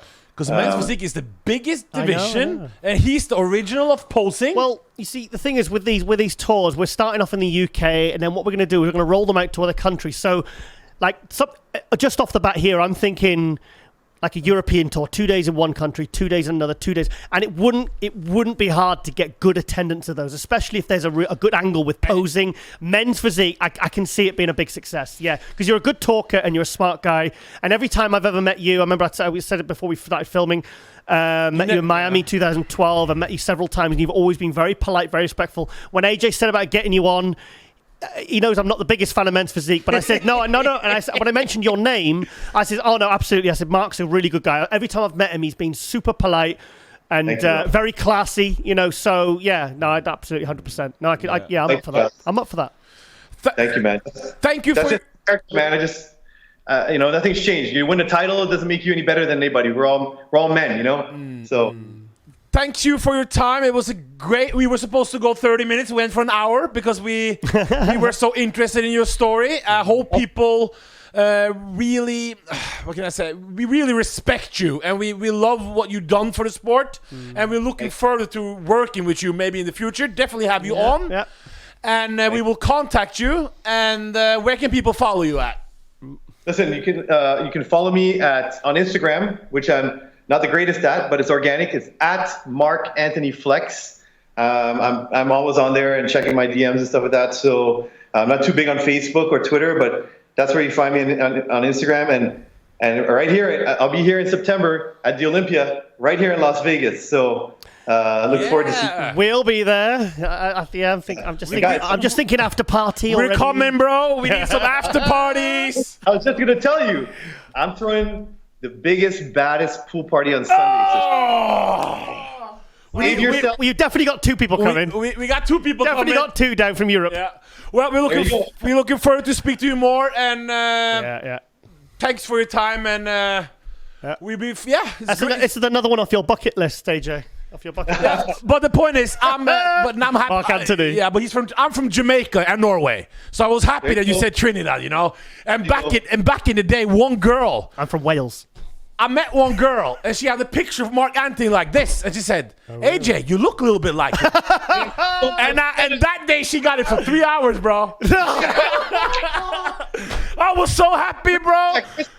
3 hours. Seriously, she said, I was like, man. No, but it's been a pleasure talking to you, and we will see more from you in the future. That's for sure. Yeah, pleasure is mine, guys. Yeah, listen, I'll keep you posted on what's going on. Just started working with a new nutritionist.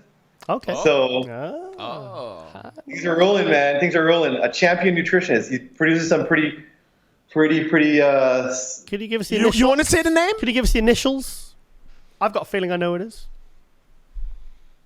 We'll keep it a little mystery. Okay. Tell AJ in a DM one day when you're allowed to release the news. I will.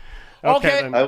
All right, then, Thanks for your time. Marc, thank you so much for coming on, and really looking forward to seeing you at the Olympia, mate. Yeah. And we're definitely coming to that after party. Listen, I got a cabana. It's going to be full of everything you want.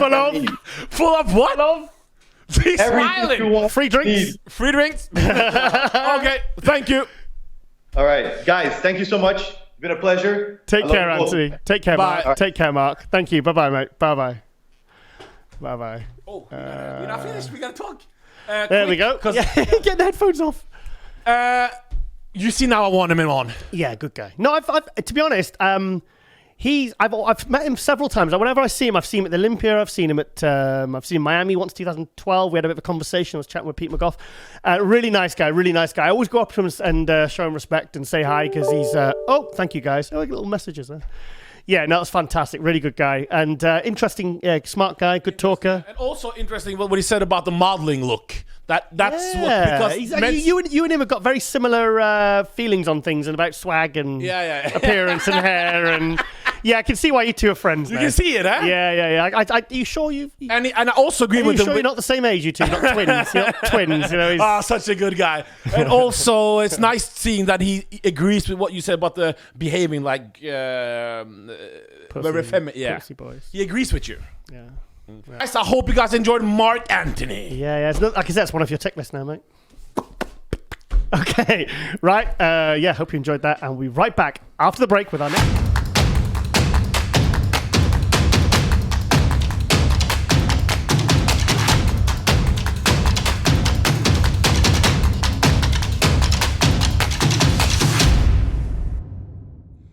And welcome back to MD Globe Muscle Radio. AJ, it's our shout-out time to finish off the show. Who's your first shout-out? Over to you. My first shout-out is Rome to... Where is it?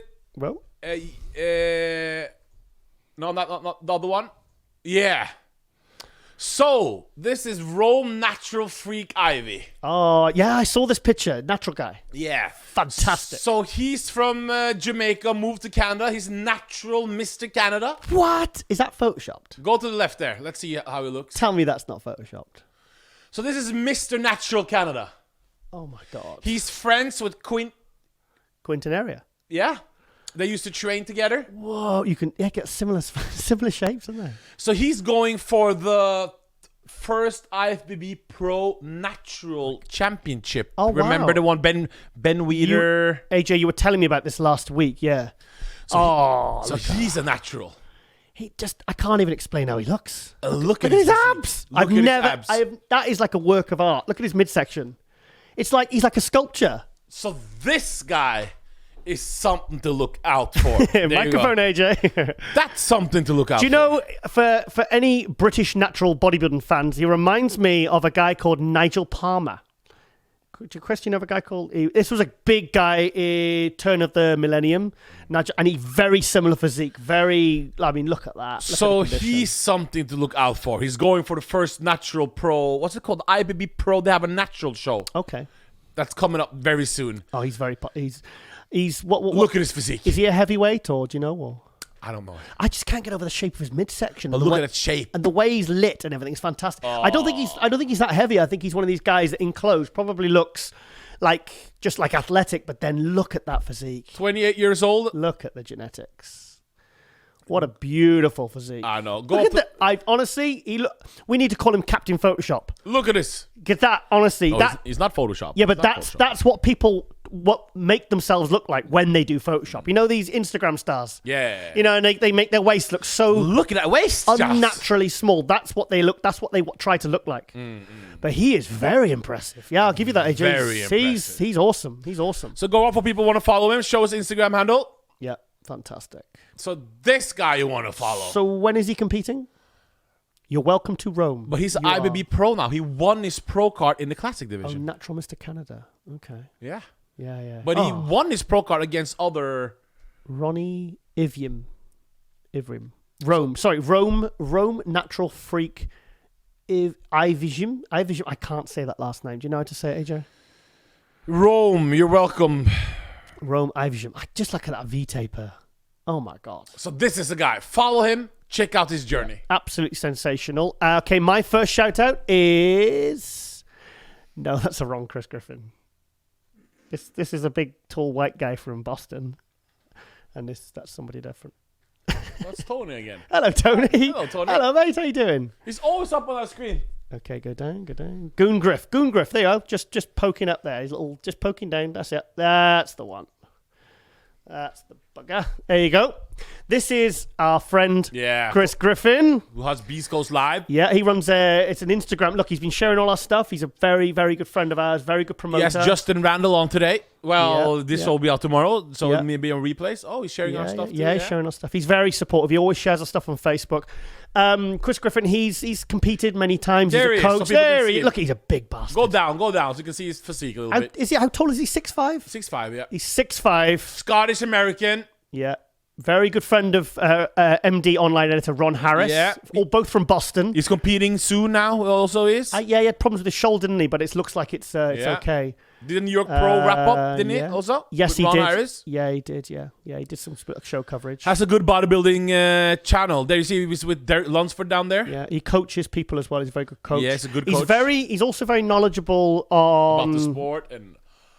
diet, everything, training... gear, everything. He knows about everything. He knows all about the aspect. He's very, very scientific. And also, I want to say, last year, I went through a bit of a tough time. And from June till October. And I will say now, he checked on me, I think, pretty much every single day. Every morning. And the thing is, he was messaging me at 9 o'clock in the morning. And you're talking like that's 4 a.m. in America on the East Coast. That's 4 a.m. And he checked on me every single day, and I'll never forget that. So I appreciate that, mate. I really do. It means a lot. He's Badass. He looks like a total psychopath, but he's but he's not. No. He kind of is in some ways, but he's got a huge heart. He's got a huge heart. Yeah. He's a very caring guy, very thoughtful. That's what I like. He's very kind. Yeah. And he's got a big heart, AJ, like you say. And loves the sport. Always promotes the sport. Yeah. He's a real eccentric character that the sport is better for having. And I'd like who's that handsome guy? Giles Tiger Thomas. He's pretty handsome, isn't he? Don't look better with a tan. What? You're not feeling this British humour, are you? No. Yeah, okay. Yeah, so I just want to give Chris a big shout out there. Every Monday, Beast Coast Live. Yeah. He's interviewing the people. Go on Instagram Live. Yeah. And yeah, just a really, really good guy. And like I said, the sport needs more people like this. And I'd like to see him get more involved. He did a bit of. He said he was a bit overwhelmed with some of the. He didn't realize how hard it was to cover events at the New York Pro. But I'd like to see him do more, get more practice. I hope he's going to be at the Olympia this year to join us because I'd love to get him involved in some wrap ups because Goon is one of my favorite people in the industry, and I consider him. I'm proud to call him a friend. So yeah, Great guy. yeah, great guy, genuine, lot of love for this guy. AJ, over to you for your next shout My out. last shout out is one of the best men's physique guys in Norway, actually. Okay, He trains in my gym. It's called Hede. He's is that his name? His first name or last name? that's his Hede. That's his name. Oh, okay. Yeah. So he just got signed with Nocco. Oh, nice. You know that's a big. the energy drink. Yeah. Who does he remind you of? Go one of the pictures. Let's have a look. Go there. Slow Press down, that AJ. one. Slow down, Chris. Great physique, yeah. Yeah. Is he classic? He's our best He's our best, maybe the best, or if at least top 3 best Classic. men's physique. Oh, Yeah, men's about it. physique. Oh, he's got good legs, isn't he? Oh, you thought he was a classic? He looks good. Yeah, because he's got legs and he's in very, very, very good condition. Yeah, very good condition. Great abs, great chest. If I tell you something, he's 8-time karate champion too. Oh, really? So who does he remind you of? I know exactly Go down, what go down. Van Damme. I knew it. Yes, I knew. No, seriously. I could see it in your eyes. Let's press that one. Yeah. Look at it. Look at the marketable look. He's like a young Van Damme, isn't he? That's what I call him. Jean-Claude Van Damme. And of course, because of Norway. the old karate thing as well. So he's a great athlete we have at Harald's gym. Maybe he could star in the new Bloodsport remake. Bloodsport. So he preps a lot of people in Norway in men's physique. And he trains at your gym. He trains at my gym. Oh, Harold's gym. Cool. So he's got a really marketable look. Looks a bit like Arnold there, a little bit. Like Where in the middle? Tiny bit like Arnold's. A bit like Wesley Vistas, maybe. Bit Arnold. Wesley Wizards a little bit. Yeah, there's a bit of touch of a few people there. So he's one of the top men's physique, definitely pros. we have in How old Norway. is he? He's 26. Yeah, he's marketable. Yeah. Yeah, so he's very marketable. Yeah. I always tell him, He's got swag, like Marc Anthony said. go to America and conquer the world. Yeah. Yeah, why not? So follow Hede, yeah. and he's also preps men's physique guys. Right, okay. So if you want to be prepped by Hede, go to his Instagram. Have you ever trained account. with him? Have you ever trained with him? We train in the gym at the same, but he always trains with his men's physique guys. Right, okay. So I train with other guys, but he's a strong guy in the gym as well. Cool. Yeah, cool. Nice physique. So check this guy out. Yeah. Okay, now our final shout out is Faye Simone, also named as Faye Ellis, I think. Yeah, Faye Simone Ellis. Oh, yeah. This was someone, do you know what? This is a girl. This was a few years ago. It was when my partner Rosie was competing. And she came along, and I remember she competed at the UKBFF Northwest. And Rosie was concerned because we were like, whoa, this girl, she's got a similar shape, great physique. And yeah, she competes in women's physique. Very, very nice physique. She just won a contest on the Look at weekend. that picture left there. Oh, look at that. Well, she competed on the weekend. She won the... She won, yeah. What show was it? It was an independent show. Luke Sando guest posed. Yeah. Was it Barbarian Classic? I think it would have been probably in Birmingham because the promoter, Sam, he's from Birmingham, so I'm assuming... She had a the show- great routine. I saw half of the routine. Yeah. And also, she's also the promoter of one of the final night, Yeah. I believe. Hang on, let me just get the date. Yeah, she's because she's the It's manager. there on our Instagram. Yep, she's the manager of Muscle Factory. Factory Swinton. Let me finish. It says right on our Instagram. AJ, I've got it. Tuesday, the 16th of July, Muscle Factory Swinton. She was the one who booked Phil for our final night on our UK tour. Oh. So, yeah, big shout out there to Faye. And, yeah, look, she's really looking forward to seeing all of us as well. She's looking forward to seeing you, AJ. Good. We were looking forward to see her as well. Yeah, she's a great girl. Fantastic physique. Do you remember when she did the March 2 Go Bros to the last year, middle. the amateur? Middle one, because you're posting a little Oh, bit. nice. Look at that. There, that one. Press that one. So that's from her first routine. She's a good poser. Look. She's a good poser. Yeah. Do you know what I'd like to see? I'd love to see. She knows how to move the crowd. AJ, she's doing another show. I'd love to see a little bit more condition in her legs. Because she's got, look at that beautiful shape. See, that's women's physique shape to me, but I just want to see her touch more condition. I think if she nails that lower body conditioning, gets a bit more separation. What federation does she I think compete she could turn pro. What does she compete in? Which federation? Women's physique. Well, she's done two bros. Before it was UKBFF. I like that shot there with the shades on. That's cool. We got some guns. Yeah, she's done PCA. She's done. Oh, that's an amazing picture. That I know. Look at her forearms. She's got bigger forearms than Branch Warren. He's not known for his forearms. Yeah, no, fantastic. Do you like her hair? It's cool, isn't it? Cool girl. Yeah, it's very cool. That's where Luke Sandow there, yeah. And we're really looking forward to seeing her at a seminar. So she's hosting. So you see the axe she got for winning the show. Yeah. It's cool, isn't it? She looks great. Yeah, cool. Very, she likes her dogs too. So yeah. So looking forward to seeing her. And I think that is all our shout-outs. And that is it for episode 25 of Glow Muscle Radio. AJ, have you had a good time today? Enjoyed yourself? Fantastic. You always enjoy yourself. Fantastic. Yeah. So, yes. So thank you for watching this episode. I hope you enjoyed it. We've went a bit crazy with the guests. We're always trying. Face me, AJ. Thanks to Aaron Spartanburg, Brandon Currie, Abdullah, Marc Anthony, Ian Constable, Lauralie Chapados. 5 guests. 5 guests. We could have had 6, you know. Yeah, but he didn't show up, so. Yeah, I know he didn't show up. His So. Yes, loss. Definitely not ours. Yeah, so like I said, we're always trying to tweak the format. Do you think we should ever go back to one where we just have one guest, but we talk for like 2.5 hours? No, you don't? No. It's just something I was listening to on Joe Rogan coming in, and he was saying about the long format episodes, because the longest one we ever did was Flex Lewis. Remember the pigeon talk? Yeah. Pigeon talk? It was a good one, though. It was very good. Very good. But sometimes, do you think we get... Only thing we can do that with was Vince Taylor. He's the only one that can keep us... Get your shades on, they're not straight. He's the only one that can keep us focused for 3 hours. Vince could probably go for 4 hours and not even break a sweat. He has a Coca-Cola with him. Oh, he's awesome, isn't he? Awesome. Yeah, episode 20. Yeah, 25. We're a quarter century old, AJ. Wow. Do you remember when you were 25? Not too long ago. Really. Yeah, okay, whatever. Say like it's 50 years ago. Okay, I want to give another shout out, obviously, to all the tour dates, especially because Chris is sat right opposite me and he's staring at me and he's giving me evils and he's saying promote. So we're kicking off the tour, our very first Global Muscle Radio tour. AJ, a few weeks ago, this was just an idea. And now it's... And do you know what he said to me? He went, Giles, bro, one thing. I says, what? What now? And he went, why didn't you think of this before? Why did we think of this before? And it's like, yeah, sometimes the best ideas are the most obvious ones. It's going to be a good one. It's going to be good. So please come and support. Come to this one. Come to all of them. If you're in, check out the tour poster on our Instagram. And please make sure you can make it to one. You're all welcome. We'd love to see you. And we're going to have a great time. We're having barbecues. We're having food.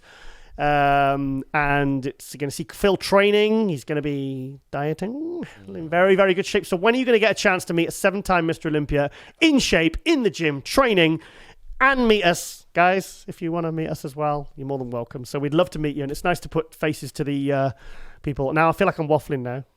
So you're actually falling asleep, AJ. Okay, right. Chris is starting to chew his arm off there because I think he's hungry.